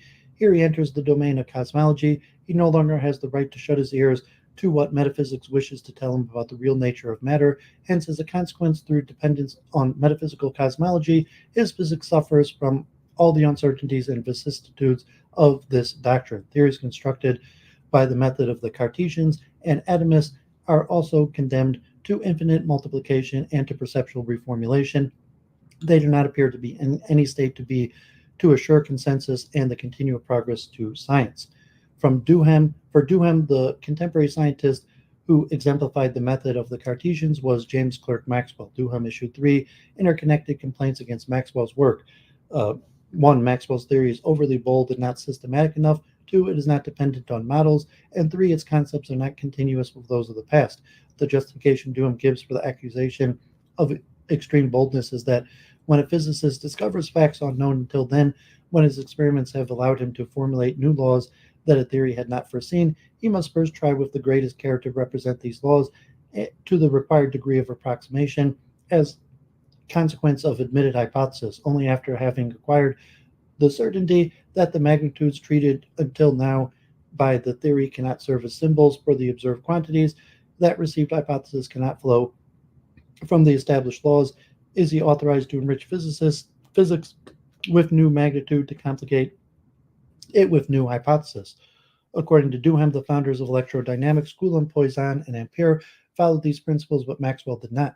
Duhem cites with approbation Ampere's attempt to represent the attraction or repulsion of currents in wires using Coulomb's formula. He also praises the fact that Ampere abandons the attempt only after experimental facts about the magneto-optical rotation discovered by Faraday showed clearly that Ampere could not succeed in the attempt. But again, according to Duhem, Maxwell does not follow these principles. In fact, he goes as far to accuse Maxwell of following the inverse path. At the moment when Maxwell introduced the new magnetic and electrodynamics, the displacement currents, at the moment when he marked an essential hypothesis, the mathematical form of the laws to which this magnitude should be submitted, no properly observed phenomenon requiring the extension of the theory of currents, that theory was sufficient for representing, if not all the phenomena known until then, at least all those who experimentally study had achieved a sufficient degree of clearness. No logical necessity pressed Maxwell to imagine a new electrodynamics. As a result, Maxwell reversed with an incredible rashness the natural order according to which physical theory evolves. He broke with the past before he needed to. Duhem was well known for his attacks on the use of models in physical science. At first, it seems that Duhem tries to link his attack on model building with his espousal of instrumentalism for the physical sciences. He accuses the English scientist of believing that to understand physical phenomenon is to compose a model, and of confusing model with theory. He specifically blames Maxwell for these misunderstandings, indicating that in his 1855 6 essay, Maxwell proposes only to illustrate the theory of dielectrics, whereas in his 1861 2 essay, he proposes to represent or to explain the electrical and magnetic actions by a mechanical model. Duhem even seems scornful of Maxwell's interchangeable use of the verbs to represent and to explain. He states, for an English physicist, the two words have the same meaning. For Duhem, there is a crucial difference between representing and explaining. He divides theories into two large categories, explanatory and purely representative theories, and he argues that physical theories should not be considered as explanatory, but as purely representative or classificatory. The argument, as we have seen, is that in order for a physical theory to be explanatory, it would have to be subordinate to the metaphysics and not autonomous. The reference to the two words having the same meaning for Maxwell and English scientists is thus a reference to what Duhem would consider a confusion about the aim of physical theory, one that arises in the identification of a model with the theory and thinking about what is represented by the theory and or model is real. But Duhem broadens the critique of the model building to include mathematical models along with mechanical models. He decides that for an English scientist, theory is for him neither explanatory nor rational classification of physical laws, but a model of these laws, a model not built for the satisfying of reason, but for the pleasure of the imagination. The complaint is clear. Model building has no real place in the physical theory beyond a minor heuristic role. It can neither be grounded in realism, in the thought that physical theories are explanatory structures, nor in the instrumentalism, in the thought that physical theories are classificatory or representative structures. In fact, model building is not even connected to the higher intellectual faculties of reason, but to the lower faculty of imagination. So ultimately, Duhem's attack on the model building is rooted in something more fundamental than his instrumentalist methodology for the physical sciences. Duhem banishes model building from physical theory as he previously banished Maxwell's rashness, because model building breaks with historical continuity. In fact, model building is not only historically non-continuous, but presents models and even often non-continuous among themselves. Some model builders even find pleasure in building two or more models of the same law. The fact that the English physicists can accept disparate models, breaking up the historical continuity of science and even its present unification, is what shocks Duhem. It is what reconfirms for him that the English physics is not the work of reason, but the work of imagination.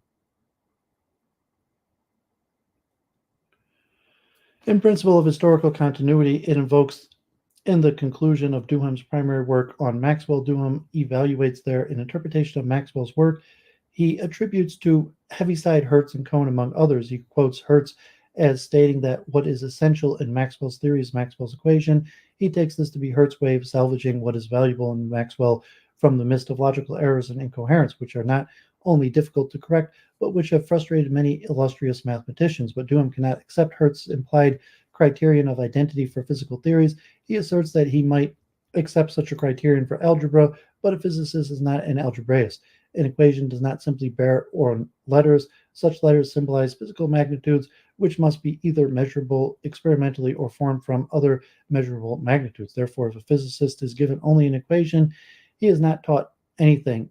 To this equation must be joined rules by which the letters that the equation bears upon are made to correspond to the physical magnitudes they represent, and that which allows us to know these rules is a set of hypotheses and arguments by which one has arrived at the equations in question. The set of rules is the theory that the equation summarized in a symbolic form. In physics, an equation detached from the theory that leads to it has no meaning.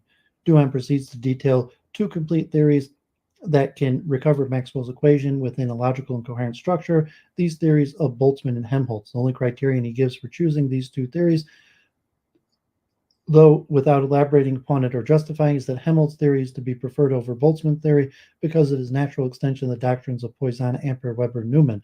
It leads logically from the principles posited at the start of the 19th century, the most selective consequences of Maxwell's theory, from the laws of Coulomb to the electromagnetic theory of light. It does not, without losing any of its recent victories of electrical science, it reestablishes the continuity of tradition. Duhem does not attempt to justify his criterion of historical continuity in a study of Maxwell, perhaps because he previously broke the question in his early methodological article. He asserts, if we restrict ourselves to invoking considerations of pure logic, we cannot prevent a physicist from representing different sets of laws or even a single group of laws by several irreconcilable theories. We cannot condemn incoherence in the development of physical theory.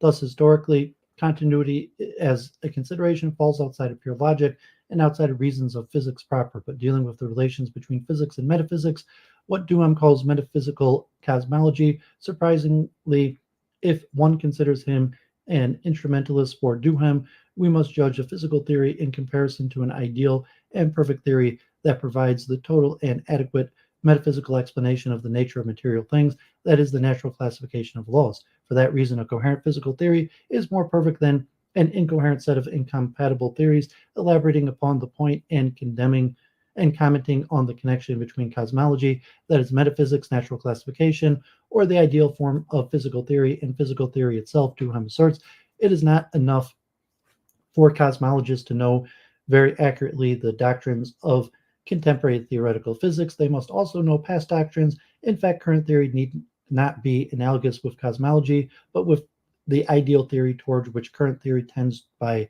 continual progress. Therefore, it is not up to philosophers to compare physics, as is now with their cosmology, by congealing science in some manner at a precise moment of its evaluation, but rather to appreciate the development of a theory and to surmise the goal towards which it is directed. Now, nothing can guide them safely in conjecturing the paths that physics will follow, if not the knowledge of the road it has already covered. Duhem supports the statement using an analogy with the trajectory of a ball. We cannot guess its endpoint with an instant glance of the ball. But we can prolong its trajectory if we followed the ball from the moment it was struck. So we cannot guess the endpoint of a physical theory, the natural classification, by looking at any particular theory. We must appeal to the trajectory of physical theory, to its history, to enable us to tell whether any particular theory is likely to contribute towards the ultimate natural classification. Duhem's doctrine of natural classification provides the grounds for various commentators to argue if Duhem is not an instrumentalist, that his philosophy of science considered as a whole looks more like convergent or motivational realism.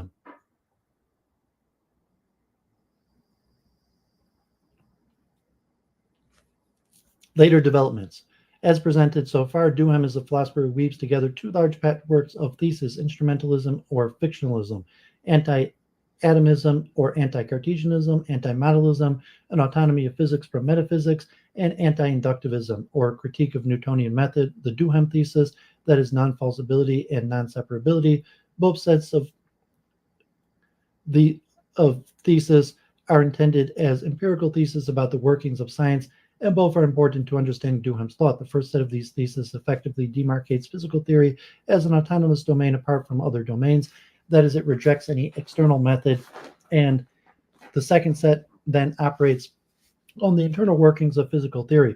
Having set apart physical theory, Duhem asserts that no internal method leads inexorably to the truth. For Duhem, there are always at least two basic ways of proceeding in science. Some scientists prefer the clutter of concrete details and thus do not mind ad hoc explanations, complications, and corrected theories. Others prefer abstract, simple, and uncomplicated theories, even if they are gotten at the price of conceptual novelty. As we have seen, Duhem discusses this dichotomy under the rubric of the English mind and the French mind, what he also calls esprit de finesse and esprit de géométrie, following Blaise Pascal. Despite the labels English and French, Duhem categories are analytic ones, not mere epithets to be used rhetorically against his adversaries. In fact, from the start, When he describes the broad, shallow English mind, his archetype was Napoleon Bonaparte, a great genius of military details, not an Englishman. Duham's ideal of the narrow, deep French mind was Newton, the geometer of physics, not a Frenchman. Thus, when Duhem accused Faraday and Maxwell of having English minds, he did not so by trying to establish something about how they conducted their science, not by referring to their ancestry.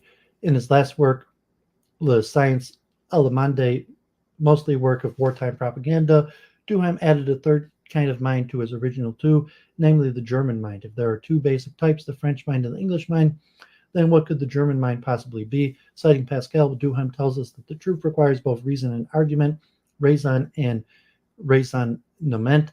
Logic, or our ability to link propositions with one another, allows us to deduce one truth from another, but that ability by itself merely gets us back to the first principles or axioms. We also need a faculty that allows us to intuit the truth of the first principles or axioms. That is, good sense, bon sens, is to the spirit of finesse what pure logic is to the spirit of geometry. Moreover, good sense, our faculty of recognizing fundamental truth, gets perfected by the practice of history, by our becoming more aware of the failures and successes of previous theories, by thinking about the trajectory of scientific theories, rather than by considering a single theory frozen in time. The dual scheme can now be expanded. We need logic, the ability to systematize, but we also need intuition, the recognition of truth. When one of these is allowed to dominate, we get a science which is all intuition, all spirit of finesse, but no logical coherence, namely English science, or we get a science which is all logic, lacking good sense, namely German science. German science then is a degenerate kind of French science, the latter being predominantly the spirit of geometry corrected by good sense. As a result, we can talk about a continuum of sciences. At one extreme, on the theoretical side, it's German science or logicism, and the other extreme, on the empirical side, is English science or crude modelism. In the middle is French science, which allegedly tempers the logical bent with historicism. It is a well-known chapter of social theory and social structure. The sociologist of science, Robert Merton, refers to Duhem's critique of German science as one of the many polemics against national kinds, affirming a universalistic standard. Dispassionate scientists impugned enemy contributions, charged nationalistic bias, log rolling, intellectual dishonesty, incompetence, and lack of creative capacity. Yet this very deviation from the norm of universalism actually presupposes the legitimacy of the norm. For nationalism, bias is opprobrious only if judged in terms of the standard of universalism. Thus, by the very process of condemning their violation, the mores are reaffirmed. At first glance, Duhem's polemics against German science might seem to arise from a universalistic standard. Duhem does talk at times about a perfect form of science, one without personal or national character. Quite often, the great masters possess a reason in which all the faculties are so harmoniously proportioned that their very perfect doctrines are exempt from all individual character, and as form all national character. In such works, one no longer sees the genius of this or that people, but only the genius of humanity. Such perfection for Duhem is an equilibrium of disparate elements, not itself a single ideal type. Duhem might regret what he sees as an overabundance of the spirit of geometry in German science, and might wish that it be tempered by a bit more finesse, but there is no suggestion in Duhem that there is only one way to proceed in science. Duhem specifically states that perfect form of science could not be obtained except by a very precise separation of the various methods concurring in the discovery of truth.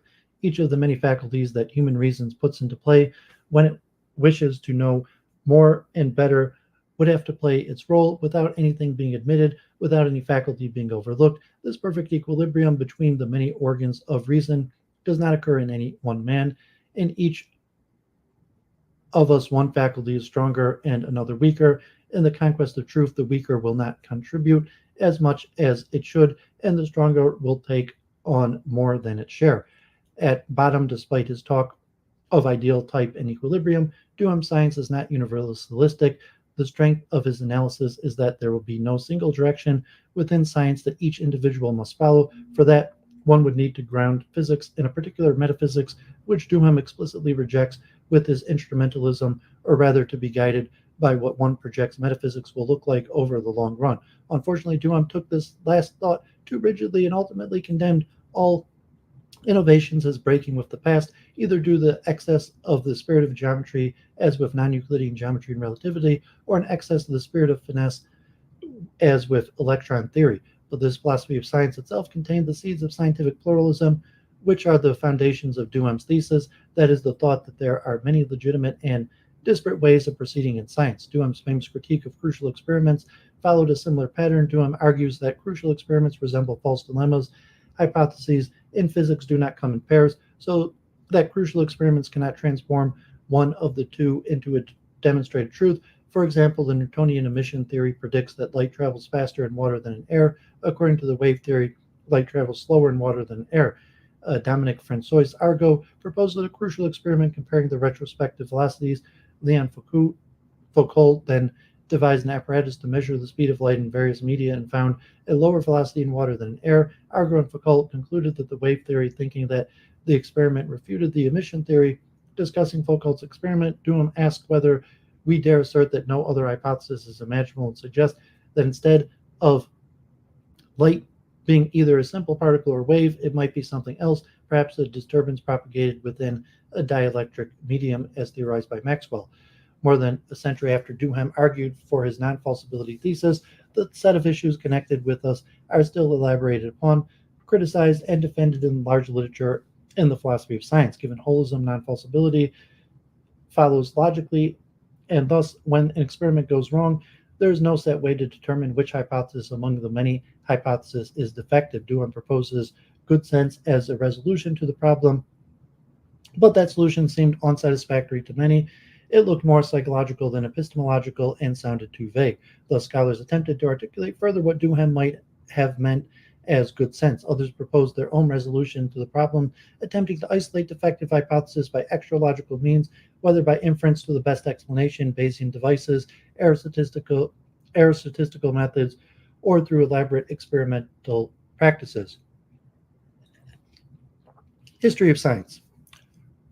For most of the 19th century, scholars treated medieval science as an oxymoron. Since nothing from the Middle Ages was worthy of the name science, no history of medieval science could be written. For example, William Whewell referred to Greek philosophy as the period of the first waking of science, and to the medieval era as that of its midday slumber. As a result, Whewell's chapter on the medieval science from the history of the inductive sciences, entitled On the Mysticism of the Middle Ages, was just 2 pages long, with works such as Whewell being typical of Duhem's intellectual context.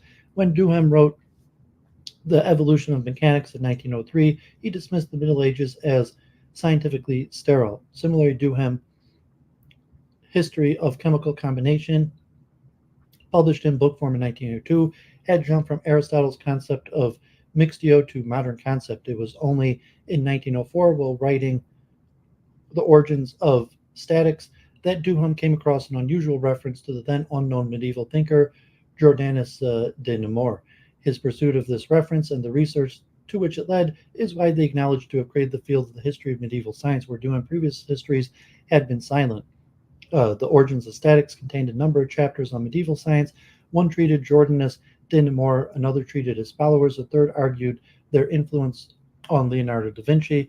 In the second volume, Duhem greatly extended his historical scope. As expected, he covered 17th century statics, but he also returned to the Middle Ages, spending 4 chapters on geostatics, including the work of Albert of Saxony in the 14th century. The Origins of Statics is thus a transition from Duhem's earlier conventional histories to the latter work for which he is best known. Later, in which his thesis of the continuity of late medieval and early modern science is fully displayed. From 1906 to 13, Duhem delved deeply into his favorite guide for the recovery of the past, the scientific notebooks of Leonardo da Vinci. He published a series of essays uncovering da Vinci's medieval sources and their influences on the moderns. The third volume of Duhem's Etudes sur Leonardo da Vinci gained a new subtitle announcing Duhem's bold new thesis that even the works of Galileo had a medieval heritage. Reviewing his historical accomplishments, Duhem summarized them as followed. When we see the science of Galileo triumph over the stubborn peripatetic philosophy of somebody like Cremonini, we believe, since we are all ill-informed about the history of human thought, that we are witness to a victory of modern young science over medieval philosophy, so obstinate in its mechanical repetition. In truth, we are contemplating the well-paved triumph of the sciences born at Paris during the 14th century over the doctrines of Aristotle and Averroes, restored into repute by the Italian Renaissance. Duhem presented Galilean dynamics as a continuous development out of the medieval dynamics. He recovered the late medieval theory of impetus, tracing it from John Philoponus' criticism of Aristotle to its mature statements in the 14th century works of John Burdin and Nicole Erasme. The role that impetus played in Burdin's dynamics is exactly the one that Galileo attributed to impeto or momentum. Descartes, the quantity of motion, and Leibniz finally to vis viva, so exact in this correspondence that in order to exhibit Galileo's dynamics, Torricelli, in his Lezioni Academics, often took up Burdin's reasons and almost his exact words. Duhem then sketched the extension of impetus theory from terrestrial dynamics to the motion of the heavens and the earth. Nicola or Erasme attributed to the earth a natural impetus similar to the one of Burdin attributed to the celestial orbs. In order to account for the vertical fall of weights, he allowed that one must compose the impetus by which the mobile rotates around the earth with the impetus engendered by weight. The principle he distinctly formulated was one obscurely indicated by Copernicus and merely repeated by Giordano Bruno. Galileo used geometry to derive the consequences of the principle, but without correcting the incorrect form of the law of inertia implied in it. Duhem's essay on Leonardo da Vinci concluded with a speculation about the means for the transition of medieval ideas to modern science, since the studies of Burdin and Erasme had remained in large part in manuscript. Duhem suggested that Albert of Saxony, whose works were printed and reprinted during the 16th century, was the likely link to Galileo. Duhem's key understanding the transmission of medieval science was Galileo's use of the phrase Doctorus Paracenes, a conventional label denoting Burdin and Erasme, among others, based on evidence including references to certain unusual doctrines and the particular order in which the questions were arranged. Duhem conjectured that Galileo had consulted George Lockhart's compilation of Albert of Saxony, Themo Judaeus, and others in the work of the Dominican Domingo de Soto. Duhem's conjecture has been revised and expanded upon. The means of transmission has been made clear because of the labor of Crombie, Adriano Carugo, and William Wallace. In the 3 years before his death in 1916, William Duhem wrote the System de Monde, but did not succeed in finishing it. He intended it as a 12-volume work on the history of cosmological doctrines, ending with Copernicus. He completed 9 volumes, the first 5 being published from 1914 to 19, and the next 4 having to wait until 1950s. The 10th and complete volume is also published then. These tomes impart an enormous amount of information about medieval astronomy, astrology, tidal theory, and geostatics, again presenting many sources for the first time in the modern era. They also trace developments and doctrines associated with such concepts as infinity, place, time, void, and the plurality or unity of the world. Duhem intended to write a 300-page summary of his results after he was done with the System de Monde. He did not have the time to accomplish what would have surely been an amazing volume. Unlike his philosophical works, Duhem's influential contemporaries did not receive his historical work with sympathy. As early as 1916, Antonio Favero, the editor of the Opere de Galileo Galilei, rejected the continuity of medieval and early modern science.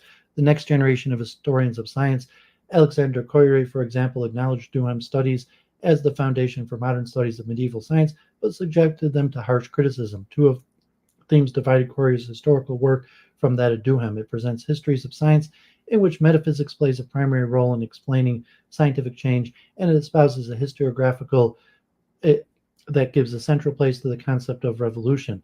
Medieval thought and early modern science are judged to be different in kind as well as in content. At the beginning of an essay on void and infinite space, Koyré quotes a passage from Duhem that has become infamous. If we are obliged to assign a date to the birth of modern science, we would undoubtedly choose 1277, when the Bishop of Paris solemnly proclaimed that a multiplicity of worlds could exist and that the system of celestial spheres could, without contradiction, be endowed with a straight line motion.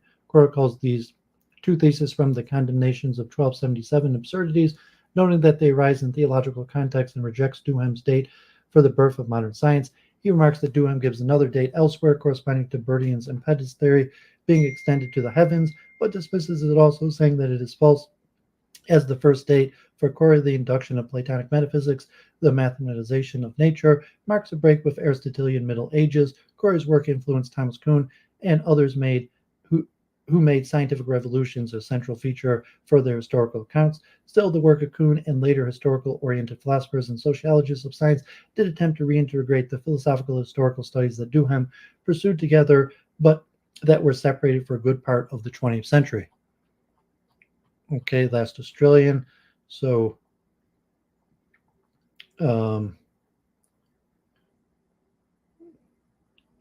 just keep at this. We got one more. Let's see if I want to look at these at a future time.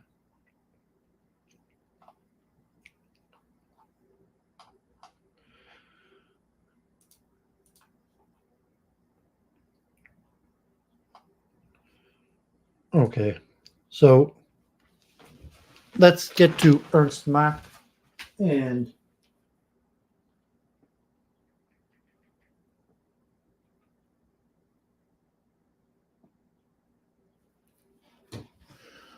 okay, so the last of our portraits for today, and then I might do the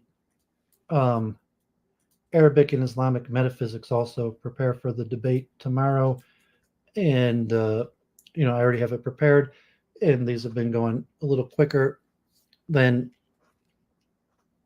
So let's look at Ernst Mach. We'll call the actual founder of the philosophy of science. So pretty low viewership this week, but my research anyway, so just put it out there. Ernst Mach. The frequent excursions which I've made into the province have all sprung from the profound conviction that the foundations of science as a whole, and of physics in particular, await their next greatest elucidations from the side of biology and essentially from the analysis of the sensations. Mach and the analysis of sensations. Ernst Mach, 1838 to 1916, made major contributions to physics, philosophy, and physiological psychology. In physics, the speed of sound bears his name, as he was the first to systematically study supersonic motion. He also made important contributions to understanding the Doppler effect. His critique of Newtonian ideas of absolute space and time were an inspiration for the young Einstein, who credited Mach as being the philosophical forerunner of relativity theory. His systematic skepticism of old physics was similarly important to the generation of young German physicists. In philosophy, he's best known for his influence upon the Vienna Circle, a predecessor of which was named the Ernst Mach Verein, for his famous anti-metaphysical attitude, which developed into the verifiable theory of meaning, and his anti-realist stance in opposition to atomism, and in general for his positivist empiricist approach to epistemology. It is important to note that some of these influences are currently being re-examined and are now thought to be more tenuous and more complicated than was once assumed. He was also an important historian of science and occupied the chair of the philosophy of the inductive sciences at the University of Vienna. Although previously philosophers had commented on sciences and many scientists had influenced philosophy, Mach, more than anyone else, bridged the divide. He is the founder of the philosophy of science. In psychology, he studied the relationship of our sensations to external stimuli, space-time, color, sound, once the domain of physics, were now also being studied by psychologists and conceived of as not only the stuff of the physical external world, but also the element of our inner experience. Mach was deeply inspired by Gustav Fechner's psychophysics here. Psychologists today regard him as the founder of Gestalt theory, as well as the discoverer of neural inhibition. Importantly, although in the 20th century he was better known to philosophers for his influence upon physics and the philosophy of physics, it was psychology that was the primary driving force behind his philosophy of science. In his later years, 1901, Mach was appointed to the Austrian Parliament, where he was known as a reformer. His intellectual influence among leftists was so great that Lenin wrote a book, Materialism and Empirical Criticism, criticizing Machian anti-materialism.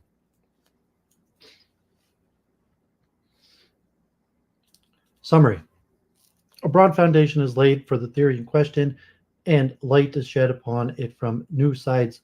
If, in conformity with the stimulus given by Darwinianism, we conceive of all psychical life, including science, as biological appearance.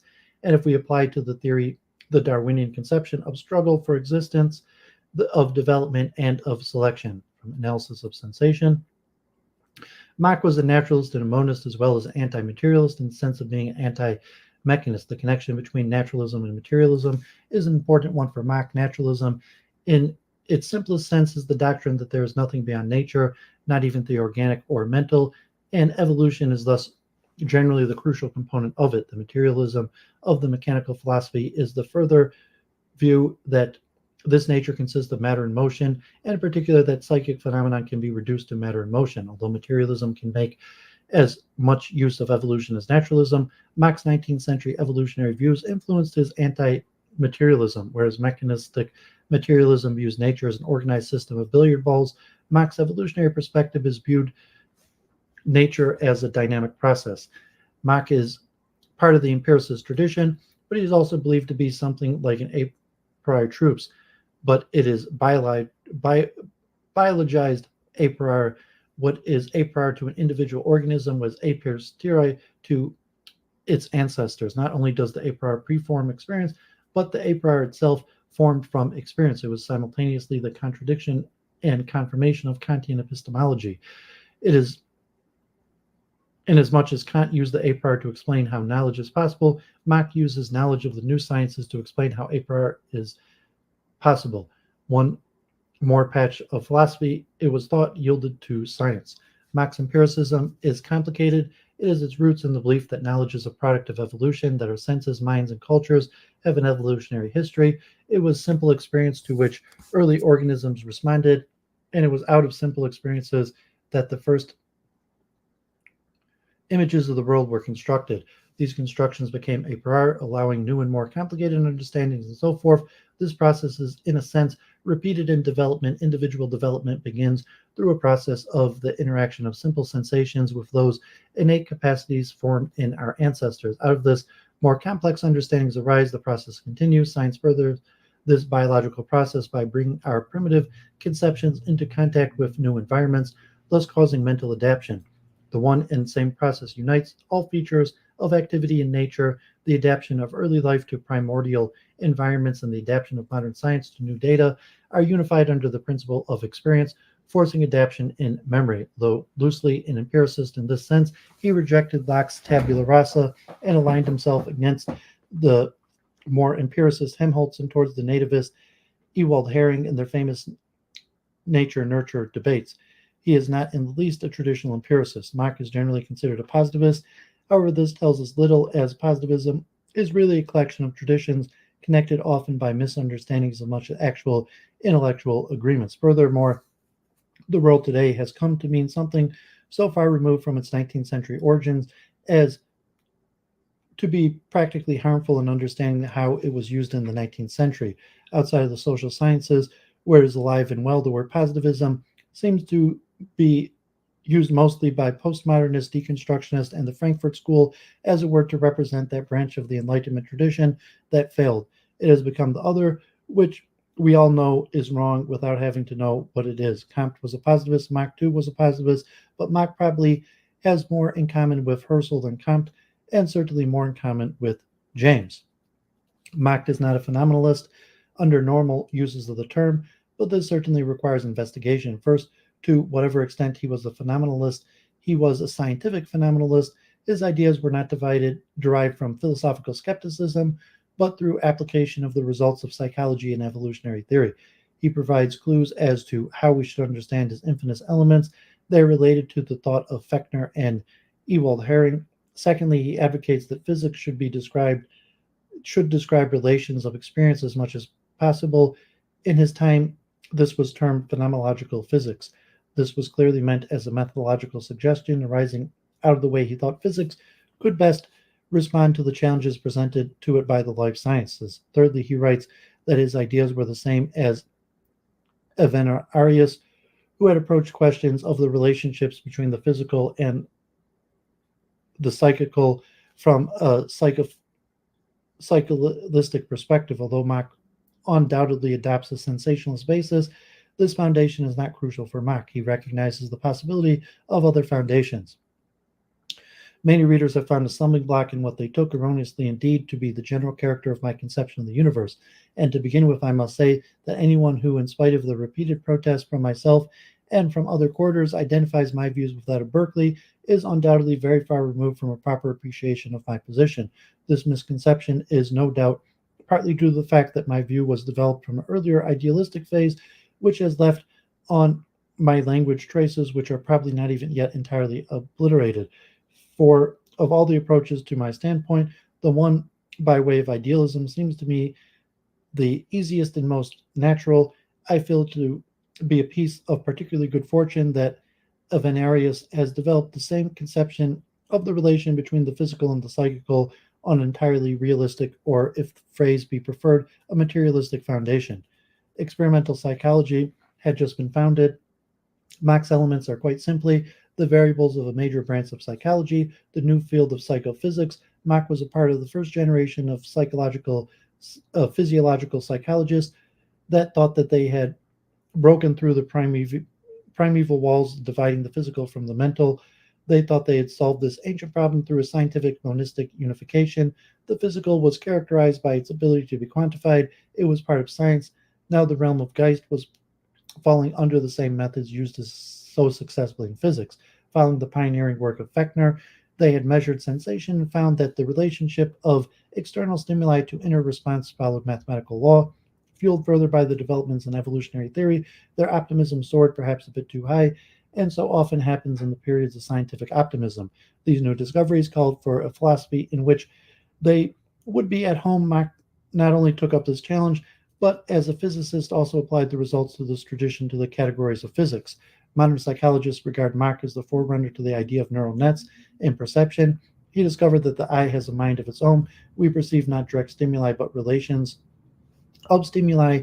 The visual system operates through a process of continual adaptation of the present sensations to the previous ones. We do not experience reality, but rather experience the after effects of our nervous system's adaptations to new stimuli.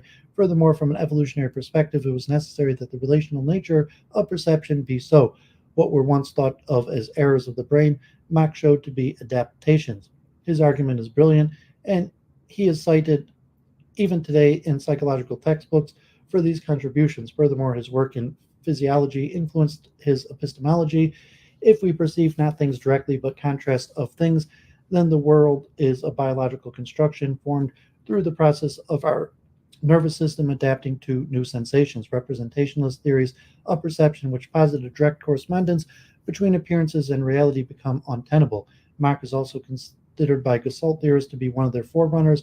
Christian von Ehrenfels, the founder of Gestalt theory, begins his seminal 1890 paper by reviewing Gestalt ideas and Mach's analysis of sensations. These ideas arose in the context of his research on Mach bands, where he realized that the mind and senses actively contribute to sensation. The analysis of sensation is full of examples of this sort. Its central concern is to understand the dynamic relations between our cognitive structure and our experience. Our cognitive structure is itself formed through the previous experience, and our current experience is structured by it in turn. Biography and early development. Mach was born in Moravia in 1838. In 1840, his family moved to a farm in Lower Austria. He studied physics at the University of Vienna from 1855 to 1861, continued on as a lecturer until 1864. After spending 3 years as professor of mathematics at Graz, he received a chair at Prague, where he stayed until 1895. For the next 6 years, Mach occupied a chair in the history and philosophy of the inductive sciences at Vienna. He suffered a stroke in 1898 and retired in 1901. He died near Munich in 1916. He credited his philosophical awakenings to reading at the age of 15 his father's copy of Kant's Prolegomena to Any Future Metaphysics. The book made at the time a powerful and ineffable impression upon me, the like of which I never afterwards experienced in any of my philosophical readings. Some 2 or 3 years later, the superfluity of the role played by the thing in itself abruptly dawned upon me. On a bright summer day in the open air of the world, with my ego suddenly appeared to me as one coherent mass of sensations, only more strongly coherent in the ego, although the actual working out of this thought did not occur until a later period. Yet this moment was decisive for my whole view. Mach attended the Austria Gymnasium in Moravia, graduated at 17, entered the University of Vienna as a student of mathematics and physics in 1855, and matriculating in 1860. After graduating, he stayed in Vienna as a private docent, supporting himself through giving lectures paid for directly by students, which means he made very little money. It was in these years in Vienna that Mach began his interest in physiology. Johannes Müller and his students had started a new school of physiology in the 1840s, initially centered in Berlin. It came to Vienna during the political reforms of 1848 in the guise of Ernst Mach and Karl Ludwig, a former student of Müller. The new school was characterized not just by a general suspicion of vitalism, though Müller remained a vitalist of sorts, but more of an agreement of the importance of the application of physical-chemical methods to the biological science. Karl Ludwig, Hermann von Hemholtz, and Ernst Haeckel also studied under Müller. Although his degree was in physics, Mach enrolled as a student of the medical faculty, taking 22 hours of classes in physiology, chemistry, and anatomy. In 1861, he taught a course in physics for medical students, out of which he developed his textbook. He also published his first article on psychophysics, where he studied the relationship between the tension of the eye muscle and the perception of form. This work also contains Mach's first reference to Fechner, whose influential Elements of Psychophysics was published in 1860. During the next years in Vienna, he also taught classes in psychophysics and a class in which possibly marks the start of his interest in the history of science, though we do not know the actual contents of these lectures. Mach was also influenced by Helmholtz. Mach's first important scientific contribution was over the recently discovered Doppler theory. In 1841. Christian Doppler noticed that sound changes in frequency as the source moves towards and away from an observer. By 1845, he had generalized this into include all wave phenomenon, including light. Two prominent physicists, Kurzweil and Ångström, challenged Doppler. Mach devised a simple apparatus that demonstrated that the Doppler effect was real, at least for sound. A 6-foot tube with a whistle at one end was mounted so as to rotate in a vertical plane. When the listener stood in the plane of the axis of rotation, no change in pitch could be heard, but if the observer stood in the plane of rotation, fluctuations in pitch corresponding to the sound of rotation could be heard. The application of this work to Doppler effects with light remained controversial, but Mach regarded it as one of the first to realize the possibility of studying a star spectrum to understand its movement. Mach was highly influenced by Johann Herbert. During this period, not only through Herbert's writing, but also through Franz Lott, Vienna's Herbartian spokesperson and Mach's good friend. In Herbert, Mach found a mechanical approach to psychology and physiology that coincided with Mach's early acceptance of atomism, and his interest shifted to physiology and psychology. The mechanical models remained, but the atomism became less important. Eventually, the mechanical approach to physiology gave way to an evolutionary approach, and as the mechanical approach lost ground here, atomism did as well.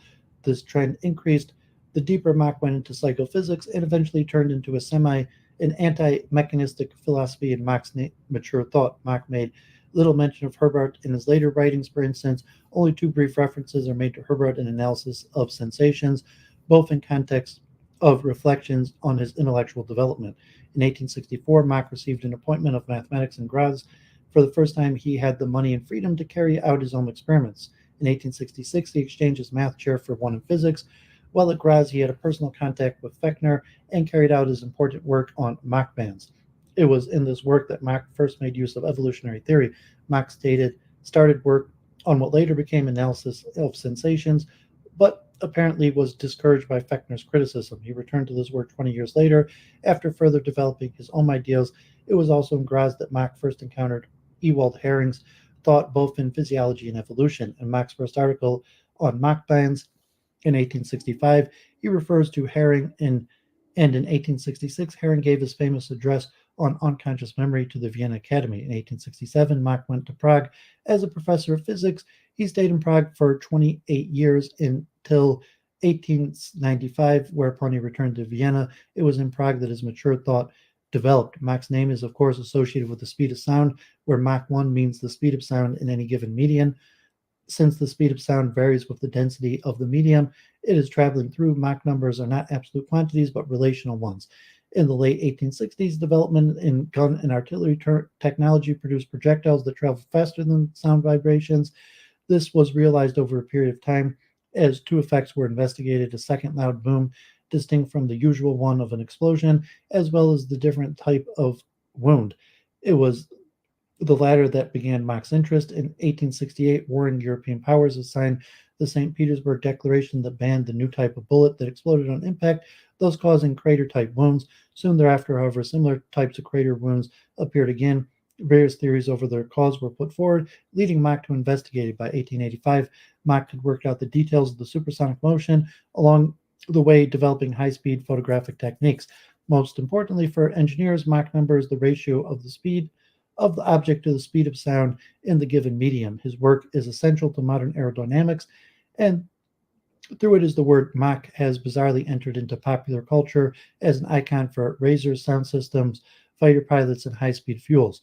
Mach's early intellectual development was very much a product of the outstanding developments in the sciences of his time, whereas a generation before, there existed only one truly mature science, physics. By the early 1860s, both psychology and biology had entered the scientific scene. Previously, scientifically based views on reality were essentially Newtonian mechanistic. After Darwin and Fechner, the new sciences of psychology and evolutionary theory opened up new areas of philosophical scientific interaction. The possibility of new scientific view opened up one based upon these new sciences and sought to displace the Newtonian paradigm with one based upon developmental orientations. Psychology and the life sciences. Gustav Fechner. My natural bent for the study of these questions received its strongest stimulus 25 years ago from Fechner's Elements of Psychophysics. The single greatest influence upon Mach was Fechner. This cannot be overstated. Fechner's The Element of Psychophysics was published in 1860, but Mach was aware of the ideas in it before. The definitive account of Fechner is Michael Heidelberger's book Nature from Within.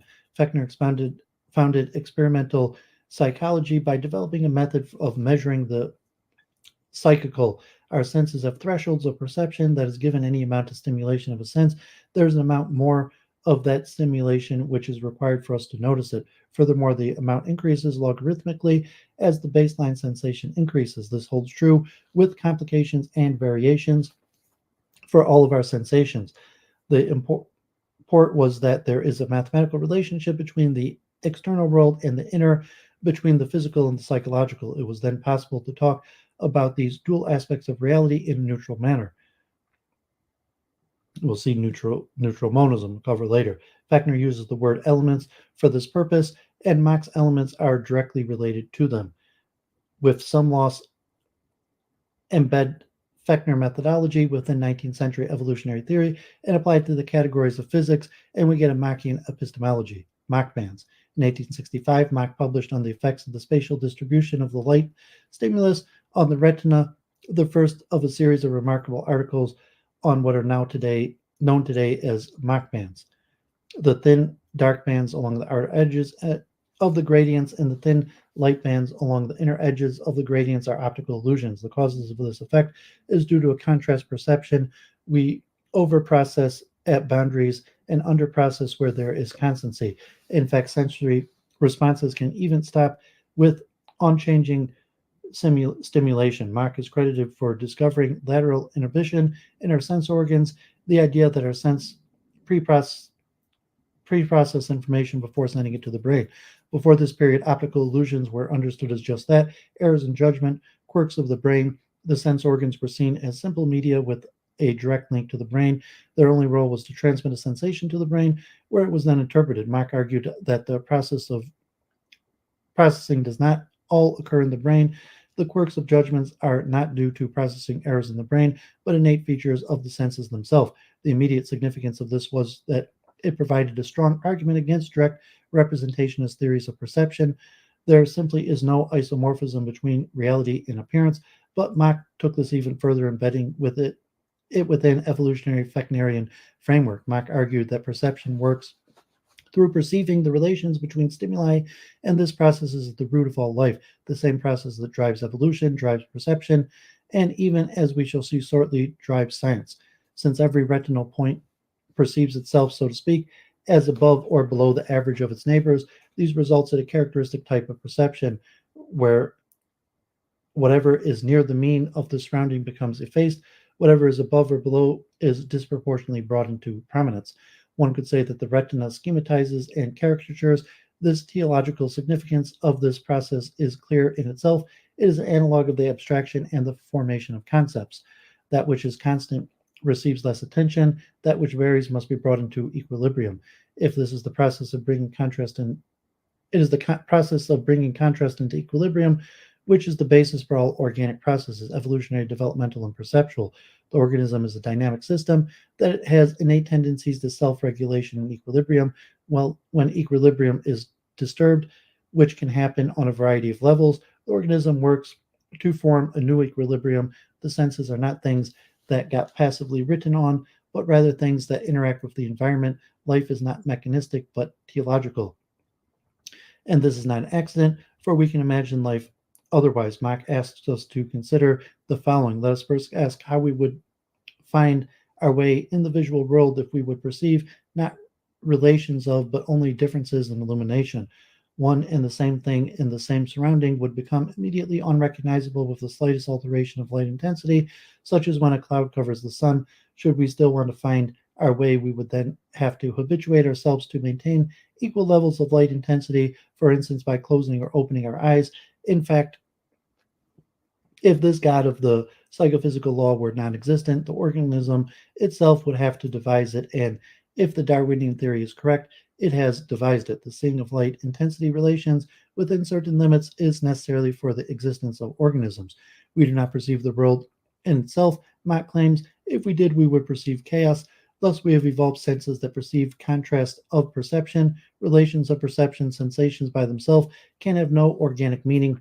Only the relations of sensation to one another can have meaning. Perception, I believe, is never perception or direct stimuli. Gestalt theory.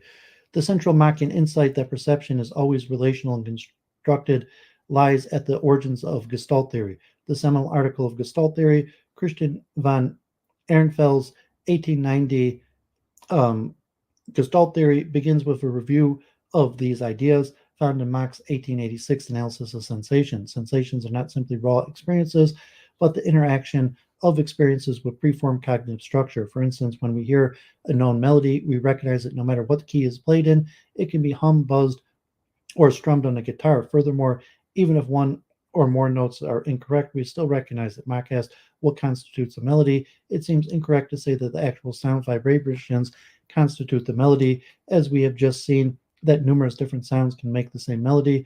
But on the other hand, it seems empirically odd to say that the melody is not constituted out of its sounds.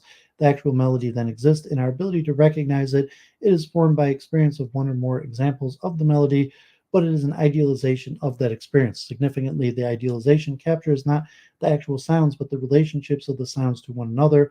Thus, a melody can be sung in a high or low pitch, but as long as the relationships remain the same, we recognize it as the same melody. For Mach, this process is at the basis of all perception. Experience requires a priori, but that a priori is itself formed by experience. This process is also at the root of evolutionary processes. Haeckel, Hering, and evolutionary theory. 19th century evolutionary theory is complicated in that in the cultures which most obviously experienced the widespread acceptance of evolution, inspired apparently by Darwin's 1859 publication of Origin of Species, evolutionary ideas that had already been present and Darwin's mechanisms for evolutionary change, natural selection, was not necessarily accepted. Rather, more deeply theological accounts of nature were often put forward within an evolutionary framework. Mach came of intellectual age in the 1860, right when this explosion of evolutionary ideas was starting. Unlike the disciplines of psychology and physics, he makes no contribution to evolutionary theory. However, his entire system is located within evolutionary framework. This framework is not one that he argues for, rather it was the metaphysics he adapted from his 19th century German intellectual culture. The two immediate influences on Mach in this regard were Hering and Haeckel, or at least we can turn to their writings to understand the evolutionary tradition Mach was part of. The greatest popularizer of evolutionary theory in the 19th century was, of course, Ernst Haeckel, although he is now best known for his infamous maximum ontogeny recapitulates phylogeny.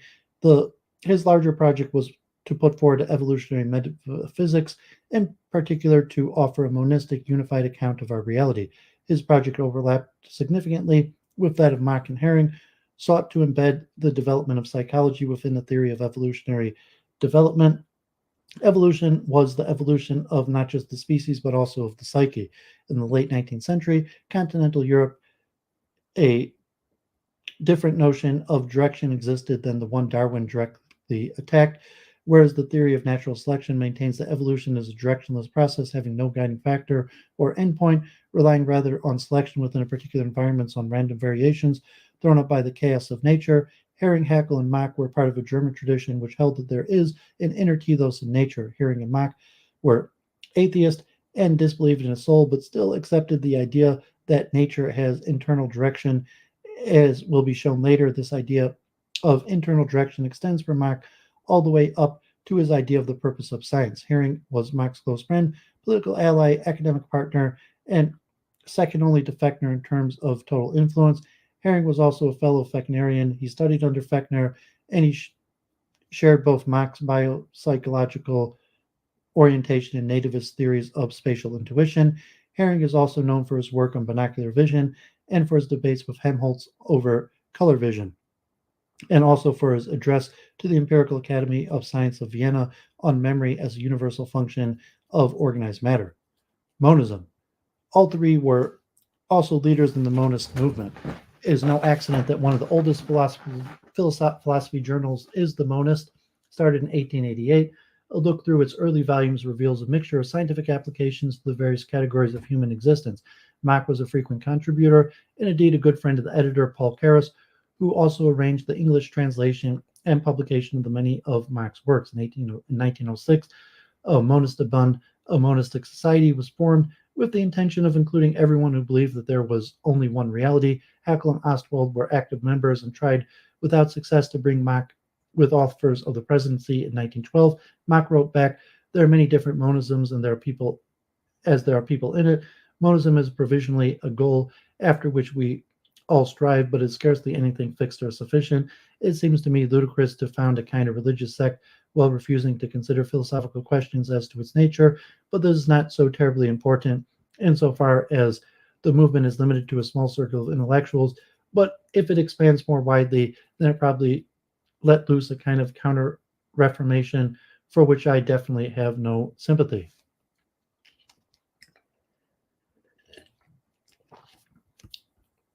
Philosophy of science. Historical critique.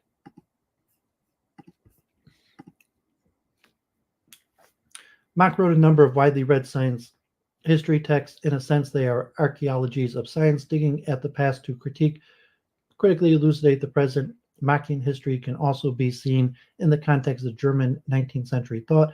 Hegel, David Strauss, Nietzsche, and Marx all offered historical frameworks for their various social, philosophical positions. They also saw their own critiques as playing a crucial role in the new order that was to follow. That is, each of their works placed itself at the juncture of history, where their writing self-consciously was to influence the next stage that it predicted. Certainly, D'Alembert, Herschel, Whewell, and Mill had written histories of science before Mach, but it was Mach who wrote critical history in the above sense. The interesting aspect of Mach's critique was that it actually had an effect upon science. Science of mechanics deserves mention in the history of physics. Biological origins of science. Mach put science on a continuum of early human activity, in fact, with earlier animal activity. What began as a simple adaptations that allowed instinctive responses to immediate conditions gradually evolved into a more complex capacity for response. Gradually, life acquired memory, and thus an awareness of a wider fixed field of spatial temporal relations than is present immediate to the senses. Memory then grew beyond individual memory and became communicated culturally. Science is a direct outgrowth of this deep natural process. Lower animals living under simple, constant, and favorable conditions adapt themselves to immediate circumstances through their innate reflexes. This usually suffices to maintain individuals and species for a suitable period. An animal can withstand more intricate and less stable conditions only if it can adapt to a wider range of spatial and temporal surroundings. This requires farsightedness in space and time, which is met first by more perfect sense organs and with mounting demands by development in the life of the imagination. Indeed, an organism that possesses memory has wider spatial and temporal surroundings in its mental field of vision than it could reach through its senses. It perceives, as it were, even those regions that adjoin the directly visible, seeing the approach of the prey and foe before any sense organ announces them. What guarantees to primitive man a measure of advantage over his animal fellows is doubtless only the strength of his individual memory, which is gradually reinforced by the communicated memory of forebears and tribe. Likewise, what essentially marks progress in civilization is that noticeably wider regions of space and time from are drawn within the scope of human attention, with the partial relief that a rising civilization affords. To begin with, through divisions of labor, development of trades, and so on, the individual's life is focused on a smaller range of facts and gains in strength, while that of society as a whole does not lose in scope.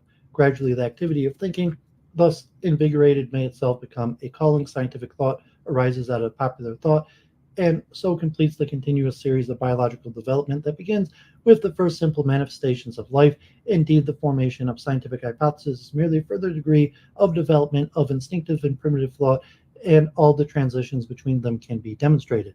In an article to which Mach often refers, he writes, "Here I wish to simply to consider the growth of natural knowledge in the light of the theory of evolution, for knowledge too is a product of organic nature, and although ideas as such do not comport themselves in all respects like independent organic individuals, and although violent comparisons should be avoided, still if Darwin reasoned rightly, the general imprint of evolution and transformation must be noticeable in ideas also.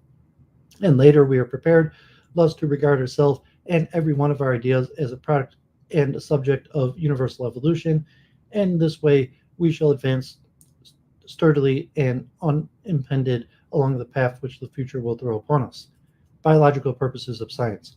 Once science is placed within evolutionary context, Mach's theological view of evolution becomes significant for his philosophy of science. The development of processes of evolution have given rise to the complex human activity we call science, which now itself is participating in the process of evolution, just as the eye, for instance, has evolved to better aid us in adapting to a greater variety of landscapes. So science has evolved to better aid us in adapting to the world. Science apparently grew out of biological and cultural development, and its most superfluous offshoot.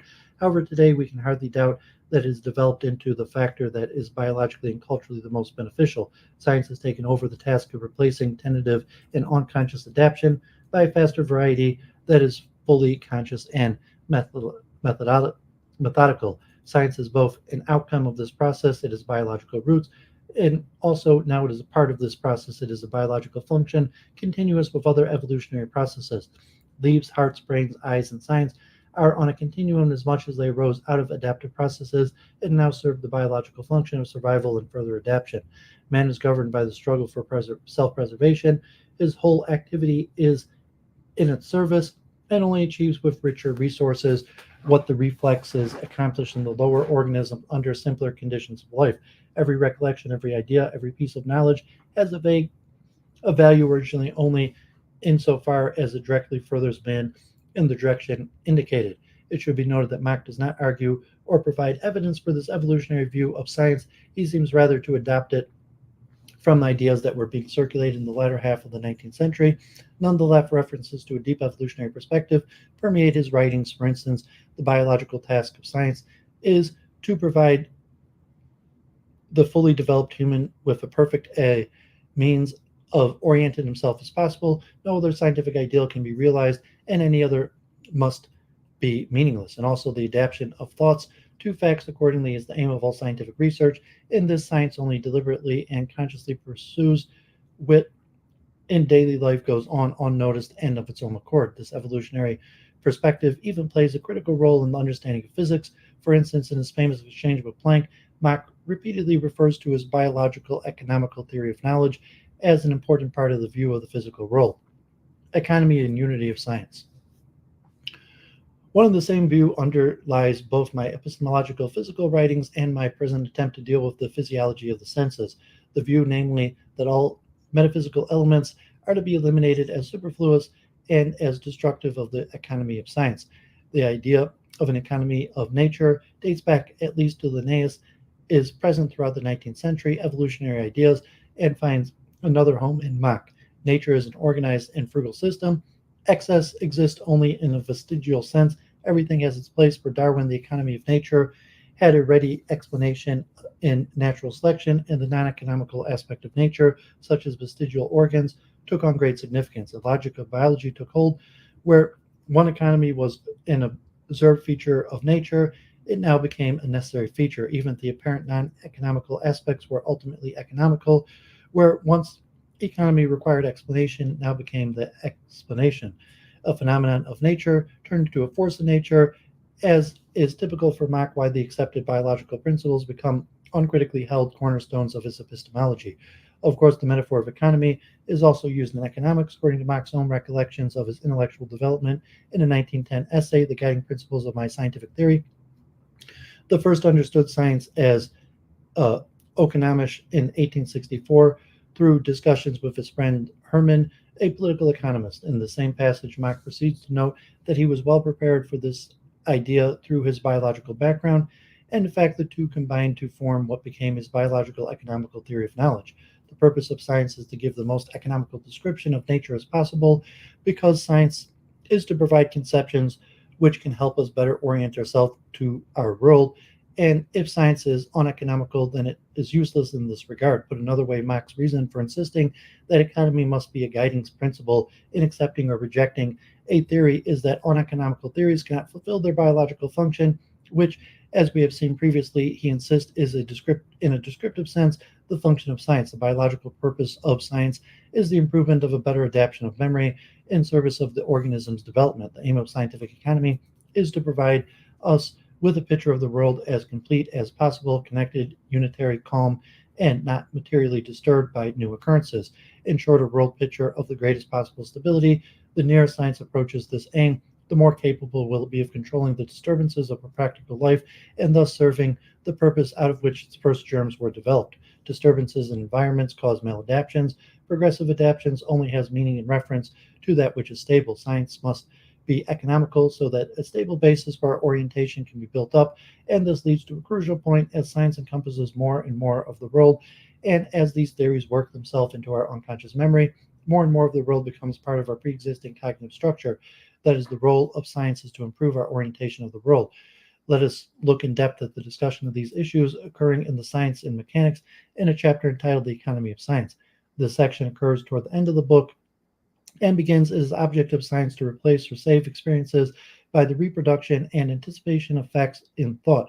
Memory is handier than experience and often answers the same purpose. The economical role of science is to allow us to understand and react to nature prior to experience, just as a newborn chicken knows what to do as soon as it is hatched due to an accumulated memory.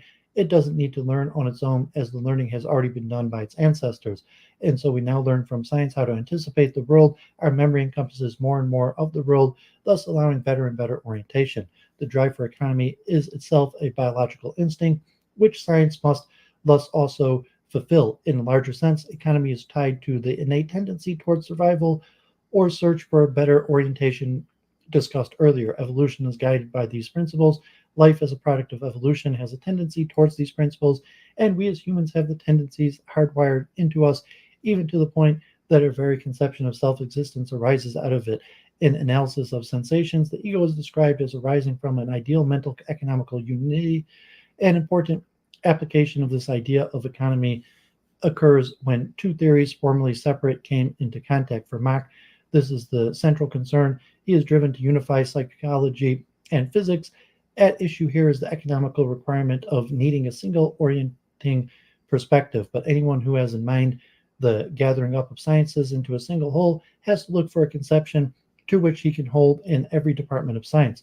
When theories come into contact with each other, adaptation of one to the other must take place. Epistemological criticism is not a problem for the physicist, but when it is a question of bringing into connection two adjacent departments, each of which has been developed in its special way, the connection cannot be effected by means of the limited conceptions of a narrow special department. By means of more general considerations, conceptions have to be created which shall be adequate for the wider domain. It is uneconomical to have one theory for physics and another for psychology. The mind demands that the two be brought together. Attempts at such mutual adaptation have so far been failures, and Mach hopes that his ideas can facilitate this. To the physicist qua physicist, the idea of body assists in a real facilitation of view and is not the cause of disturbance. When, however, physics and psychology meet, the ideas held in one domain prove to be untenable in the other. From the attempt at mutual adaptation arise the various atomic and monistic theories,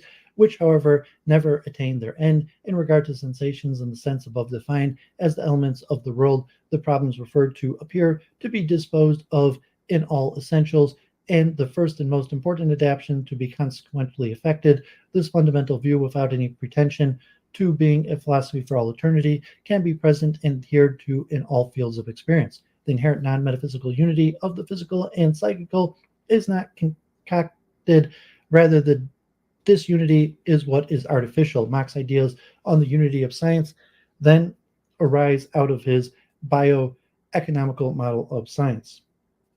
Nature of scientific change and progress.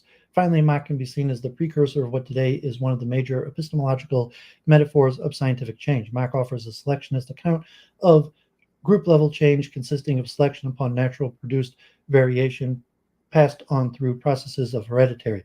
As with Darwinian evolution, scientific variation itself is not directed, emphasizing the importance of natural variation. Mach has a Feyerabedian tolerance of non-scientific beliefs, the familiar point being that it is better to tolerate some error than to risk losing variation, which might yield fruit later. As an indication of variation's importance, several chapters in his various books are directed almost entirely to the subject. Variation is not something which we consciously produce, but rather something which happens by accident. The mind is not able to come up with new ideas on its own. That is, it is unable to direct creativity. Thus, variation is not directed, but science relies on fantasy, chance, luck for production of its ideas. Once produced, scientists choose those ideas which best fit the facts. Mach also comments on the debates over whether reasoning, inductive or deductive, can produce knowledge, arguing that reasoning cannot by itself produce knowledge, but rather can only operate on existing variation. Thus, syllogism and induction do not create new knowledge, but merely make sure that there is no contradiction between our various insights and show clearly how these are connected and lead our attention to different sides of some particular insight, teaching us to recognize it in different forms. Obviously, then, the genuine source for which the inquirer gains knowledge must lie elsewhere. Although the mind cannot direct the creation of ideas, it can direct the selection of them. Selection occurs when the scientist chooses the theories out of the pool of available variation, which best fits the data and other pre-existing ideas. It is also worth noting that Mach talks of the tendency for resistance to change as being both necessary and problematic for science. Mach was not only one of the founders of Gestalt theory, but also applied its core concepts to the process of science, packaged together with his use of history to elucidate science. He anticipates Kuhn's ideas on scientific change and progressive rationality. And finally, physics. Just as the earlier Mach was influenced by the revolutions in psychology and biology, the mature Mach was deeply involved in the revolutions in physics, though remaining a critic of the new physics just as much as he has been of the old. Both Planck and Einstein paid their homage to the person who created the culture of critique within which they developed their ideas. They also came to criticize what they saw as his stubborn refusal to accept their new ideas. To 20th century philosophy, Mach is best known as a positivist who influenced logical positivism, a philosopher of physics who influenced Einstein, and an empiricist who denied the reality of atoms. None of this is incorrect, but to understand Mach as limited to physics is a huge mistake. Mach's influence upon physics and its philosophy was enormous. The mistake has been to not understand the root of Mach's ideas, a mistake which took place early in the 20th century as a new brand of positivism, empiricism, entered the scene, one which turned away from the life sciences and the scientific driving force of positivist epistemology and focused on the new developments in the foundation of physics and logic. This encyclopedia has several entries on the history of philosophy of physics, which detail Mach's ideas, contributions, and influences, in particular his famous critique of Newtonian absolute space and time, as well as his relationship to Einstein. What follows is a placement of his ideas within the context of his larger thought. Space. Mach perhaps writes more about space than any single other topic. The analysis of sensation is dominated by discussions about it, as is space and geometry. His Science of Mechanics contains his famous analysis of absolute space. The starting point of Mach's thought is that psychological space is different from geometrical space. The idea of psychological space was not new with Mach, apparently initiated by Müller. It was discussed by both Helmholtz and Hering physiological space is the space constructed by our cognitive structure. It is not something we intentionally create, but rather it is a product of unconscious adaptation, and as such must be a source of a priori truths. Geometrical space, on the other hand, is an intellectual construction reached for the most part by purposeful experience. While physiological space is completely psychological, geometrical space is an abstraction of physiological space. Neither is an objective or absolute space.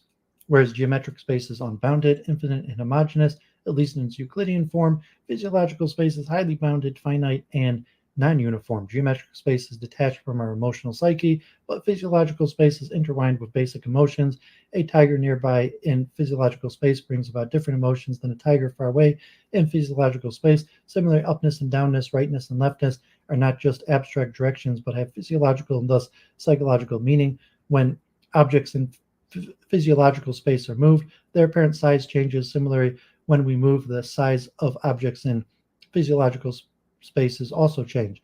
And importantly, physiological space does not, at least in its origins, have a metric. The origins of physiological space are an unconscious biological need, whereas the origins of geometrical space are in physiological space and intellectual development. Measurement. That brings us to the problem of measurement. Normally, when we measure an interval, we believe that we are indeed measuring space or time. However, measurement relies on comparison. This was important for Mach. We do not measure space, but we rather compare our spatial sensation. All measurement requires the use of a standard, and since any standard we pick is of the same nature as the thing we are measuring, we do not truly measure anything, if by this we meant an absolute measurement. But we do not measure mere space. We require a material standard of measurement, and with this whole system of manifold sensation is brought back again, it is only intuitional sense perception that can lead to a formulation of the equations of physics, and it's precisely in such presentations that the interpretation of these equations consist. Thus, though the equations only contain spatial numerical measurements, these measurements also are merely the ordering principle which tells us out of what members of the series of sensational elements we have to construct our picture of the world. When we measure the spatial dimensions of an object, we are comparing it to an agreed upon standard. Ultimately, all standards must have their root in physiological comparison. In this way, Mach tries to bring physics back into psychology. Physics is based upon measurements, but measurements are ultimately physiological comparisons. According to Mach, physics can never escape its biological origins. Planck and Einstein accepted Mach's critique of the old physics that was under the spell of concepts which were derivative of unreflective development, but rejected Mach's claim that physics was stuck, so to speak, in psychology. Anti-atomism, the biological economical interpretation of the cognitive sciences, could perfectly well coexist on a peaceable and indeed on friendly terms with that of present-day physics. The only real point of difference which has so far come to light concerns the belief in the reality of atoms. Here again, Planck can hardly find words degrading enough for such wrong-headedness. After exhorting the reader with Christian charity to respect his opponent, P brands me in the well-known biblical words as a false prophet. It appears that physicists are on the way to founding a church. They are already using a church's traditional weapons. To this I answer simply, if belief in the reality of atoms is so important to you, I cut myself off from the physicist's mode of thinking. I do not wish to be a true physicist. I renounce all scientific respects. In short, I decline with thanks to the communion of the faithful. I prefer freedom of thought from the guiding principles of my scientific theory of knowledge and reception by my contemporaries. Mach's opposition to atomism has become one of his best-known legacies, with Mach seen as an anti-realist about unobservable entities. While anti-realist arguments can indeed be found in Mach, their origins lie not in philosophical skepticism, but in his biopsychological view of science. Furthermore, his concerns about atoms were often specific to the various competing theories of the time. It should be noted that the issue of atomism was a central scientific controversy of this period. There were a variety of theories of atoms being put forward, as well as a variety of alternatives. In his principles of theory of heat, Mach aligned himself with a phenomenological approach to thermodynamics, a temporarily fruitful research program that avoided the problems of positing theoretical causal entities. Mach's experimental research was not in this area, but at stake was not just the reality of atoms, but an understanding of science. Mach's attitude towards atoms was an outgrowth of his view of science. He became embroiled in a long-standing dispute with Boltzmann, propounder of the kinetic theory of gases. Boltzmann and Mach ended up agreeing in essence, if atomic theory was fruitful, it should be used. but adopted today what might be considered an anti-metaphysical stance towards the theory that was still largely unsubstantiated. It is generally agreed that it was not until 1905, with Einstein's study of Brownian motion, that the kinetic theory of molecules found full verification. Mach's views on atomism are the most clearly presented in an exchange with Planck. In 1909, Planck wrote an essay, The Unity of the Physical World Picture, which contained a severe criticism of Mach's philosophy. Mach replied in 1910 with the guiding principles of my scientific theory of knowledge and its reception by my contemporaries. Planck responded in 1910 with On Mach's theory of the physical knowledge a reply. At issue were differences on how to make science free from human subjectivity and how to achieve a unified science. Planck argues that while we once defined heat according to sensations, the study of heat has gone beyond this, now being under the purview of electrodynamics and kinetic theory. Similar tones and colors are now understood as frequencies or wavelengths. Although physics had its beginnings in the analysis of sense impressions, its current sense success is due to removing these anthropomorphic elements. Planck formulates a vision of human independent science in relation to Mach's claim that science is human dependent. Planck thought that physics can go beyond psychological dependence by basing itself on psychologically independent universal constants. The constants appearing in the laws of heat radiation in free ether, like the constants of gravity, have a universal character and involve no reference to any special substance of any special body. They're human independent in a way that a unit like a centimeter is not. Their constants can be used to establish units of length, time, volume, and temperature, which must of necessity retain their meaning for all time and for all creatures, even extraterrestrial and extra-human ones. Mach's response is one of the last statements of his position. I have no doubt that if somewhere in the universe a creature organized like ourselves could make observations, it would perceive a universe working similar to that we ourselves describe.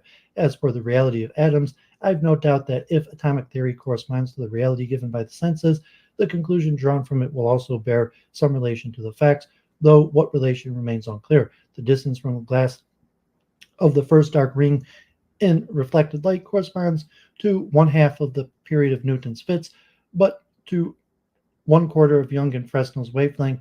The findings of atomic theory likewise can undergo a variety of convenient reinterpretations, even if we are in no great hurry to take them for realities.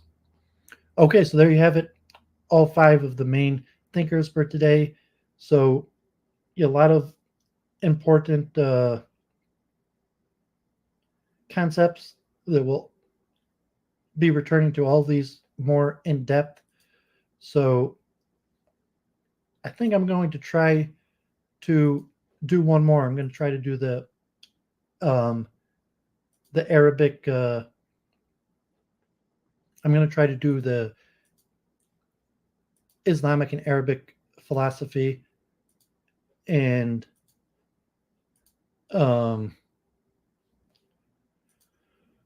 so let me just get my mail and use the restroom and pour a cup of tea.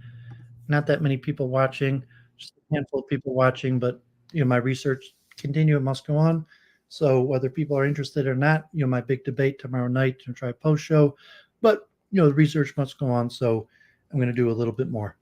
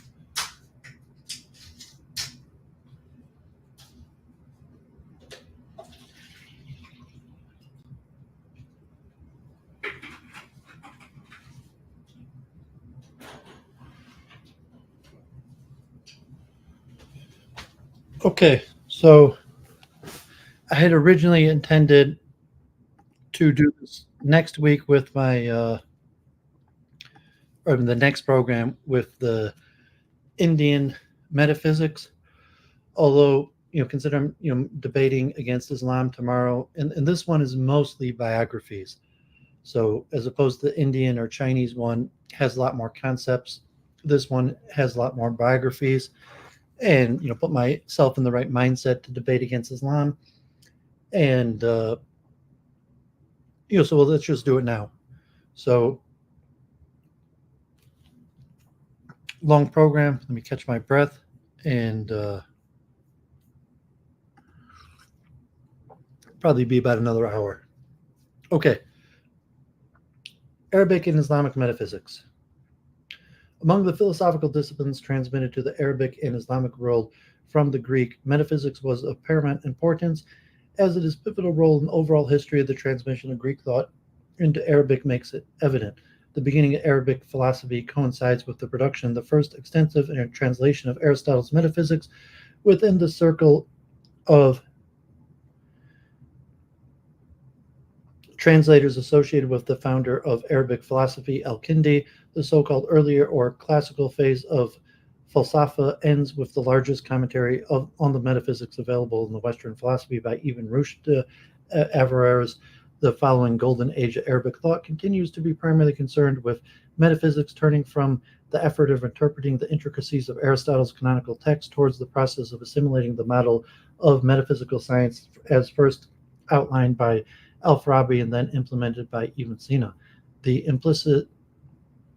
incipit of the metaphysics according to the Arabic way of ordering the books in this work, Arabic philosophers could even find the justifications, their Greek pedigree, and their raison d'etre in a predominantly religious society. Philosophy is said there to be constitutively a search and to be directed towards a goal, truth that surpasses human individual capacities, both objectively for its extremely wide scope and subjectively for the weakness of man's cognitive faculties, thus obliging its followers to join their efforts with all previous and present investigators of truth.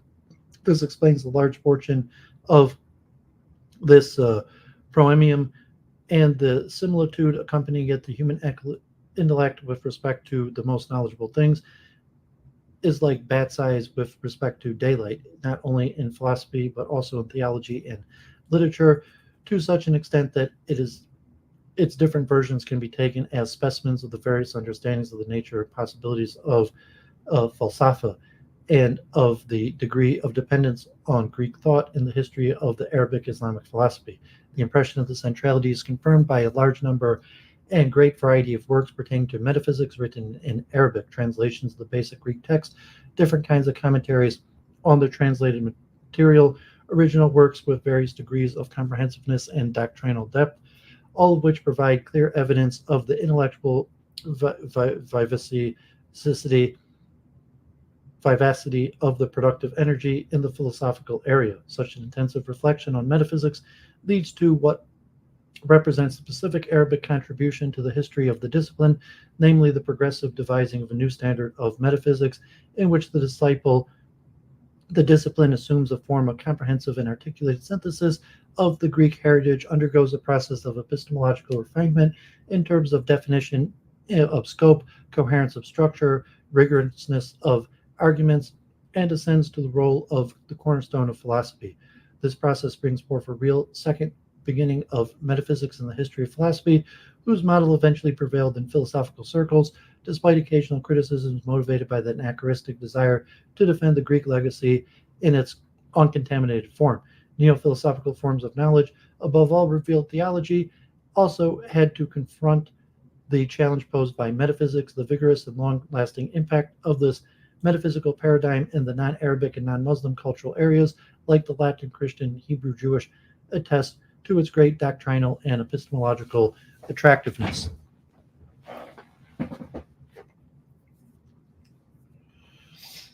The fundamental text, the approaches, and the issues. The above considerations show that the fate of metaphysics as a branch of philosophy in the Arabic-speaking world and its Muslim societies coincides by and large with the reception, transmission, and transformation of Aristotle's metaphysics. The anti-Aristotelian tendencies of the earlier phase of Arabic philosophy marked by the adoption of a decidedly Platonic stance in metaphysics and the consequent rejection of Aristotle's teaching, evident in the views of Abu Bakr Muhammad ibn Zakaria al-Razi, remained a local and short-lived phenomenon. In mainstream Arabic philosophy, the metaphysics represented for centuries the centerpiece of the corresponding discipline. Aristotle's work is the only Greek work mentioned in connection with metaphysics in the Arabic classification of the sciences. No other Greek metaphysical work was translated and commented upon in the same continuous, widespread, and multiform manner, or quoted so often and extensively in original treatises. Other vehicles of Greek metaphysical thought, like the theological Aristotelius, whose avowed aim was to make Aristotle's work compatible with Islamic creationism by means of the Neoplatonic doctrine of emanation, stress from the outset the primacy of the metaphysics as the fundamental text of metaphysics, and fictively portray Aristotle as the author of the adaptation of the Platonian material by means of which the desired completion of the metaphysics is performed. If the metaphysics, as well as the entire Aristotelian corpus, underwent a gradual eclipse in post-Avicennian Arabic philosophy, that is not due to a decline in its prestige, but to the success of Ibn Sina's incorporation of the text and the doctrine of Aristotle's work into his new encyclopedia of the philosophical sciences, The Cure or Healing, where he constantly stresses his reliance on the teaching of the first master, Aristotle, and his disciples. Schematically, Arab authors adopt three main ways of approaching the text of Aristotle's metaphysics, corresponding to three different literary genres. The first approach, which can be called taxonomical, is found in classificatory essays whose goal is to outline the content of the metaphysics and to clarify its place in the Aristotelian corpus, and to indicate the position of the discipline of metaphysics into the system of knowledge. The exegetical approach is represented by commentaries that aim at explaining with different degrees of literalness and comprehensiveness the content of the metaphysics. The tendency to adaptation, finally, is visible in metaphysical treatises that reformulate the doctrine of Aristotle's work and are intended as original elaborations, regardless of the degree of dependence on their Greek model.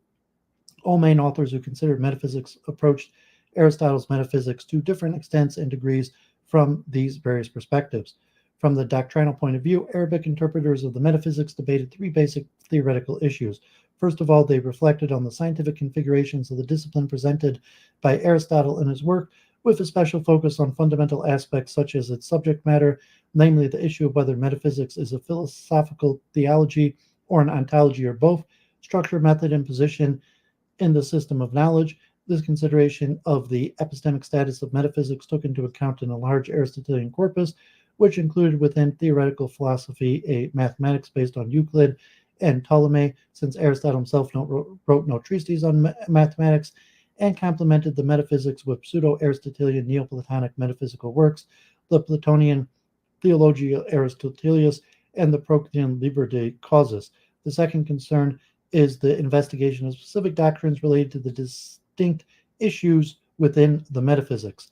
The prominent topics within the study of being qua being, or ontology, are the various aspects of the theory of essence, like the clarification of its relationship with form and substance, the discussion of the epistemological and ontological status of universals.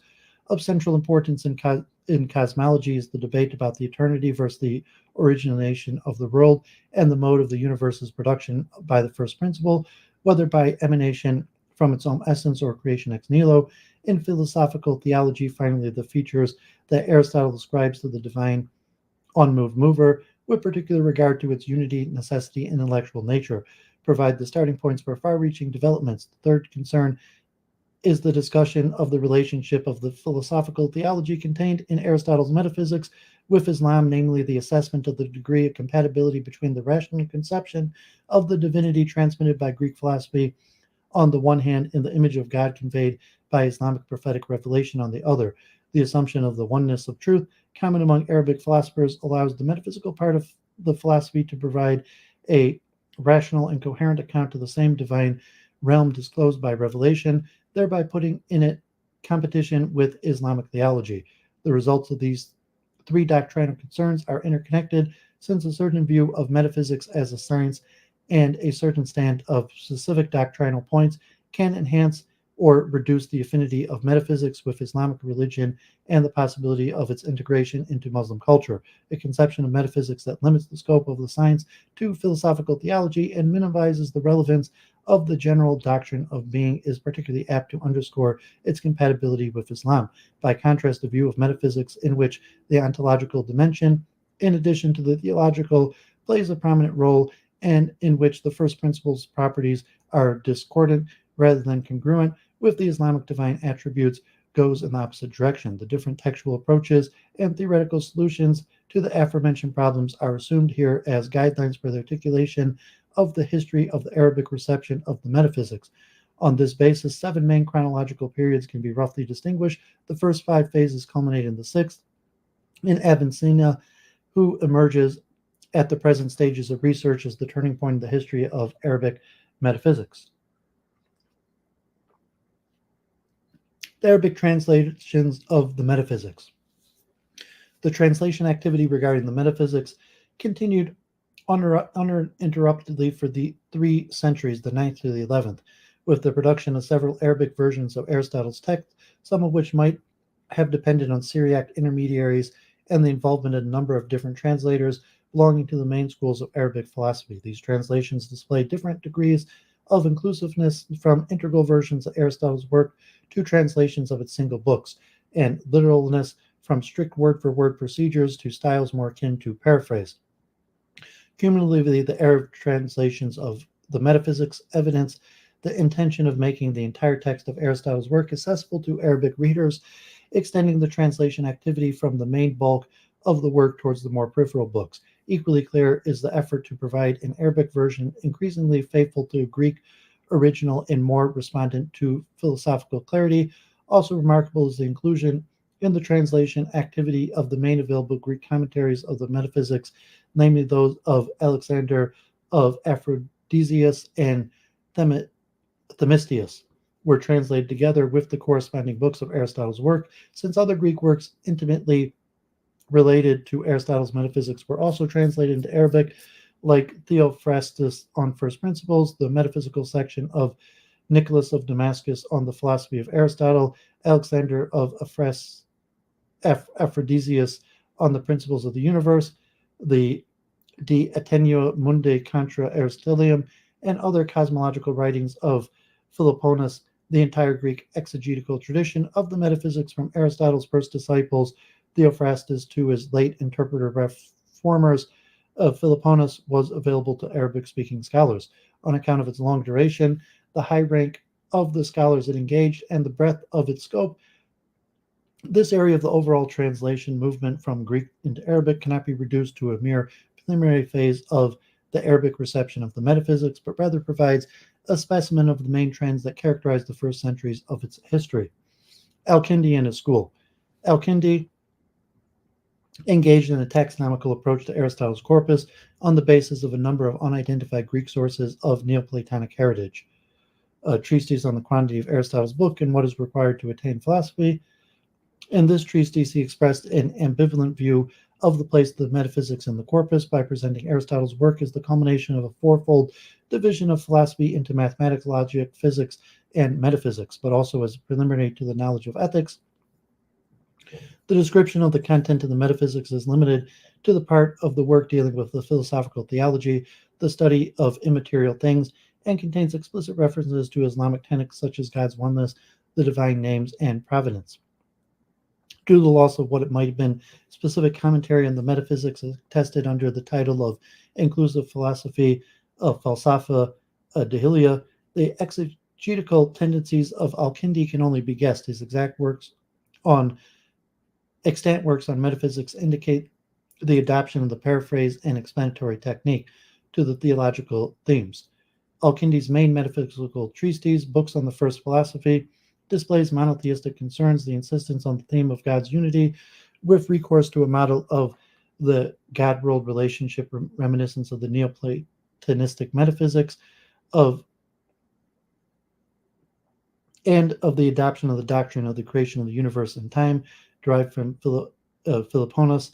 The explicit encomiastic references to Aristotle confirm that the one-sided theologizing approach to the metaphysics is directed at showing the compatibility of Greek metaphysics with Islamic religion.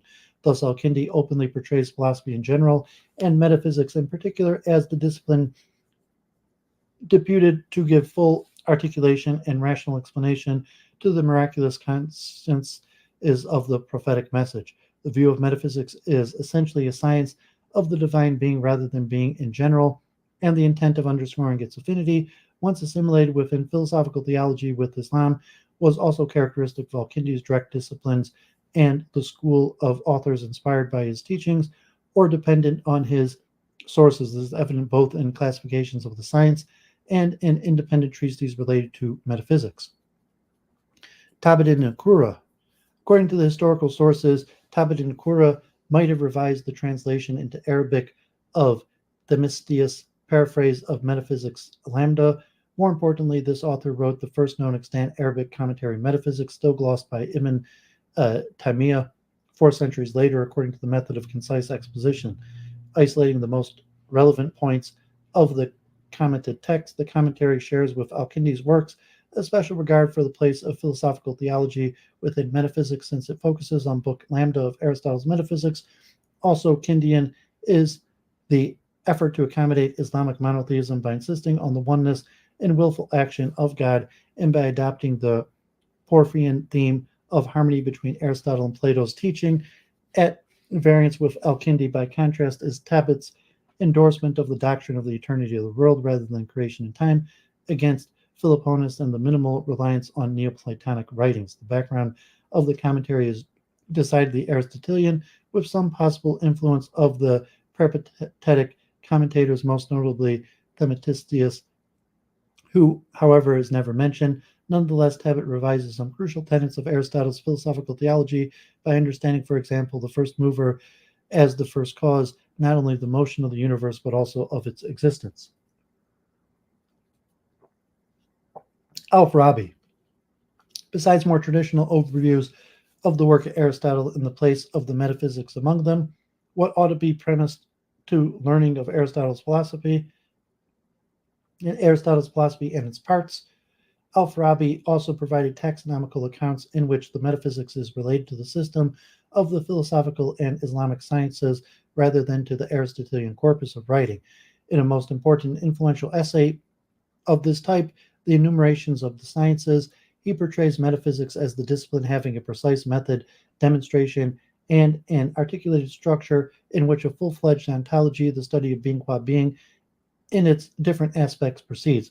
First, a part dealing with the foundation of the other science, and second, a philosophical theology concerned, among other things, with Islamic issues such as God's attributes, divine names, and actions. In all these classificatory treatises, the positions of the metaphysics with respect to the other works of Aristotle, or of metaphysics with respect to the other philosophical disciplines, is not stable, but varies according to the particular perspective that Al-Farabi adopts. Significantly, in some of them, metaphysics is presented as the culmination of the entire system of knowledge. For example, in the philosophy of Aristotle, the consideration of the entire metaphysics and the view of metaphysics as universal science are the pivotal elements of the short introduction to metaphysics written by Al-Farabi, following the model of the Prolegomena of Greek late antiquity and the teaching of Ammonius, son of Hermaeus, and his Aristotelian school in Alexandria. The essay on the goals of the sage, Aristotle, in each treatise of the book, marked by means of letters, represents the first integral exegesis of the metaphysics extant in Arabic, and reveals Al-Farabi's dependence on the epistemology of the newly translated posterior analytics. Farabi's use of a style of exegesis stemming from the peripatetic tradition is a manifestation of his affiliation with the coeval school of Baghdad Aristotelians. The main point of the work is that metaphysics is more encompassing than and not reducible to the philosophical theology of Book Lambda. Following the same, Al-Farabi first rejects the attempts to interpret Aristotle's work along Neoplatonic and monotheistic lines. In this, he has probably in mind Al-Kindi's theologizing conception of metaphysics, and advocates a type of explanation akin to that of Greek commentators Alexander of Aphrodisius and Themestius, Thus, he derives from the universal nature of metaphysics, understood as the science of having being qua being, as its subject matter, indications regarding its scope, it incorporates a part of the philosophical theology, namely on the doctrine of the first causes of being, as well as on its oneness as a universal science. There cannot be more than one universal science, and its name, by being more general than physics, it is also after physics and its overall content. Finally, he concludes with a brief description of each of the books of Aristotle, works known to him, in which the content of Book Lambda is summarized with no religious overtones. In this way, Al-Farabi extracts from Aristotle's work a coherent and all-encompassing outline of an ideal science of metaphysics. This project will guide the following generations of Arabic metaphysicians, in particular Ibn Sina, to build the new science of metaphysics according to Farabian parameters.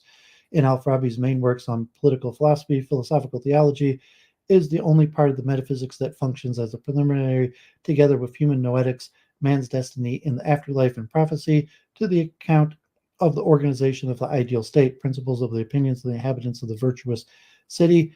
Other works of his, on the other hand, deal specifically with ontological themes, among them in the Book of Letters, which is not, properly speaking, a commentary on the metaphysics, despite the title echoing one of the Arabic names of Aristotle's works, follows a pattern analogous to the Book Delta of the Metaphysics. The treatise on One in Unity is thematically linked to Book 10. The Refutations of Philoponus' criticism of Aristotle is a reassessment of the thesis of the eternity of the world. Scattered references to the metaphysics with regard to two distinct topics surface also in the famous book on the agreement of the opinions of the two sages, the divine Plato and Aristotle, which resumes the Porphyrian theme of the harmony between Aristotle and Plato's view that had been taken up by Al-Kindi and Tabit ibn Qura, but seems alien to Farabi's conception of the history of philosophy. For this and other reasons, the Farabian authorship of this treatise, despite the manuscript evidence, has been repeatedly questioned in recent scholarship. The view that metaphysics is the universal science of being qua being, and thus exceeds the boundaries of the philosophical theology by including it as one of its parts, functions in Al-Farabi to underscore the irreducibility of metaphysics to Islamic religion.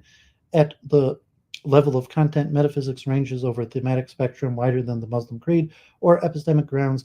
The demonstrated method of metaphysics and of philosophy in general is superior not only to the rhetorical and poetical character of prophetic discourse, but also to the dialectic procedures of Islamic theology, Kalam.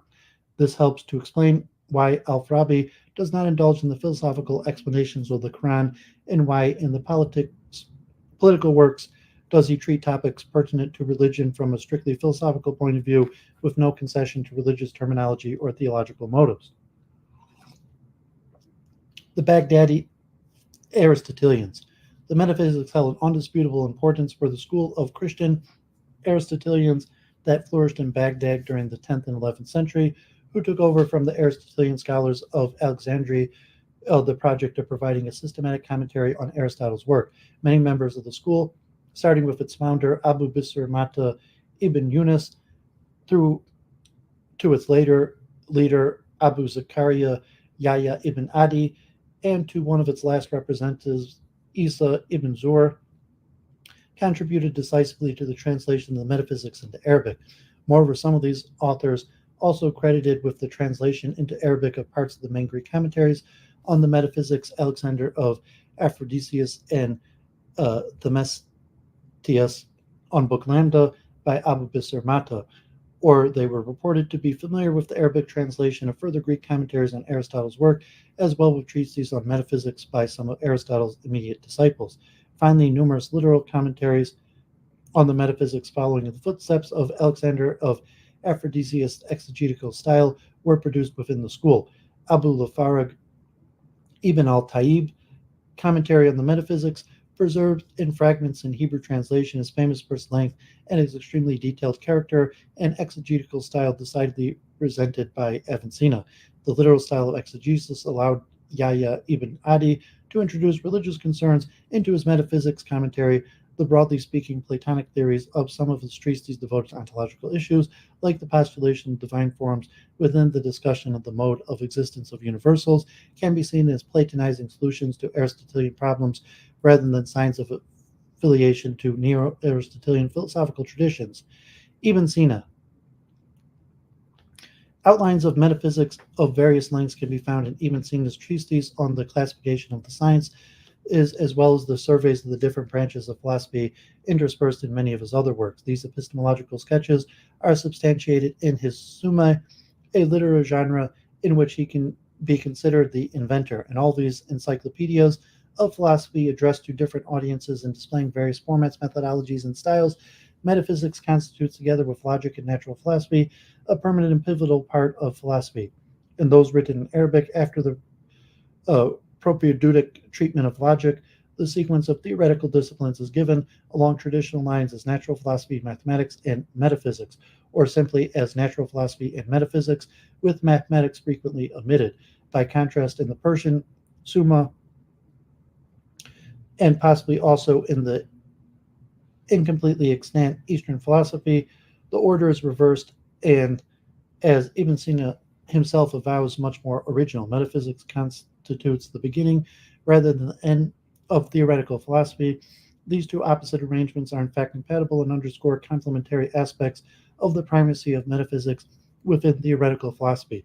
Metaphysics is the last in order of learning as the pinnacle of philosophical instruction, while it is first in order of reality on account of the supreme rank of the things it deals with. And Ibn Sina's literal commentaries on the philosophical corpus, most of which are lost, metaphysics represents the section about which we are best informed by either Ibn Sina himself or his disciples, or by the surviving portions. Judging from the extant fragments, conciseness and selectiveness appear to have been the stylistic and methodological hallmarks of Ibn Sina's exegesis of the metaphysics. Ibn Sina's original adaptation of the metaphysics can be best appreciated in the metaphysical sections of the Summa of Philosophy, which combine the taxonomical and exegetical approaches to Aristotle's work with the main intent of updating and upgrading Aristotle's metaphysical model, on the one hand, insofar as they are collections of the different branches of philosophy and expound metaphysics together with logic, natural philosophy, and mathematics. These works give metaphysics a precise position in the system of philosophical disciplines. On the other hand, they provide an explanation of Aristotle's text by incorporating it into Ibn Sina's own discourse by means of report, which modifies the formulation of the original text and changes the arrangement of its parts. More importantly, they adapt the scientific profile and the specific content of the metaphysics to new epistemological requirements, to the doctrine and progress of post-Aristotelian philosophy, and to the Islamic setting with which metaphysics is now called to interact. Specifically, they adjust to the tentative scientific configuration assigned to metaphysics by Aristotle himself to higher epistemological standards. They refine the doctrine of the metaphysics and mold it with theories taken from other authors and works within the Aristotelian tradition, or from the fruits of Ibn Sina's own mind, and they make the final treatment of philosophical theology and metaphysics compliant with religious concerns and the theological agenda of the Islamic milieu in which Ibn Sina's Summa are produced. Among Ibn Sina's Summa, the most extensive, influential, and by the author's own admission, the most dependent upon Aristotelian sources, is the Book of Cure Healing. The traditional character of the work, however, is far from preventing originality, allows the reader to observe more keenly the author's subtle and wide-ranging adaptation of the Aristotelian model and its free disposal of the received material. This applies to metaphysics in an eminent way. The metaphysical section of the Cure Healing, the Science of Divine Things, comes to an end of a massive work consisting in a collection of 22 volumes, which is unique among Ibn Sina's Summa, not only with regard to its length, more than 5,000 pages in the current printing of the Arabic text, one of the longest works ever written in the history of philosophy, but also because of the only Summa that contains both a full-fledged mathematics before metaphysics and an extensive treatment of practical philosophy as an appendix to metaphysics. In this way, only the Science of Divine Things, metaphysics, figures as a real cornerstone of the entire philosophical curriculum, both with respect to what precedes, logic, and the other two parts of theoretical philosophy, and with respect to what follows, practical philosophy.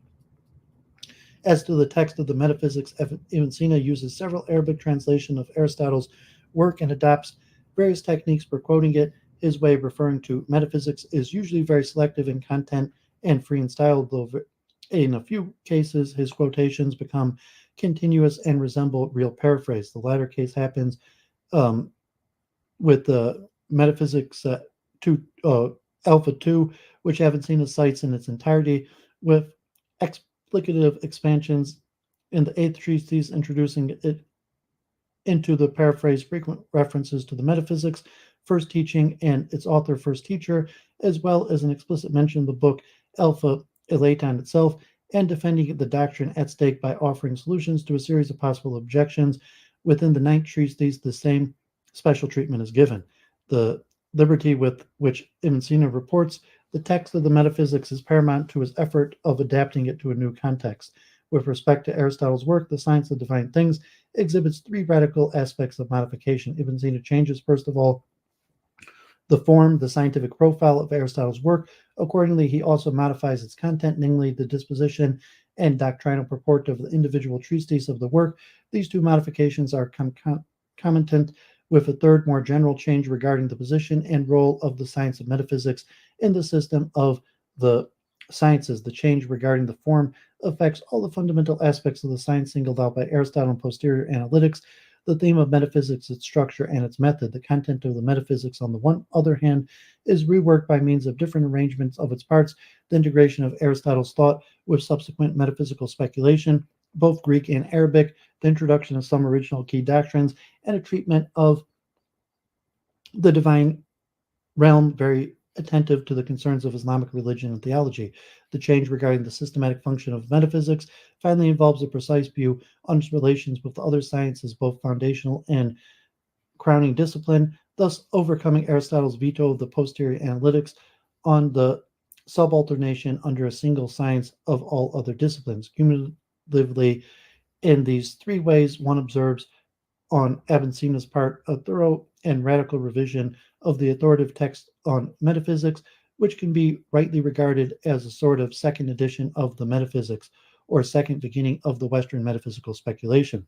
In the context of the epistemological reshaping of the metaphysics, Ibn Sina shows first that the subject matter of the science conforms to all the different characteristics that Aristotle assigns to it in the metaphysics. Thus, metaphysics is the study of the first causes and God, since the first causes and God are its goals, but is also a study of the existent, since the existent qua existence is its subject matter. Finally, metaphysics is a study of the immaterial and unmoved things, since both the first causes and gods and the existent qua existence are realities of this kind. This harmonizing of Aristotle's different points of view is undertaken with the intent of conforming metaphysics to the epistemological canons of posterior analytics, which posit the subject matter as the fundamental element of every science. Ibn Sina is the first thinker in the history of philosophy to have devoted a distinct and articulated treatment to the issue of the subject matter of metaphysics, whose latter impact on Arabic and Latin philosophy has been enormous, insofar as settled the issue of how metaphysics can be both an ontology and a philosophical theology. The other aspect of the scientific reform of metaphysics introduced by Ibn Sina are also the result of applying the epistemological requirements of the posterior analytics to this discipline. In this way, Ibn Sina bestows on metaphysics an articulated and coherent structure based on the main elements of the posterior analytics, spelled as fundamental to every science, the parts, properties, and principles of its subject matter, and a method that is as much as possible demonstrative in keeping with the posterior analytics claim of the demonstration of the most perfect type of proof.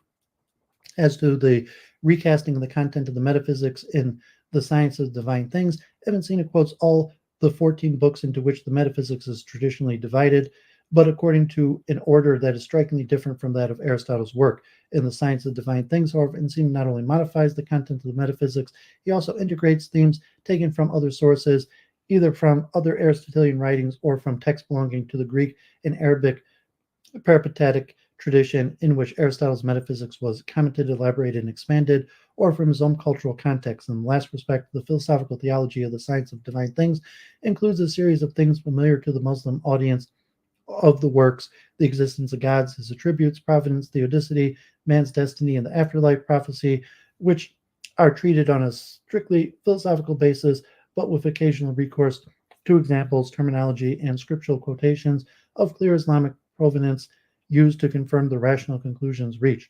This, together with the theological views debated throughout the work, indicates Ibn Sina's intention to show that the philosophical worldview expressed in metaphysics is not contrary or alien to the Islamic one, and that it can provide rational access to some of the tenets of the Muslim creed. The science of divine things, however, is not the mere sum of the many sources.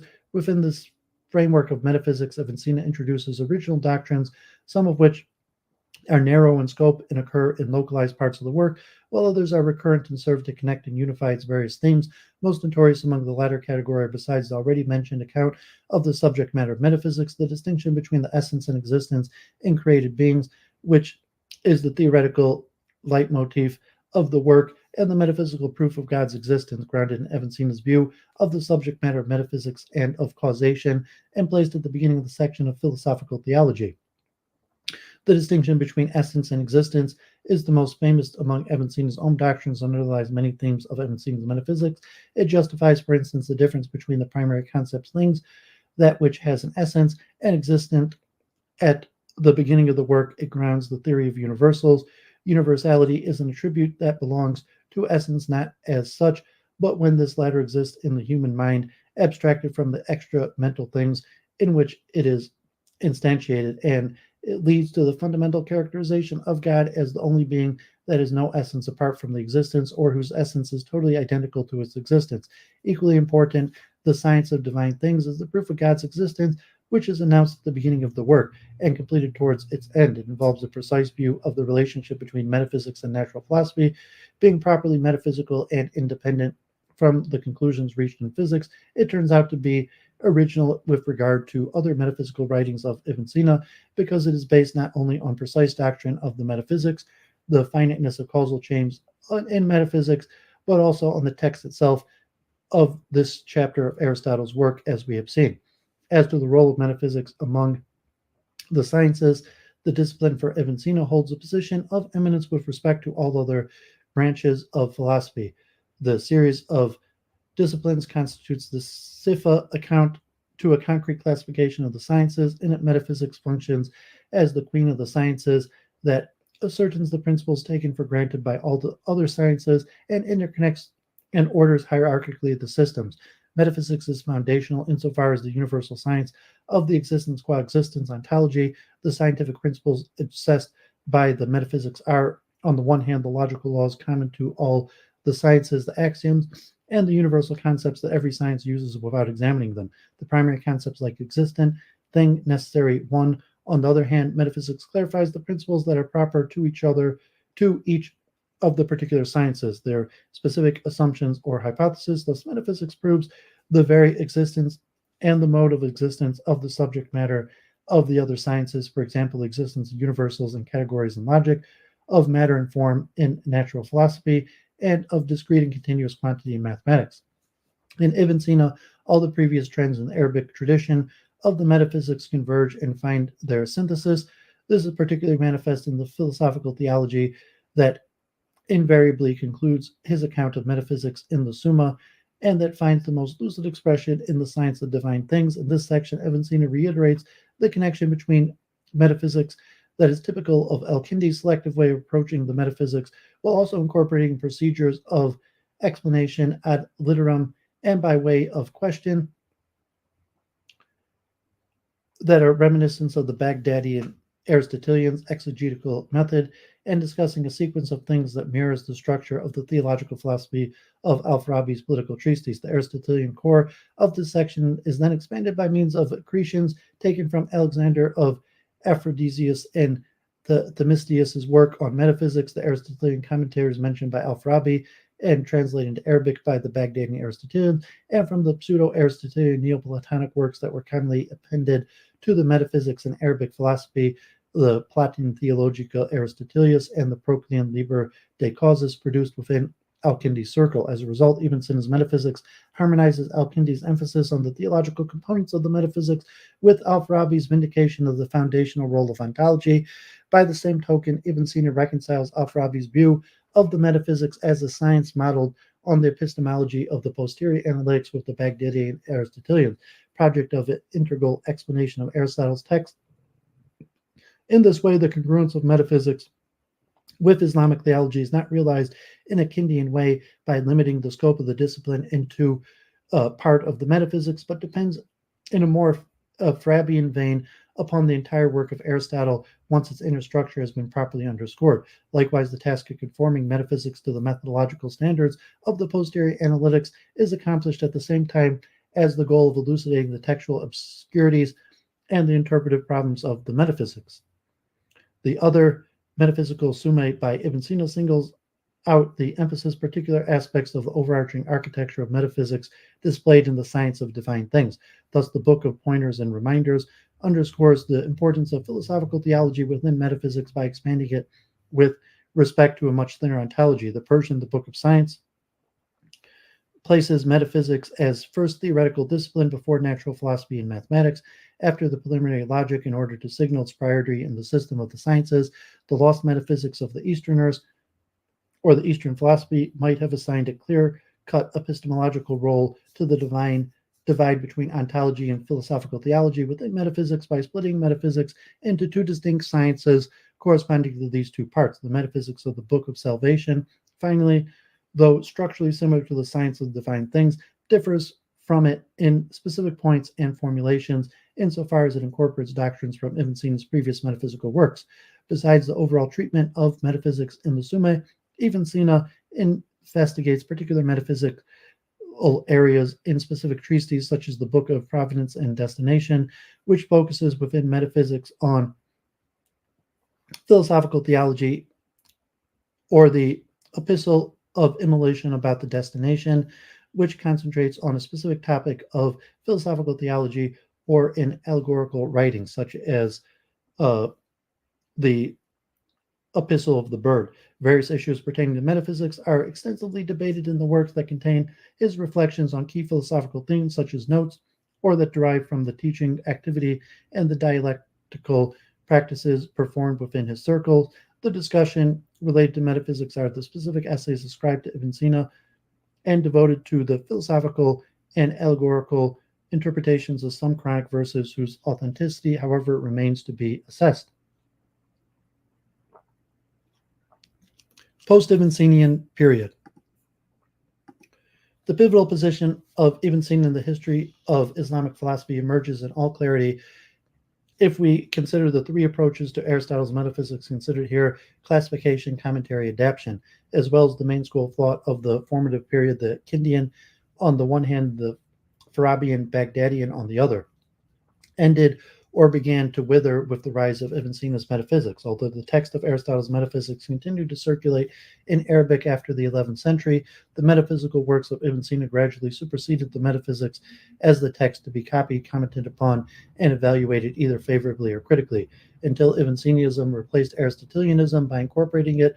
Likewise, in the post-Ibn Sinian tradition, issues regarding Ibn Sina's distinction between essence and existence and the primacy of the former over the latter are widely debated, and the prerogatives of an Ibn Sinian philosophical theology over Islamic dialectical theology, or Kalam to be the discipline more properly entitled to speak about God, hold pivotal importance. The reception of Ibn Sina's metaphysics as subsequent Arabic thought is multifaceted, and detailed work in the immense area has only begun in recent decades. Previous scholarship has established the following landmarks. First, a clear distinction between the direct versus the indirect influence of Ibn Sina's metaphysics, between those who actually consulted his works and those who knowledge depended on earlier readers of Ibn Sina. A case of the latter are the two very influential textbooks on Quranic schools, madrasas, whose metaphysical sections are largely dependent on Ibn Sina. Second, three main attitudes towards Ibn Sina's metaphysics and post-Ibn Sina Arabic philosophy can tentatively be outlined: acceptance, revision, or rejection of Ibn Sina's standpoint. A decidedly pro-Ibn Sinian camp is represented by a network of scholars encompassing at least three generations of school members who explicitly connected themselves with Ibn Sina's teaching. Significantly, some of these direct disciples of Ibn Sina, like Abu al-Abbas, Fadl ibn Muhammad al-Laqari, are the models to which later heirs of Ibn Sina's metaphysics ideally refer. On the opposite side, a conservative reaction to Ibn Sina's metaphysics and to Ibn Sina's philosophy in general was represented by the efforts of reinstating the pre-Ibn Sina status of this discipline. This goal was pursued in various ways, some like Sahabuddin al-Sharardi and the fabricators of Arabic pseudo-Platonica in the 12th century took Pythagoras and Plato's thought as true philosophy, thus supplanting the Aristotelian tradition in which Ibn Sina belonged. Others like Ibn Rushd of Averroes, whose three commentaries on the metaphysics contain recurrent criticisms of Ibn Sina, redirected attention to the Aristotelian metaphysics itself with the aim of restoring the original purport of Aristotle's foundational text against Ibn Sina's innovation. Still others like Abu al-Latif al-Baghdadi conceived metaphysics as a mere juxtaposition of the Kindian and Farabian perspectives on metaphysics, where Aristotle's metaphysics inaugurates a curriculum of works that include the Liber de Causes and the Theologia Aristotelius, and in Al-Kindi, but also has an ontological dimension as in Al-Farabi, so that Ibn Sina's synthesis is reduced to its constituents. In addition to these anachronistic attempts to surface both in the East and the West of the Muslim world, and are advanced by philosophers in the strict sense, there are also the attacks launched against philosophy in general and metaphysics in particular by Muslim theologians, most famously by Abu Hamid al-Ghazali in The Incoherence of the Philosophers. Significantly, however, all of the critics of Ibn Sina, regardless of whether philosophers or theologians, are also indebted to his thought and their eyes. Ibn Sina's metaphysics represents the metaphysics to core, a further intermediate line of influence, which is the one that ultimately prevails, is the fruitful and positive contamination of Ibn Sina's metaphysics with systems of thought originally foreign to it. This trend towards combining approaches and developing a new direction takes place, for example, with regard to the theory of illumination, Muhammad ibn Muhammad al-Sharzuri, or to Sufism. But the most noteworthy aspect of this tendency, which possibly starts with the cultural environment where al-Ghazali was formed, is the adoption of Ibn Sina's metaphysics by Muslim theologians or Mutak al-Alimun. In general, the tendency to integrate Ibn Sina's metaphysics into new doctrinal settings represents the most interesting area of the reception of Ibn Sina's thought, since it requires a through revision of Ibn Sina's original stance to adapt it to an illuminationist, mystical, or theological context. Together with the trends towards acceptance or rejectance, this tendency to revise stretches over a period which is much longer than the pre-Ibn Sina phase of falsafa. Third, in a diachronic perspective within the vast scenario of the reception of Ibn Sina's philosophy, after the first main period of impact already singled out in scholarship, from Ibn Sina's death until the middle of the 14th century, further later significant phases of influence in different areas of Islamic world, Persia, India, Ottoman Empire, are emerging. Of course, this temporal progression and the geographical expansion also involve metaphysics. A key factor in the evaluation of the later impact of Ibn Sina's metaphysics is the assessment of those of his works which mainly influence later reflections on metaphysics, their ways of transmission, and their audience, since each of them, as we have seen, conveys a particular version and format of metaphysics. Among them, the metaphysical section of the Book of Pointers and Reminders has been singled out in scholarship because of its proliferation of independent commentaries on this work from the late 12th to 18th century by leading figures of Arabic Islamic philosophy like Fahir al-Din al-Razi and Nasir al-Din al-Tusi. Scholars attribute the success of Ibn Sina's Pointers and Reminders to doctrinal, stylistic, and chronological factors. Doctrinally, Ibn Sina's use of the essence-existence distinction to support the distinction between what is intrinsically necessary in something like its essence and what is extrinsically necessary in it like its existence was particularly obvious in the Pointers and Reminders. Stylistically, the work's abbreviated and elusive style invites elaboration and commentary. Chronologically, this was Ibn Sina's final comprehensive work and therefore could be presented as the definitive expression of his views. For these reasons, the Pointers and Reminders are currently considered to be the work of Ibn Sina's privilege by subsequent Muslim philosophers, including the Matakaluminum. The Science of Divine Things also played an important role in spreading Ibn Sina's metaphysics among later advocates of this discipline. This is evident from the extensive manuscript tradition, the vast exegetical activity devoted to the cure healing, and the frequent and widespread quotations of the science of divine things among post-Evansinian authors, transmitted by a huge number of manuscripts, more numerous and older than the ones of the pointers and reminders currently known. The science of divine things and the other parts of the cure healing were copied uninterruptedly for 9 centuries, from the end of the 11th century, a few decades after Ibn Sina's death, until the 20th century.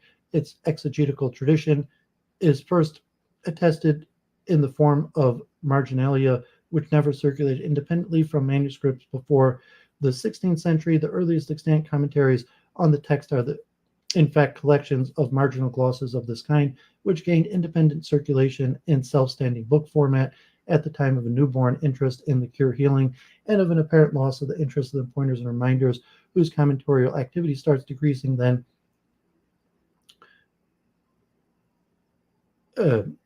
And noteworthy instances of this trend. Later, lemmatic commentaries, like the one of Muhammad Madari Ibn Adar al-Naraki, cover only parts of the science of the divine things, since the work in its entirety, 455 pages, in the current printing was too huge to be commented upon this way, and no one has ever commented integrally or even one of the 22 books of the cure healing, let alone the Summa in its entirety. Finally, the science of divine things is abundantly quoted by a wide array of scholars and writings, and even the commentators on the pointers and reminders cite it, as they do of the cure healing in general, as the reference work to be consulted in case of theoretical uncertainties for doctrinal integrations and developments. In this context, the metaphysical sections of the Book of Science for al-Dawa and of the Book of Salvation should also be taken into account. The former work obtained wide resonance, since it was taken as the model and incorporated by al-Ghazali in his exposition of philosophy, the aims, doctrines of the philosophers, a conduit for Ibn Sina's metaphysics in the West as well. The latter work was copied in manuscripts at a very ancient stage, and it was commented upon by important scholars like Zahir al-Din Ibn Funduk al-Bahaqi. At the present stage of research, we can tentatively conclude that no single work of Ibn Sina conveyed his metaphysical thought to later centuries, although it is premature to assess how, when, and where these different writings interacted and competed in transmitting Ibn Sina's view of metaphysics, and which of them enjoyed the status of Ibn Sina's most influential metaphysical work, among them the manuscript diffusion, the commentatorial activity, and the consideration and esteem of the science of the divine thing deserve special attention, since they cross the centuries and represent an uninterrupted trial of post-Ibn Sina philosophy from Ibn Sina's first disciples until today. Such a continuity looks unattestedly in the case of the other metaphysical works by Ibn Sina, in the continuum represented by the circulation of the science of divine things. One may discern a peak, that is the Safavid era in Iran, which, if we decide to call golden the period 1100 to 1350, can be labeled the platinum age of the reception of Ibn Sina's metaphysics through the science of the divine things, but this peak has firm roots in previous centuries, especially in the key figures of Nasir al-Din al-Tusi and his school, and extends both backwards and forwards according to a comprehensive view of the post-Avicennian falsafa. Conclusion. The study of the Arabic metaphysics can be approached from a variety of interconnected perspectives. On the one hand, a group of historical issues emerges, such as the ways according to which metaphysics was transmitted into Arabic and integrated into the culture of its new environment. The synergy of its transmission with the Arabic reception of other fundamental works of Aristotle, above all the posterior analytics, but also the categories, and the continuation of in Arabic philosophy of the main Greek paradigms of interpretation of the Aristotelian corpus, such as the Athenian background of Al-Kindi's philosophy versus the Alexandrian heritage of the Aristotelians of Baghdad, or the pure Perpetuism of Al-Farabi versus the Platonizing Aristotelians of Yahya ibn Adi and his followers. On the other hand, the epistemological reflections on metaphysics as a science undertaken by Arabic philosophers in the effort to transform Aristotle's still imperfect discipline into full-fledged and rigorous scientific discourse, discloses a theoretical area of investigation that produces a progressive switch of attention from the metaphysics with a capital M to metaphysics with a lowercase m outside of the narrow scope of philosophy and its history. It is interesting to note how the introduction of foreign pagan discipline like metaphysics into a monotheistic social context like the Islamic one determines either the accordance or the antagonism between philosophical theology and revealed theology, or in other words, between quintessence of falsafa on the one hand and the speculation of kalam on the other. To study the ways in which this confrontation took place in the Islamic culture of the Middle Ages may shed light on the contemporary debate on the relationship between reason and faith and contribute to the promotion and dialogue among different cultures. Okay, so there you have it, folks. Full program today. Still got over 6 hours. So I'm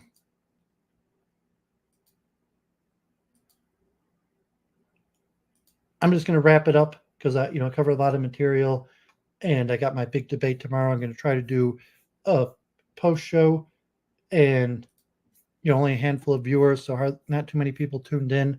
But it's okay. It's mostly my research. Hopefully, it's useful to other people. But so last week I had to cancel Week in Review. I was out of town coaching a chess tournament. So we'll have Week in Review this Sunday night. My big debate tomorrow at 9:00, and God willing, I'll have an after show which will probably start about midnight. So God bless. Have a great night, everybody, and see you tomorrow night for the big debate.